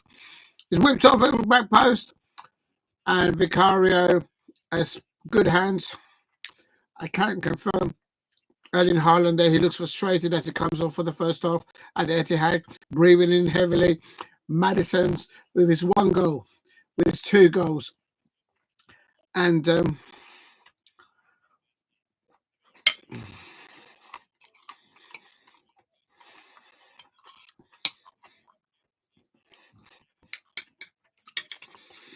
I just heard from the commentator that 2 seasons ago, it ended the first half, Manchester City 0, Tottenham Hotspur 2.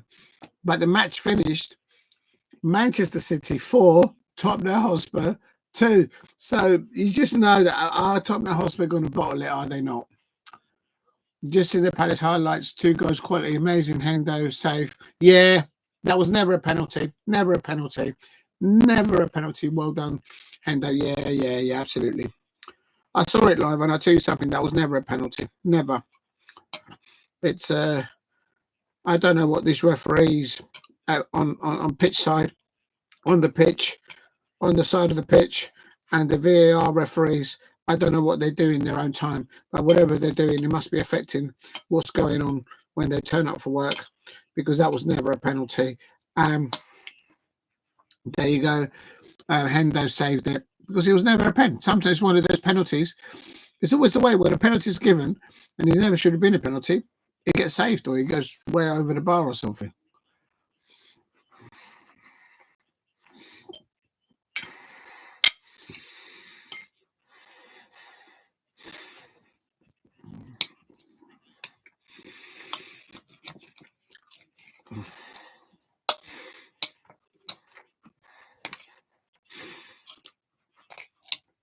It's going to be interesting to see.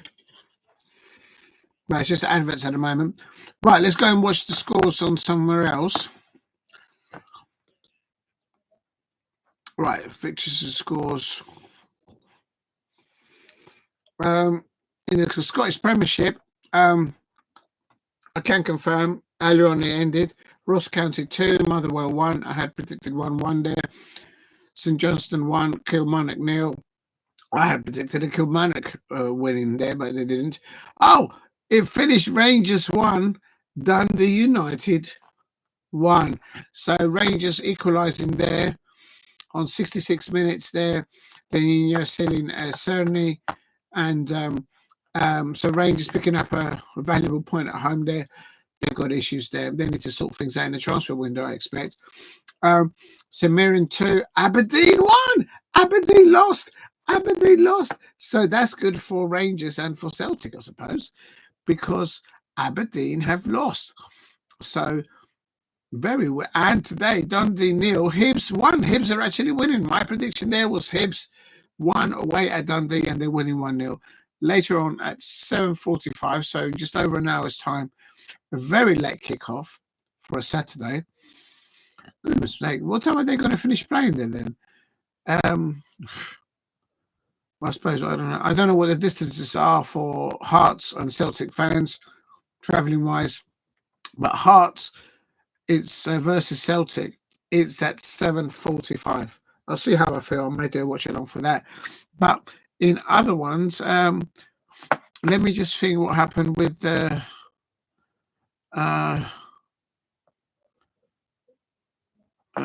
scores. Why don't they put it properly? Useless. He ended Millwall 1, Sunderland 1. Thank God for that. If Millwall would have won today, that would have been taking the biscuit. And big up to you, Graham Rogers, coming on there. Come on, Spurs. I know, Graham Rogers. I just heard the commentary say that 2 seasons ago, not last season, the season before, it was at the Etihad. Your Tottenham Hotspur 2 away at the City at the Etihad. But what happened after half time? City then went on to score 4 goals, and the match ended Manchester City 4, Tottenham Hotspur 2. For the moment, Manchester City look like individuals out there, and they're clearly missing Rodri. They got issues there. I hope they don't come in for Ebrieze in the January transfer. I don't know. Oh, you're a Liverpool fan. I do. Oh, I see what you mean. Oh, so Graham Rogers, big up to you. I apologise. Oh, I see. Of course, Liverpool fans will be looking at this. Yeah, you would want, of course. Yeah, you would want to. Well, we kind of did you lot a favour, Aston Villa. We pegged Aston Villa back a little bit there, and Chelsea. You Liverpool fans, there. You guys better watch Chelsea. You know the jamminess of Chelsea. Always Chelsea in the transfer window, poaching a player there, poaching another one over there, poaching a player here. Not just in the men's football, but in the women's football. The squad in depth that Chelsea players have got, a team has got. It's very, very, and they're getting results. So watch out, Liverpool fans, for Chelsea. There could be a little dark horse there for you lot. And Liverpool fans out there, Graham Rogers, please make sure you beat Southampton. I need the teams around there and thereabouts, my Crystal Palace, to drop points tonight. Wolverhampton Wanderers beat Fulham. So Fulham fans, you bottled it. Absolutely bottled jobs.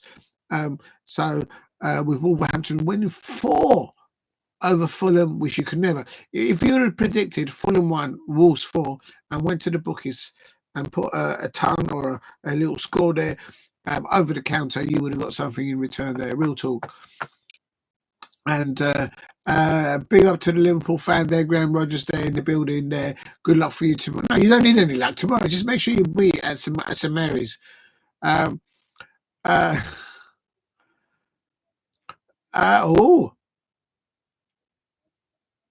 got a flat by Sefton Park, funnily enough, in Liverpool once a month. There you go. Thank you, creator. We won't hold it against you, Graham. All right, I get what you guys are saying. Listen, I'll tell you something. This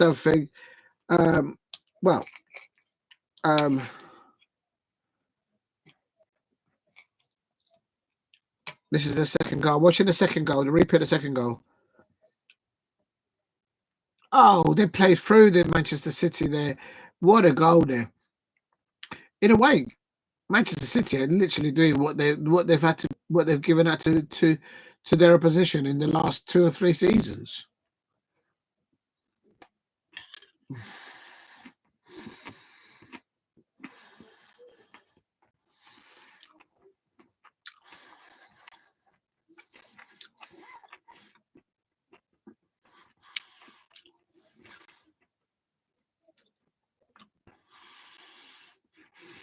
I think the player in form there for Tottenham Hotspur is Madders.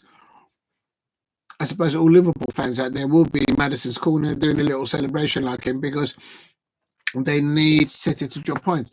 And Faes were awful today. Do you know what? I said it before and I say it again. Since Ayew, the sporting director from Arsenal, left Arsenal and he took the realms at Nottingham Forest, and Nottingham Forest have not won at home or away. They've lost. They can't even draw. And we all know how Forest did at the beginning of the season. Well, we were starting in the beginning of the season. And so for some reason, they've lost their mojo up there. So, and yeah, Forest a letdown. But I don't think it's the players. I think it's Eddie's fault. Right. Let me have a look at the table. I'm quite intrigued, actually. Wait a minute. This cable's in the way. Let me get this out of the way. If you're new to the channel, please hit a like and subscribe at Diego C. Palace. Halftime here, it is Manchester City 0, Tottenham Hotspur 2. Well-deserved win for Tottenham Hotspur. I did not predict that. I predicted Manchester City to win by 3-0 and Tottenham Hotspur not to score 1 goal, let alone 2 in the first half. That's absolute madness. Have you seen Everton's new stadium? It looks amazing. Oh, wait a minute.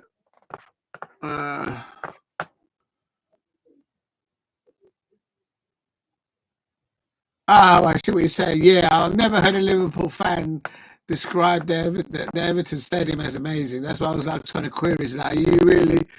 But then you're talking about the view. Yeah, it's one of those places where you can go, you can walk between the stadiums. Yeah, you can. Back in the day, I stayed in a bed and breakfast when I went up to a match at Anfield there. And the other time I went up there on coach. I haven't driven up there. No, actually, I have driven up to Goodison Pub, but not to Anfield. Anfield I've been twice. Once I went with a coach arranged by the club, and the other one, I stayed in a B&B. Oh, is the other? Yeah, apparently it's by the dock. It's by the river. It's by the entry of the waters that comes into the into Liverpool. So it's on the riverside. Yeah, that's what I thought. I don't know if it's there. I don't know if it's when it's going to be ready for the. I don't know if it's going to be ready this season or next season. But there was talk that the majority shareholder at Crystal Palace, Texter, was going to buy Everton, but that didn't come to fruition. His other club, Nice, has got problems financially. There he can't even get cash flow going there for them. So it's all up in arms there. But it's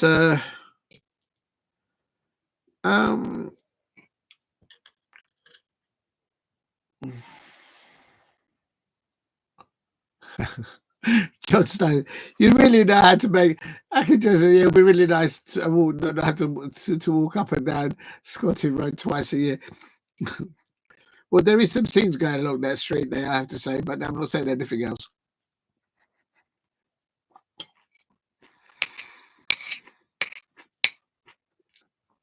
If you know, you know. Anyway.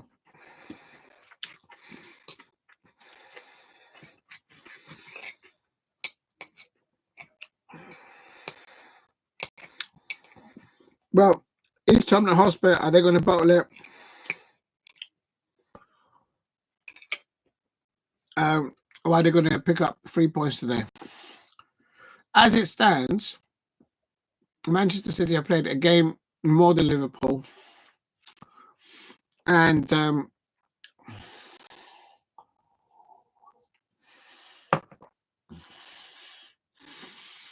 yeah, Liverpool are on 28 points. Manchester City are on 23 points, playing a game more than Liverpool.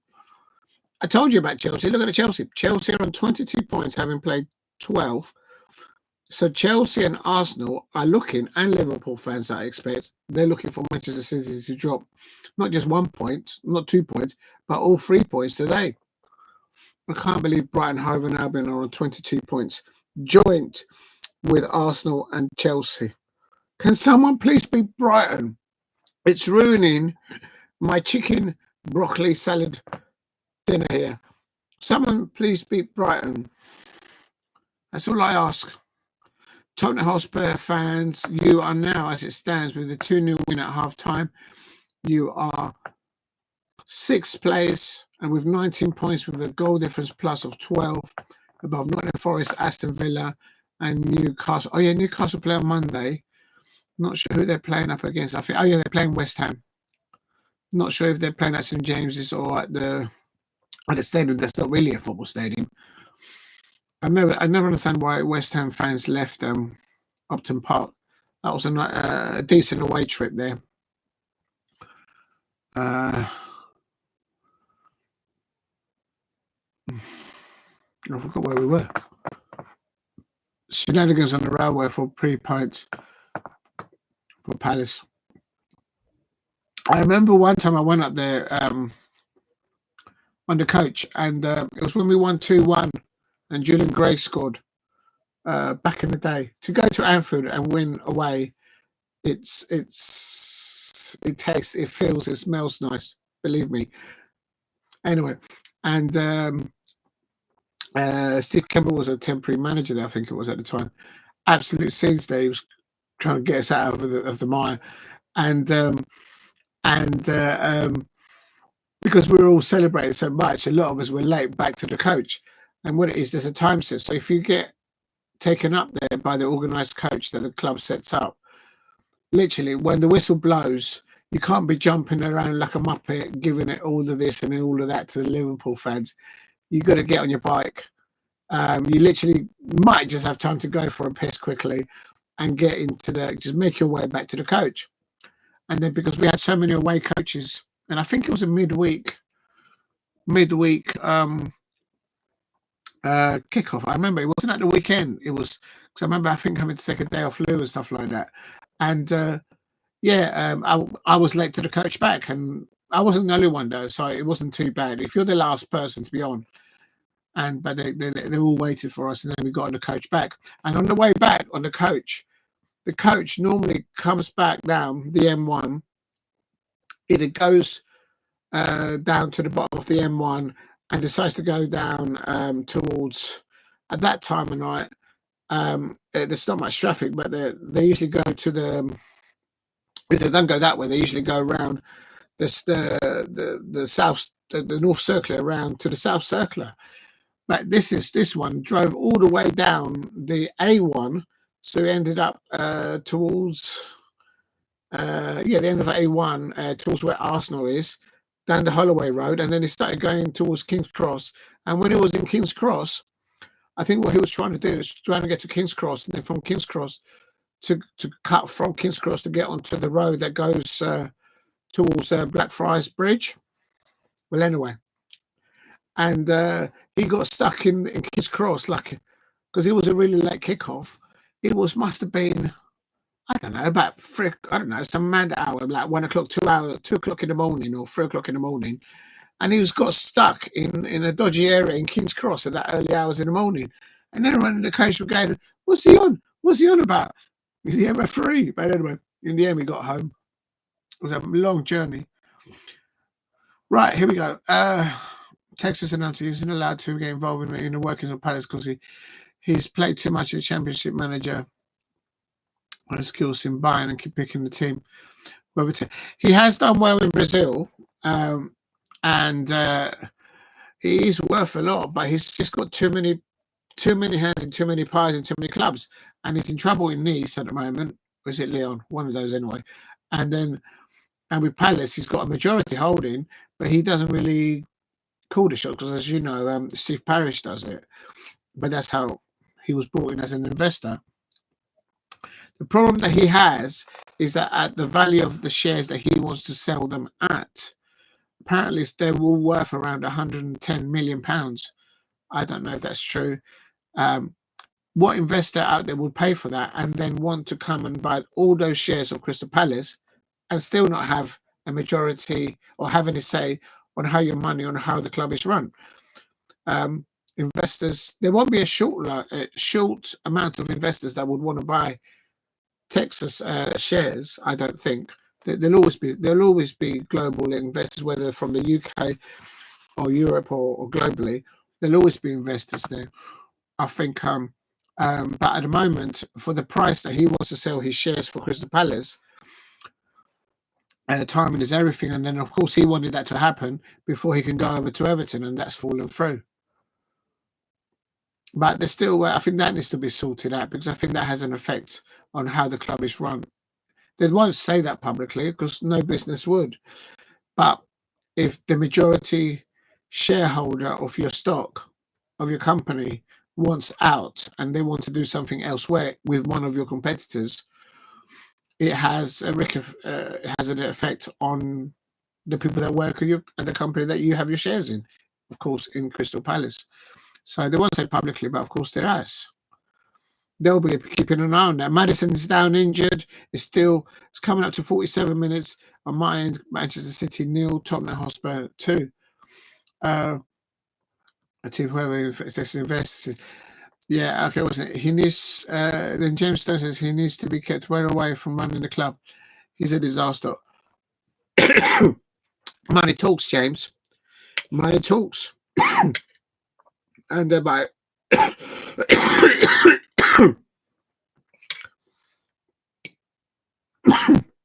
My point is this: I never understand football fans out there that support more than one football club. I wouldn't have the time or the patience. I'm already getting grey hairs and all sorts of shit all over the place. I wouldn't have the time to contemplate, to think about how another club is doing. It's just I couldn't do that. So to be an owner of two football clubs, that can't be healthy. But then you got to think about it. They don't really do it for the love of the football club. They're investors, and what the investors do is they buy a share or they buy their stock at a certain value, and before they decide to do that, they'll be looking in the short term and long term for the return of their initial investment. So they'll be looking for a return on their investment starting here when they pull out, like the Glazers are doing at Manchester United. What they called the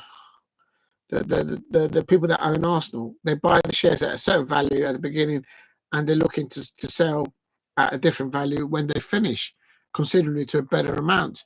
And that's what they are. They're just investors. I don't see it personally because it's if you're in the same position, if you invest into a football club, you would want a considerable return in what you put in the first place and what you take out right at the end. So, yeah, I'll be a little bit. If he only looked after one club in the whole world, and it happened to be Crystal Palace, then it is what it is. But yeah, he's got too many hands in too many pies, in my opinion.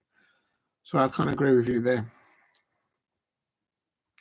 He won't be going anytime sharply. He's got to find someone to buy his shares. How long is it going to be before you're eating? I don't know. I eat very slowly by the time of it because it's this match. I've actually finished now, but I'll leave the broccoli until the end bit. I don't.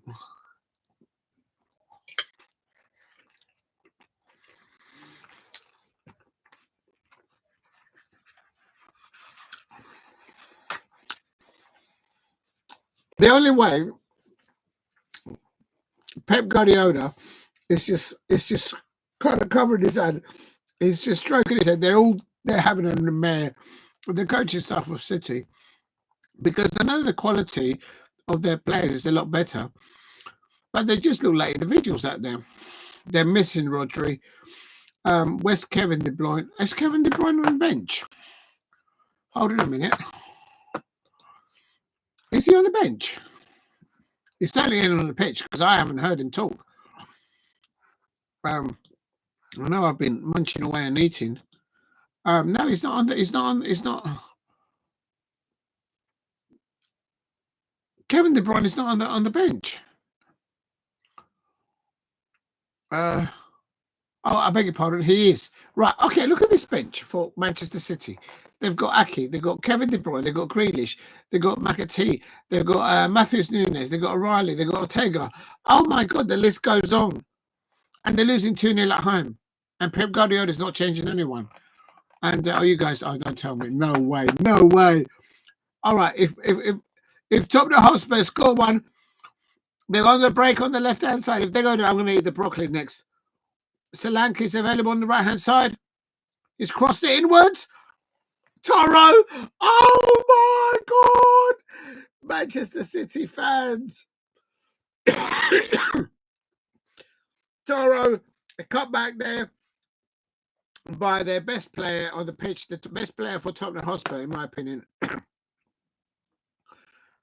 Oh my days. Kulusevski there. Liverpool fans out there, Chelsea fans, Arsenal fans will all be licking their chops right now, including the pork chops out there. Manchester Tottenham Hotspur fans, players celebrating there on the pitch. And you were correct in the thing. Liverpool fans will be cheering to that. Oh my days! Look at that! They switched the play. They're on the left-hand side, across the ball, across the face of the penalty area, cross a cutback.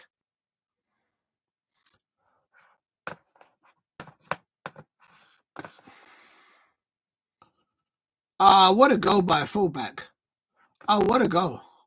For a fullback to score like that at the Etihad. Ooh, ooh, ooh, ooh. Oh, my days.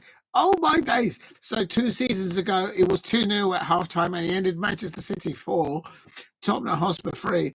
This time round, Tottenham Hotspur, they've got maybe something to do. They changed their logo and they removed their only title that they had below their bull and chicken or rooster. They removed their Tottenham Hotspur. Maybe that's their good omen at the moment. But you tell me someone out there who would have predicted Wolves to have won 4-1 away at Craven Cottage today and Tottenham Hotspur to win 3-0 away at Manchester City.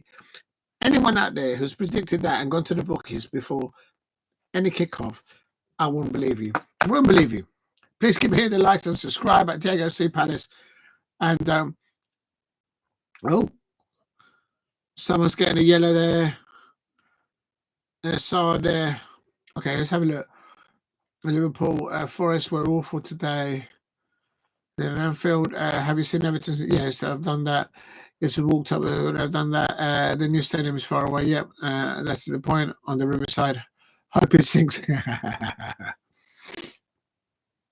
Yeah, if they haven't put their foundations in properly, you never know. They might have a little leak. Yes, it'd be nice to walk. Shenanigans and Railway, pre-pints, Future, Everton, home and away, Palace. Had a dream. I don't know. How would you get to the new Everton stadium from? It'd be a different route now, I suppose, from the city centre if you go up there on the train. But I suppose on match day. Oh, it's chucking it down now. The rain is coming down seriously. So will that help the Tottenham Hotspur players, or will the rain affect and make it easier for Manchester City players to cause more troubles? Wet dream there. Big up to you, James Stone. Tapes is allowed. In a working place, so oh, I've done this bit. Your fancy skills. Yeah. Well away. Maybe goes to another Premier. Yeah, well. Oh, it's definitely chucking it down there. Pep Guardiola still hasn't put his coat on. He's just got his polo neck. And he's getting completely soaked through. Real talk. How long are you going to be eating? I'm still eating here. Look. Well, as I'm watching the match, I'm watching that. Oh, there's some more people in there. Oh, my God. And I'm catching up with the chat. But behind that, there's several cognacs and dispensary. Oh, the fine malt. Oh, my day. Don't tell me they're going to score another one. I'm back now with my uncle. Big up to you, Steve. Hope you're well. And Celtic, yeah, I'm going to watch the Celtic match. And also just catching up with the chat. No one's paying for what Texas is asking for. Yeah, I agree. Big up, Damo. Big up, Damo. Good evening. Big up, Damo. Always welcome that smile of yours on the thing. Big up to Damo. 1168. Makes their evening there. And Steve RFC says 3-0. Game over. Absolutely. Couldn't see it happening. I don't think anyone. Big up, Damo. Big up, Graham. Big up, CLC. Big up, James Stone. Damo 1168. Just a train from Villa. Hey, big up to you. You're on the train, 100 back. Oh, man. I heard you guys singing there. I could hear you over the commentary. The Palace away fans at the Doug Ellis stand, standing there. But we should have got 3 points. How did we concede that second goal from a set piece, from a corner, and then the ball kick going in between the post and the keeper? We should have done better there. But I'm still proud of the performance. I can't lie. Right, where are we? Got so many notes. Big up to you, Damo. And then nice one, Damo. Yeah, 3-0. Pep out of Pep. Pep out. Ha ha ha. Well, I don't know that. If you're a Liverpool fan, if you're an Arsenal fan, if you're a Chelsea fan, you probably want Pep to stay. Well, he is actually staying. He's staying for another year. Here's City on the right-hand side, coming up to 57. There's still a lot of time to play, you know. And the way Tottenham Hotspur bottle jobs, some matches, it would have put it past me to end up 3-3. It would have put it past me. Sorry, Tottenham Hotspur fans, but you know exactly what I'm talking about, probably. Anyway, still 0-0 Milan Juventus, old club, his new club top. They had a good score as Dinamo Zagreb and Kristiansen draw 0-0. My dog goes mad for broccoli. There you go. There's another bit of broccoli there for the dog. What does it do? Does it make him flip forwards and backwards or her?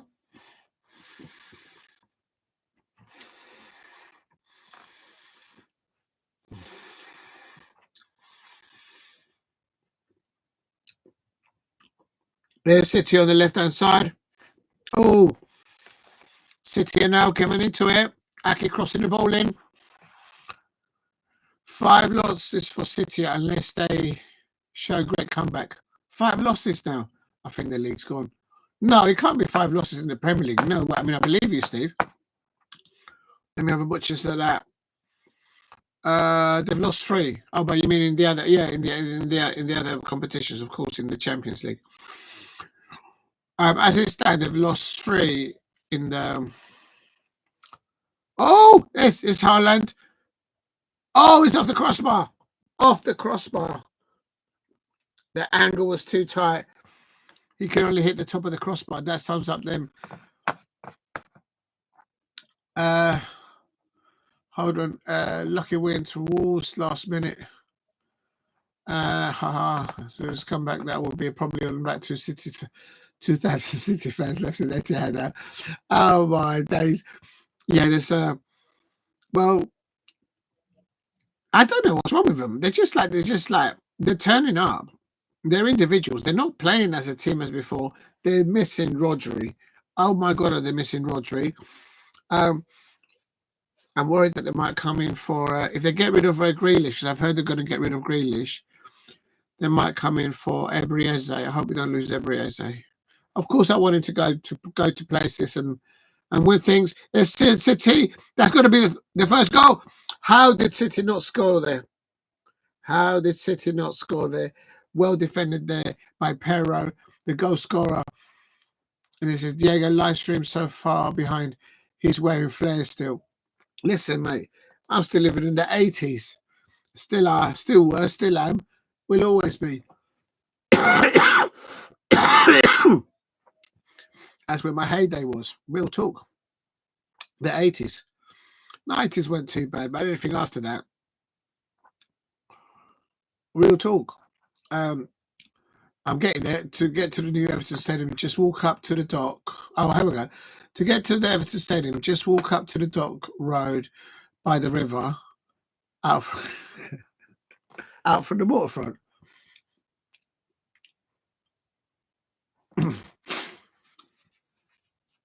Yeah, I suppose you can't miss it because you just on one side you need to be walking with the river on one side and just walk up. Just make sure you walk in the right direction because you could go walking into a very dodgy area. If you know, you know. Well, there's dodgy areas in London. Oh, nothing in South London. In South London, it's all loving people. It's all loving. You don't get parking tickets. You don't get cut up at the lights. It's just pure love in South London. The problem is it's North London. Either side of the marshes, Liverpool, Tottenham Hotspur fans, Arsenal fans. Further out, they used to have an old stadium, Upton Park. That used to be a proper away fixture. Now they've gone into another stadium that doesn't look like a stadium. You need binoculars when you go and sit there to even see the number of your own players. Never mind the players' faces or anything like that. The dugout. Song has been substituted there. I mean, 1 cup of Khannouss. Woof, woof. The dog starts to be staring at me, and then he starts looking at this when he puts his paw on me. Wait a minute, and it's just. I will be careful. I'm not going to read it. I'm not going to read it because I might get in trouble here. But I hear what you say, and he starts looking on me, and then he starts to go.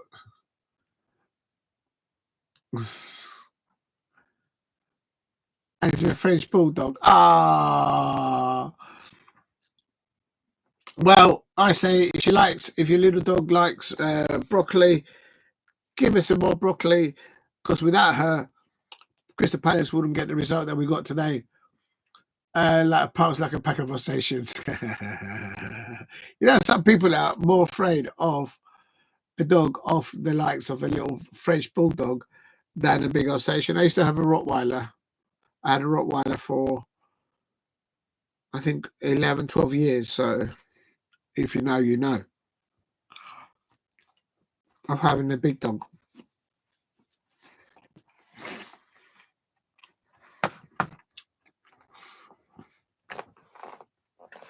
Please keep hitting the likes and subscribe at Diego C. Palace. Doing the watch along here. Manchester City 0. Tottenham Hotspur 3. For those of you in the cheap seats at the back, oh, Manchester City there on the near post. They're just individuals. And Pep Guardiola there is on his touchline there, applauding his players, giving them encouragement. If they're getting wet, soaked through, so is he. He's not afraid of a little bit of rain. Yeah, that's a bad miss. I agree with you. Oh, 1 minute. Just get myself comfortable there. Right, I'm going to have this last bit of broccoli, and that's me done.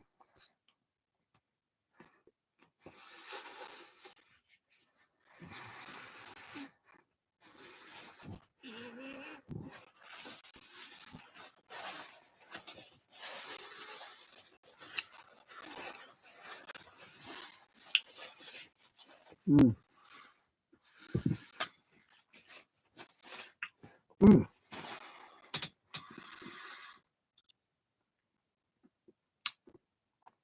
I don't know what's going on with Manchester City at the moment, because it's not so much that they're losing 3-0.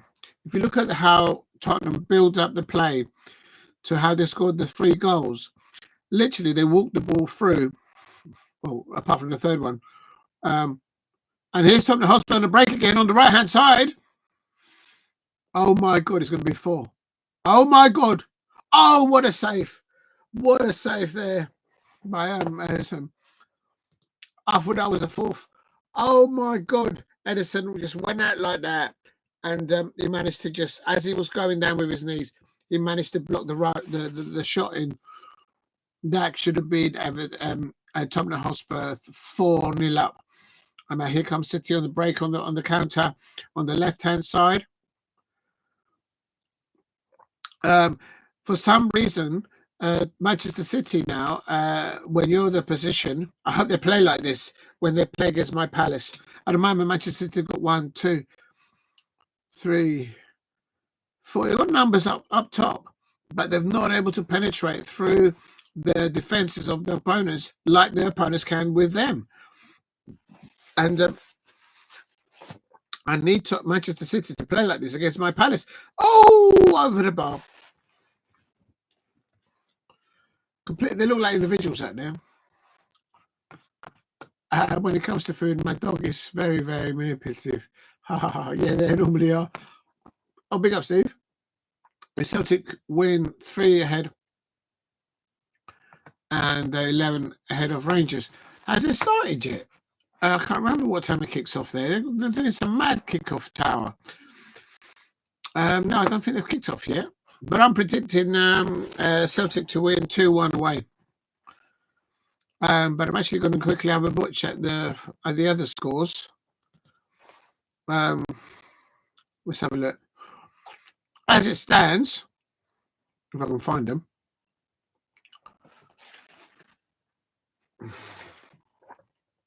Ouch, my back.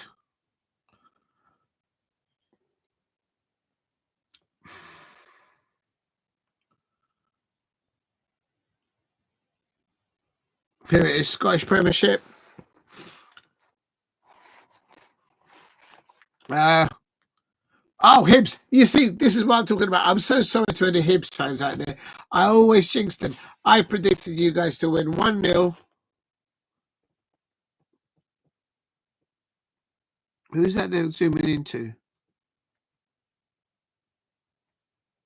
Oh, that's Rodri. Rodri is in the stands with his trophy. And yeah,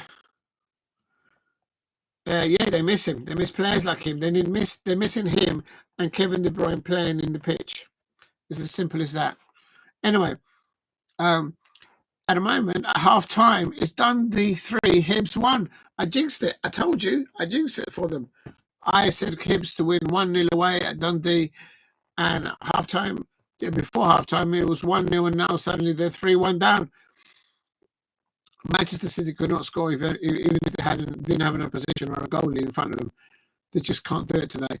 And then Hearts versus Celtic is at 1945, so 45 minutes from now. Versus, oh my God, they're going to finish late. Erling Haaland header, and he wolfs it over the crossbar. He just can't do anything right at the moment. The thing is, there's still football to be played. We're coming up to 69 minutes. So, I'll bring Kevin De Bruyne on. Grealish.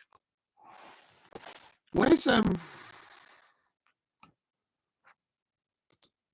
just bring something different to it. There's no creativity. There's no holding play from Manchester City. Where's Doku? Where's Doku? Even Doku's not even on the bench for City. I don't understand it. Maybe they just got injured. There you go. Thanks, Jamestown. That's what I was looking at. No Rodri, no Kyle Walker. Well, Kyle Walker is always distracted of what happens off the field, isn't it? With his misses and his other half. What happens in the social media set networks. You know, you must be knackered. You know what I mean? If you know, you know. So, and then everything that comes up with it, which means eventually the team was bored off it all. Since you need to start again. Like Ferguson 27. Yeah, they may need to do a restart there. The thing is, though, you just don't underestimate Pep Guardiola because it's not how you start the season or how you go through it. It's how you finish it. And I would say if Pep Guardiola was signing another year in his contract, if he was to get all his ideal team fully fit, and I mean no injury prone, you wouldn't bank it against him to do a run of non-winners games. I suppose if you're a Liverpool fan, an Arsenal fan, and a Chelsea fan, you don't want that to happen now, obviously.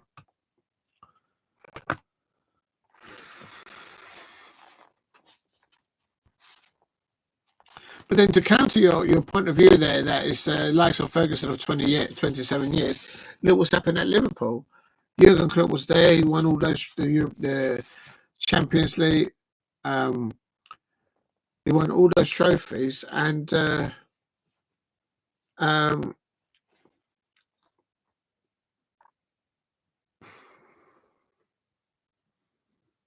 hold on, here we go. Corner in, straight to the keeper's hands.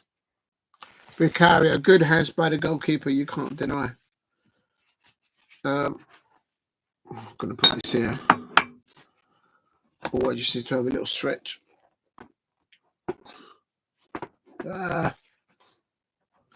Please keep hitting the likes and subscribe at Diego C. Palace. And, just having a little stretch here. Can't believe that we're approaching now the last 20 minutes, or we are in the last 20 minutes of this match. And I think we just had did we just have a Tottenham Hotspur substitution? I don't know. But anyway, it's Manchester City 0, Tottenham Hotspur 3. Are they going to bottle it? Or is City going to... If City can put one goal back now, anything can happen. Half an attempt on goal. And they just look like individuals out there. Yeah, for now, I agree with you, Graham Rogers. They look solid. They're not panicking. They're not like, oh, panic stations here. And Spurs for a long time, the first time they've been in the City half there, but City are bringing it back in. I am on 72 minutes, 38, 39, 40 seconds. Savinho on the right-hand side, tries to cut it inwards, intercepted there.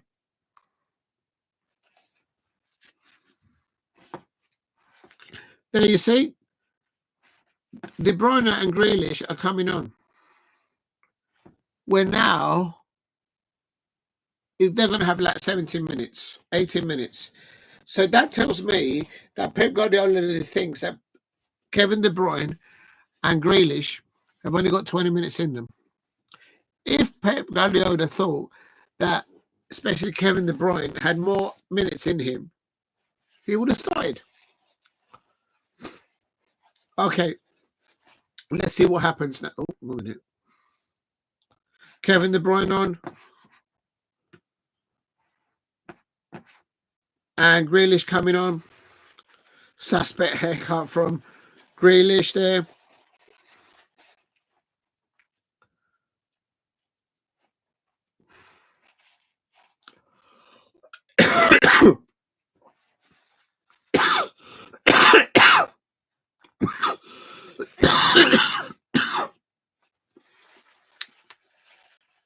Fair play.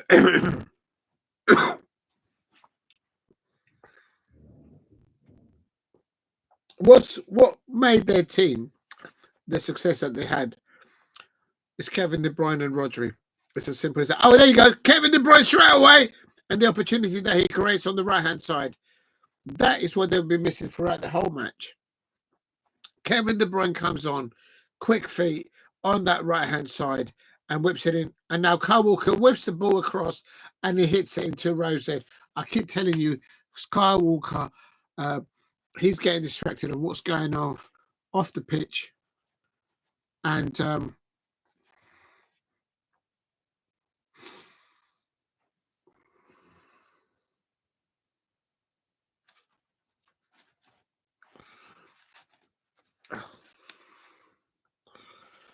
what a goal, that third goal.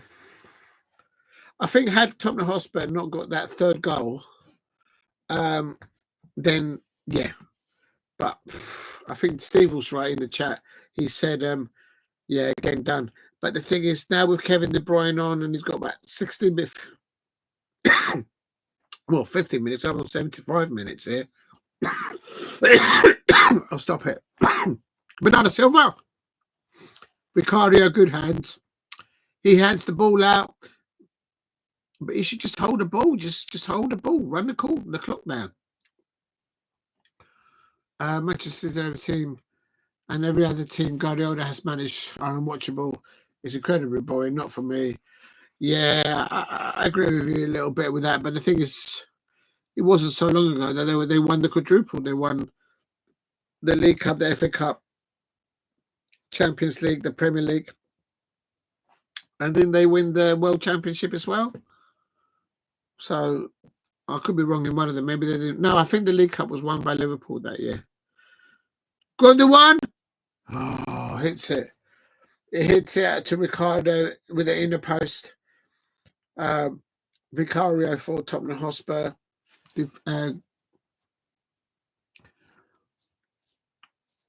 A little stretch. You've just been eating dinner for an hour. Telling me about it. I might have to do a little stretch here.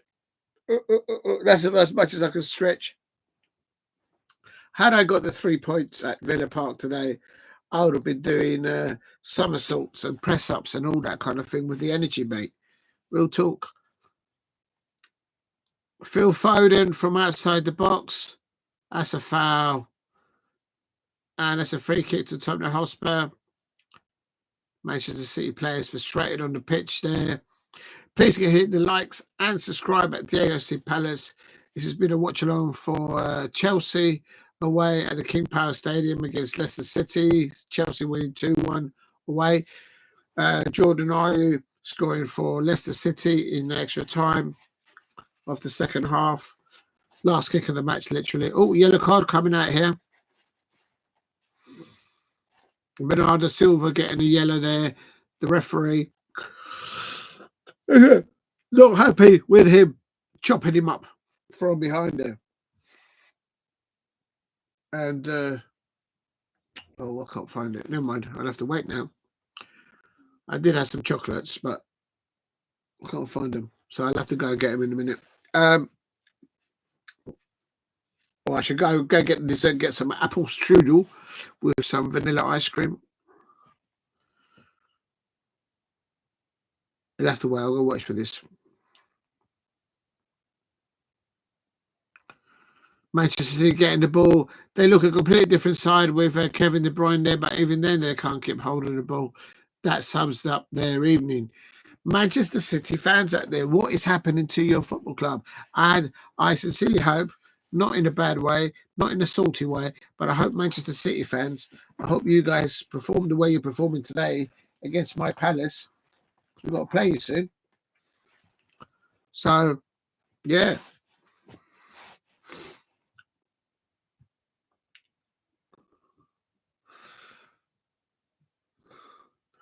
You can hear the Tottenham Hotspur away fans there singing away at their Etihad. And well, they didn't play like this against my Palace. We whipped you one. We did you one. Haaland on the ball. Kevin De Bruyne to Haaland. Oh my God, Ricardo stops the ball. Haaland can't score. He could have scored in the barn. Oh, it's punching off. It's all kicking off. It's all kicking off. There's a left and a right. Now it's a tag team of players fighting against each other. They're pushing each other over. It's all kicking off. This is like Jake Paul versus who, and the referee's calling some players over there. I got a feeling that some of them are going to get a telling off. Some of them are going to get a yellow card. Are they going to send off Kevin De Bruyne? It's all kicking off. It's all kicking off. Kevin De Bruyne is having to talk to, and it's send them off. Oh, Kevin De Bruyne gets sent off. Kevin De Bruyne is telling me, "Oh, he pushed me. Oh, he pushed me." So he's saying, "Well, I'll push you back." And now he's going back for seconds against Bissouma and one for Sarr. So Sarr getting. I thought Sarr was given a yellow card in the first half, or maybe I'm wrong. If I had been eating for an hour, I wouldn't be able to move for days. Well, with this Crystal Palace fan, after getting the point at Villa Park, there, De Bruyne there, and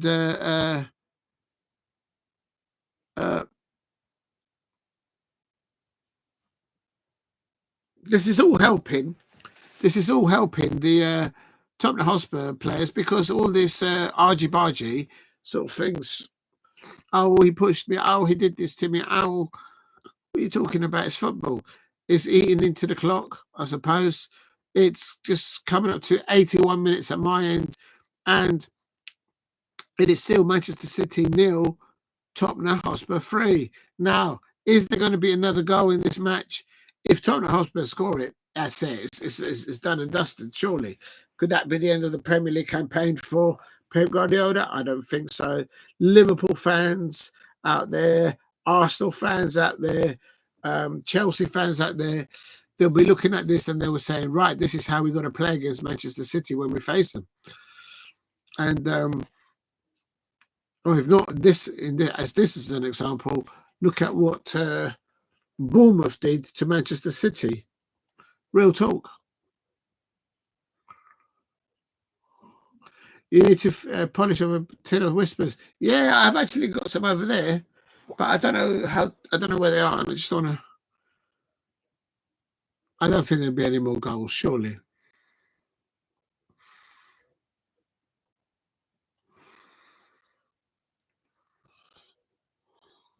Oh.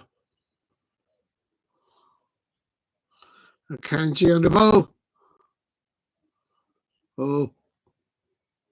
Titi got the ball here on the left-hand side.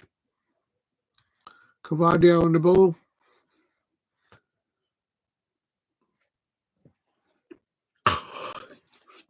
Now they switch the play over to the right-hand side.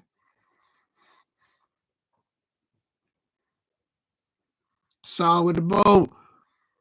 City back with the ball on the left-hand side is Grealish, and he loses it. Grealish cold off the bench. It's just that the ball just nicked from SR Foden. Please keep hitting the likes and subscribe at Diego C. Palace. Just waiting to see if Manchester City can muster a goal up. And that's a deflection to a corner for Tottenham Hotspur on 83 minutes. It's just coming up to 83 minutes. There we go.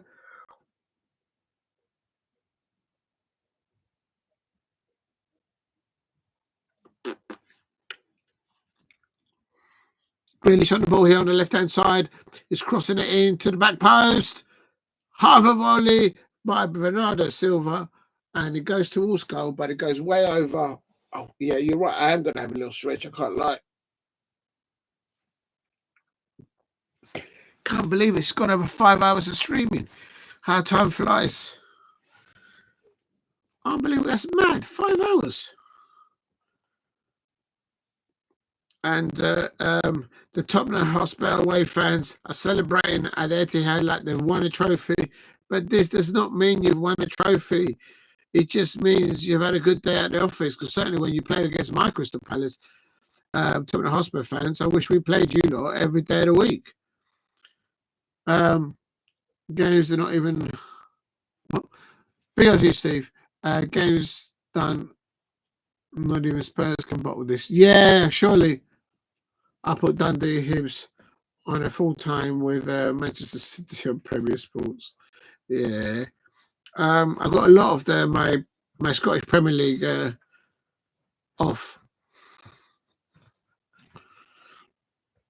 Right, it's coming towards the end of the match here.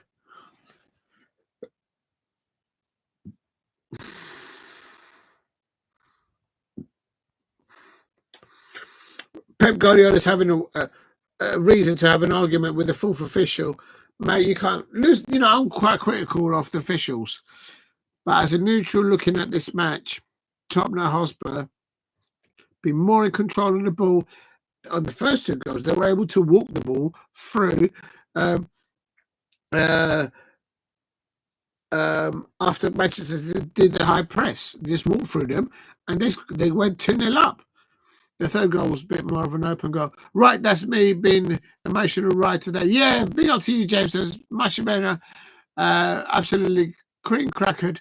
Thank you very much. Good luck to you and your little dog there. Thank you very much, James Stone, for coming on the chat. Have a lovely Saturday. Yeah, I'm also going to clock it in a minute because I was going to do the watch along for the Scottish Premiership Celtic, but I've been streaming for 5 hours and I am a bit done as well. But shalom to you as well. Please stay safe, stay warm. If you do take your little dog out for a walk, get some good boots. Don't slip up and pull a hamstring or have an injury in the ice out there in the snow. Stay safe there, James Stone. Thank you very much for dropping in. It helps a lot to the channel. Believe me, it does. Anyone else in the chat, Steve, and anybody else in the chat, please keep hitting the likes and subscribe at Diego C. Palace. This has been a watch along for, first of all, I started off with Leicester City, ended Leicester City 1, Chelsea 2, and Chelsea well in there in the top 4 now with a good solid win there. Tottenham player there having a pull with a hamstring there. The home support are not happy with that. I also did a watch along with, of course, Crystal Palace away at Villa Park. It ended Aston Villa 2, Crystal Palace. To end the stream, I'm going to put my hat on. He ended Aston Villa 2, Crystal Palace 2 at Villa Park. We were winning 2-1 up at half time. Crystal Palace had a brilliant start to the first half and a brilliant end to the first half. In the middle of all that, I missed the referee and the linos and the dodgy referees at Stockley Park. They awarded Aston Villa a penalty late in the first half. Never should have been a penalty. And then Henderson, it's hit the post. Tottenham Hotspur hit the post. Tottenham Hotspur hit the post on 87 minutes. That could have been Tottenham Hotspur 4. I can't remember the last time Tottenham Hotspur beat Manchester City at the Etihad 3-0 or even not 4-0. Anyone out there who knows the storybooks, a big up to you, James Stone, for that, for jumping in. And also watch along now for City versus Tottenham Hotspur. Tottenham Hotspur fans, you can hear them in the crowd. Well, I'm not sure you could ever actually hear the City fans when they're winning anyway. But I'm just saying. Anyway. But Pep Guardiola, it looks... he doesn't look angry. It looks... I wouldn't say lost. I don't think you can say that of Pep Guardiola. with his managerial record, but he looks concerned. That's what I would say. There and Madders is Madison's coming off for Tottenham Hotspur. We are coming up to 88 minutes, and the ball coming across there. And what a lovely there. That's his first goal. Delivery for the first goal, and then for him to dink it over the goalkeeper. And in essence, what's happened today with Maddison? He's been able to do what Kevin De Bruyne and Rodri used to do before for City, and I think Tottenham Hotspur have got a good signing there, Maddison, but you can't just have one team of one player. And but it's hot and cold, I suppose, with Tottenham Hotspur fans, I suppose, because 1 minute they lose to Ipswich, and then they go the next time they go to the Etihad against Manchester City, none other, and they park them for 3-0 away from home. So they win or they lose. They don't do anything in the middle, like drawing. So, I mean, there's so many Tottenham Hotspur fans out there that keep shouting for them to change their manager. I don't know if they just do it just to get clicks on their YouTube channels. Because some of them may have good reasons. But the thing with some Tottenham Hotspur fans is 1 minute they're bigging up Anges Postecoglou, and then a minute later, not a day later, not a week later, then they're saying, well, get rid of him. So who do you credit for today's win?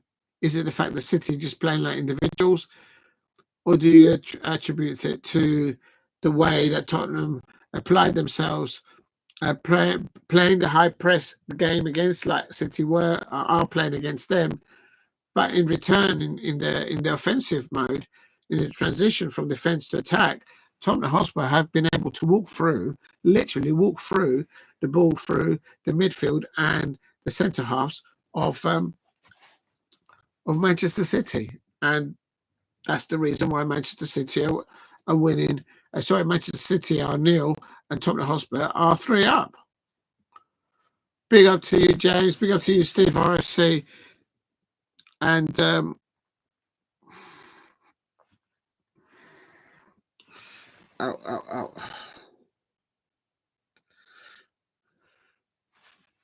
Oh, just having a little stretch.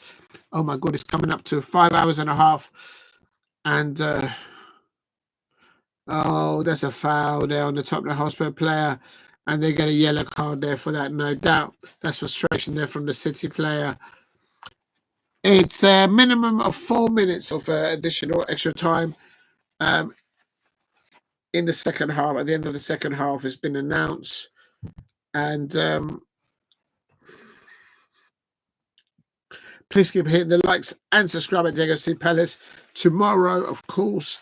Actually, while I've got you guys there, well, this match is about to end in a minute, so I better see it through. Let's have a look here.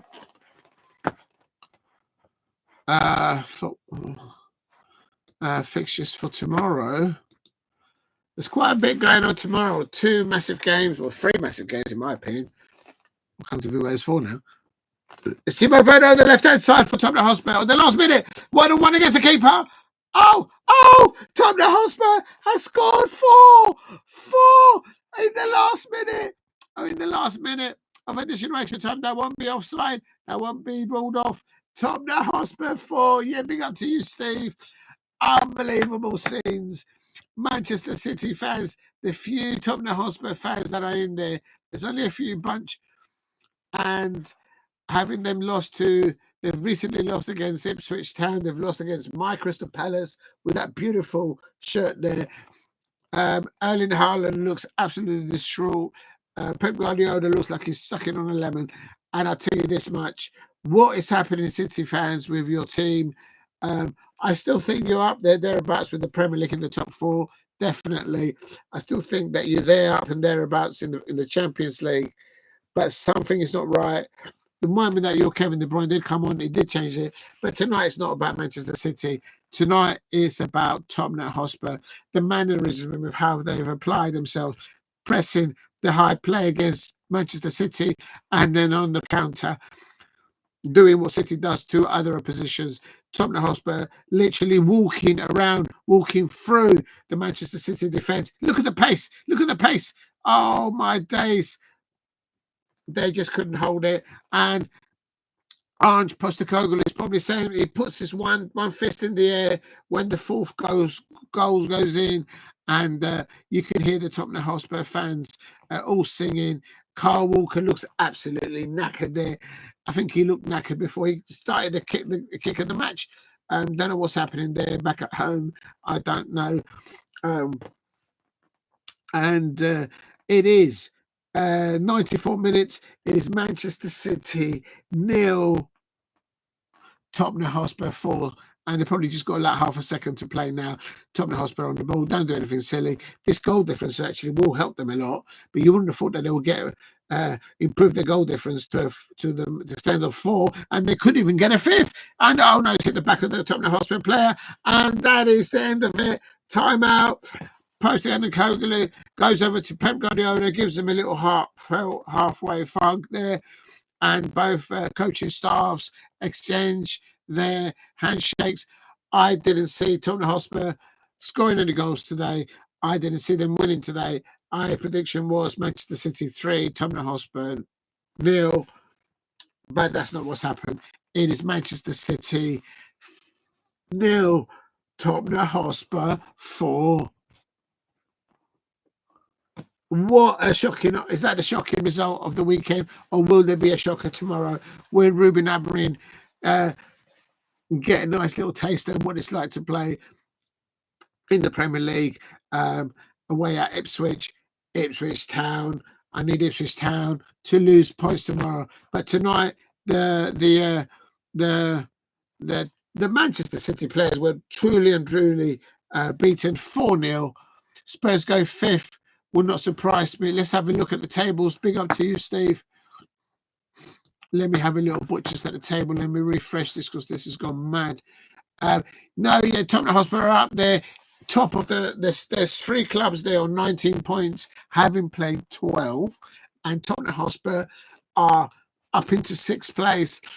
It's just hot and cold with them. I mean, they lost against Ipswich. They lost against my Crystal Palace. And here they are, not just out playing, but convincingly playing City at the Etihad, and more importantly,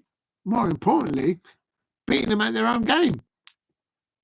The Tottenham Hotspur players are going over to the Tottenham Hotspur away fans. It's a very small section in the Etihad. They must have been given a very small amount of fan, as they've got another upper tier and a lower tier there for the Tottenham Hotspur fans.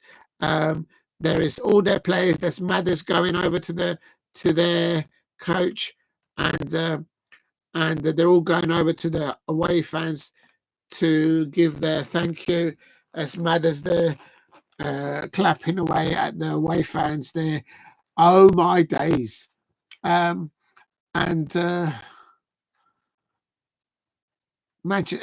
Villa dropping points, Nottingham Forest dropping points, Newcastle United still to play, and if they're on 80, so they can go up to 21, so they can go above Tottenham Hotspur if they beat on Monday. Who they're playing? I don't even know. Oh, West Ham. So, or if West Ham win, they could go level points with Manchester United. Surely, Manchester United fans, you can't bottle it tomorrow.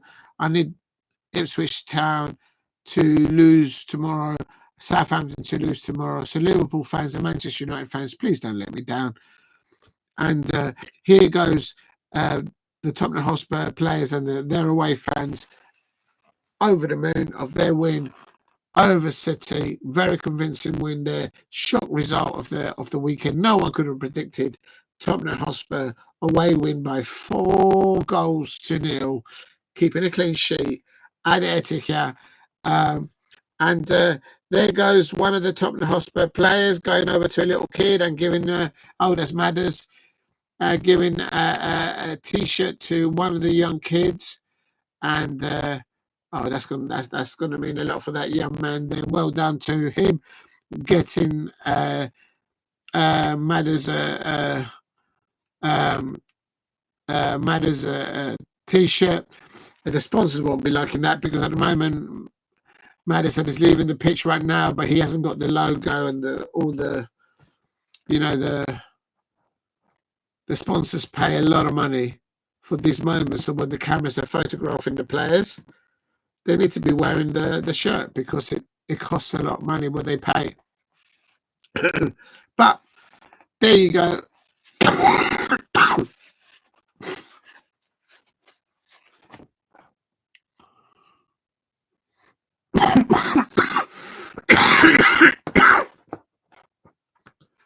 Right, it's ended. Manchester City 0, Tottenham Hotspur 4. I'm going to quickly do a quick result of all the fixtures, and I'm going to take a break. I might come back later on because there is another match. It's just a Scottish one, the Premiership, Hearts versus Celtic. And I think there's another match going on, Steve, and anyone in the chat that's still there. It's in Spain. Hold on, I'm trying to find it.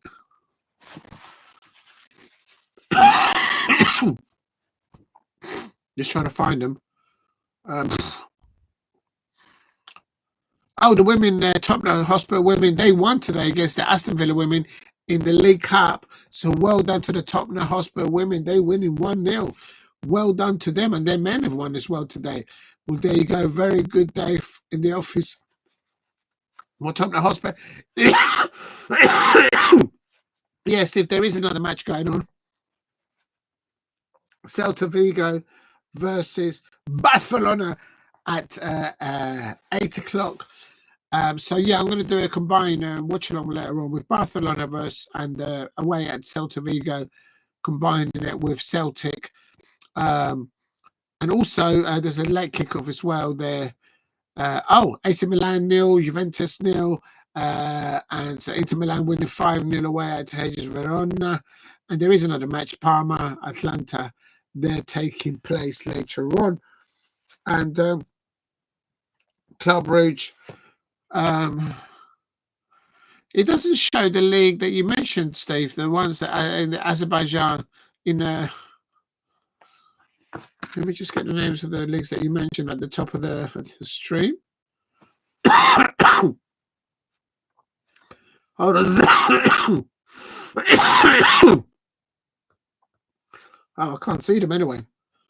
It won't let me go back to the beginning. I'm not sure how I could go back to the chat to the beginning, Steve. But you mentioned these other leagues in Europe. I can't find them. I've lost your comments from earlier on, Steve. Sorry about that. All right, you're tuning into that channel. Yeah, go and show some love to them. And then, I'm going to take a little break. And then I'll come back later on, probably. If not, then I'll be out cold.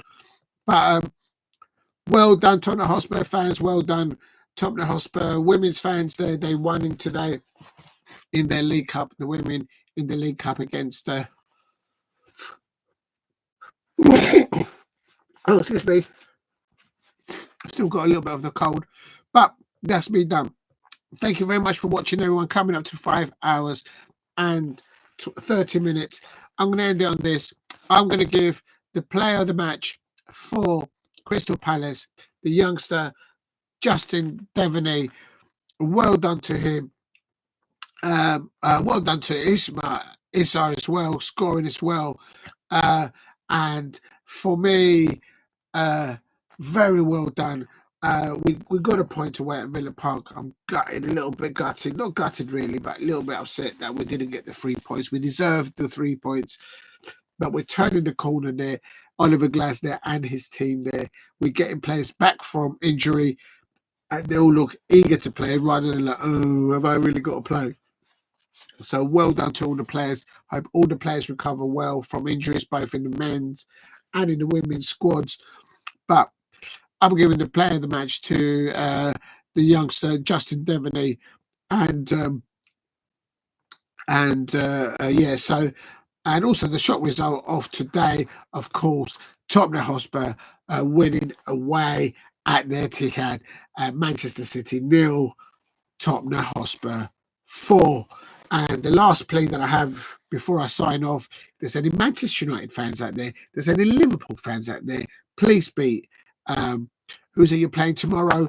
You're playing Manchester United fans, please beat Ipswich Town. I need Ipswich Town to drop points. Liverpool fans, please beat Southampton at St Mary's. Please, I need you to drop. I need Southampton to drop points out there. And tomorrow I'll be doing watch-alongs for those as well. Southampton kicking off at 2:00. Ipswich Town at 4:30 against Manchester United. First match in charge for Ruben Amorim, the new Manchester United manager.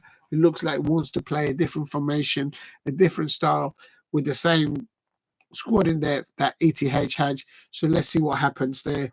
Tomorrow in the Women's Super League, in the WSL, the match that's been waiting for because it got cancelled earlier on in the season, Chelsea women versus Manchester United women. I'm going to do a watch along for that. It's at 12 and midday tomorrow, so watch out for that. And then then I'll probably switch it over to the Southampton, Liverpool, Ipswich Town, Manchester United. So yeah, I'll be doing that tomorrow. In the meantime, thank you very much, everyone, for watching. Steve, James Stone, Graham Rogers, who else? Damo, big up to you, Damo1168, for dropping in twice there. There was another gentleman somewhere. It was I can think of the name, but I don't want to get it wrong. Where are you? I'm sure it's Graham. There it is, Henry Smith. I knew it was Henry Smith. I just didn't want to say it wrong. Thank you very much to Henry Smith as well for dropping in. If you're watching this on playback, anyone else that I've missed, thank you very much for dropping in as well. Please hit a like and subscribe at DOC Palace. I look to do the watch along tomorrow for the women's matches and for the men's matches as well. This is Diego C. Palace here. Well done, Crystal Palace, for getting a point away at Villa Park. My hat off for the players and those Crystal Palace away fans at Villa Park. Stay safe, stay warm out there, and up the Palace. Thank you very much for watching. Take care.